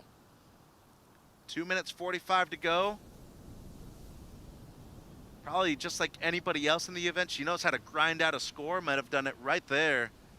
And she also kept White off of that wave too. So converts on 2 ends. Yes. With priority and also with a potential score right here. Yeah, exactly. And her requirement being less than that of White because Lucy, of course, has that higher single wave score. So only needing to build on that 6.83. A 2.07, I really liked that wave. I think that will easily be that requirement, and we will see a situation change again in these last 2 minutes. It's always the end of the heat, isn't it? probably go out on a limb and say that 80% of these heats in this event so far have been decided in the last 2 or 3 minutes. Crazy, including today. We've had major upsets. We've had a lot of weird finishes to these heats. A minute 40, waiting on scores. Last Morse doesn't go into her top 2. It's a 3.27, despite the nice effort. There's the Peruvian squad. Right there in the center, Cristobal de Col. He won the gold medal in the U18s back in 2011. About 15 minutes to the north of here in Punta Hermosa. And this is Mel Canhoto now, the Portuguese. Before the last of red was needing a 3.91. How's that blow tail? Double up on the inside. Whoa. Beautiful roundhouse. She's got more, another one. Potentially a few more sections. Oh, she kicks out. 55 seconds. Might have needed to slam that thing shut right there at the end. She was right on top of the rocks, though. I get it. That's what I was going to say. It would have been interesting to have that other angle and see really how close she was. But if she couldn't have hit it, then I would have loved to see her cut out with a bit more conviction and intention in that way. Looking at this replay, she now needs a really high score, Mitch. She's looking for an 8.03 on this one. This wave looking so beautiful. She's surfing it so well. Nice flow for her, and that's a cutout, really, but with her small redirection, would have loved the opportunity to have hit it. Here's the heat leader, but major change in the situation. Last of Dara in the red. 6.2, so top 2 spots right here seem pretty secure. And this one right on the line, whether it counts or not, it won't make a difference anyways. Huge requirements for both Morse in the blue and Canhoto in the white. And Dara, that wave right after. So the Peruvian once again back-to-back heat wins. Round 3, round 4. She is on fire at the moment, and a big comeback right here from the Aussie Lucy Dara. She is through to round 5 as well. We lose Mel Canhoto and Alani Morse. The last, by the way, of Canhoto, 5.6. It was her best, but not enough at this point of the heat. Another entertaining one. Another one that came down to the last few minutes too, Rachel. And Punta Rocas, a high performance spot for a reason, but more than anything, a consistent spot too. Delivered today, was fun. A lot of entertainment. Some upsets, some heartbreaks, but in the end, great competition right here at the High Performance Center for the Peruvians. They got a surfer through in the last heat of the day. Yeah, and I can't wait to hear from her in this post-heat interview. She has just surfed a spectacular heat, both yesterday and today, having great positioning, read of that lineup, and getting that 7.27 and that 6.10, just showing so much dominance. And into those last 5 minutes, I also noticed as well, she held on to that first priority. So everything just went her way in all of that timing.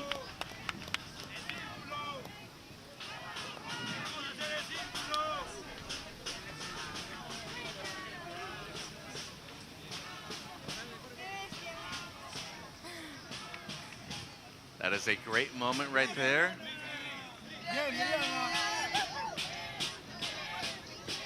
And let's see if we're able to hear into the cheer.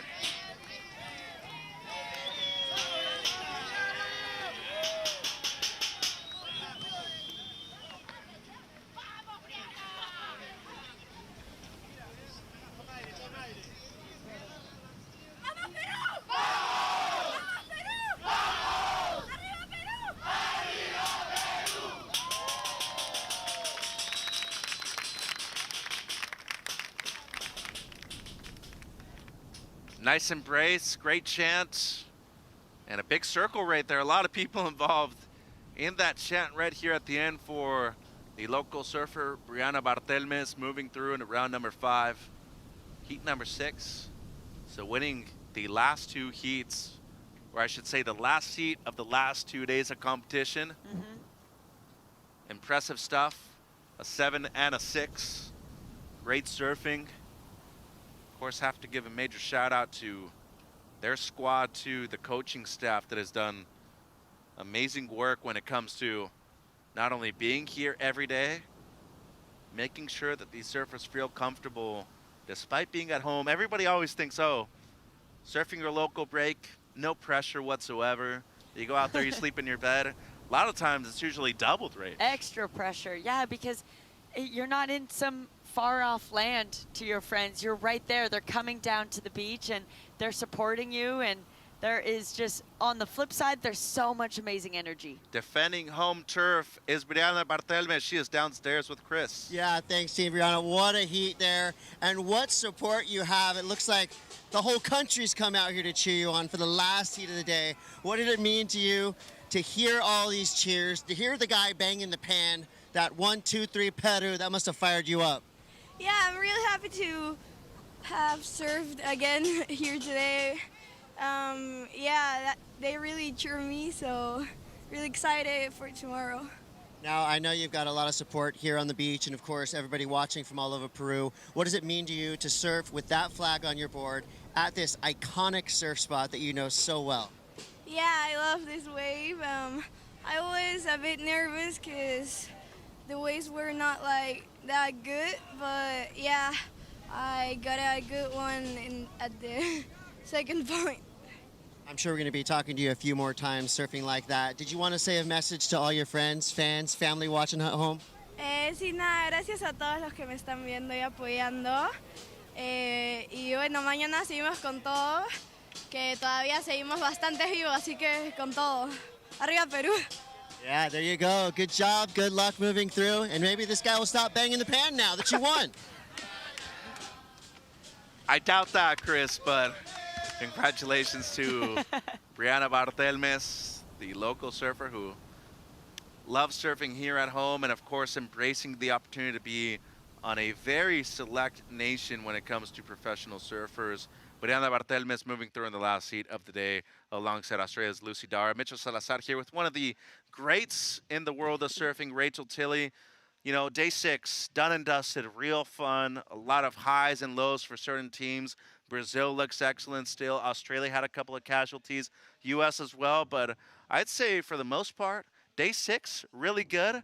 Waves still on offer, but competition really had a lot more to do with selecting your right waves rather than being the better surfer. Yeah, absolutely. It was so huge to see those surfers get from out of this round. Now what is starting to feel like those final few rounds, and that energy is, you can just feel it building when you're standing down there. You can feel that that pressure heightening. And it seems like day 7 should deliver the exact same thing. We got a schedule for you on ISAsurf.org. Check out the best highlights of day number 6 and see you tomorrow bright and early, 7 a.m.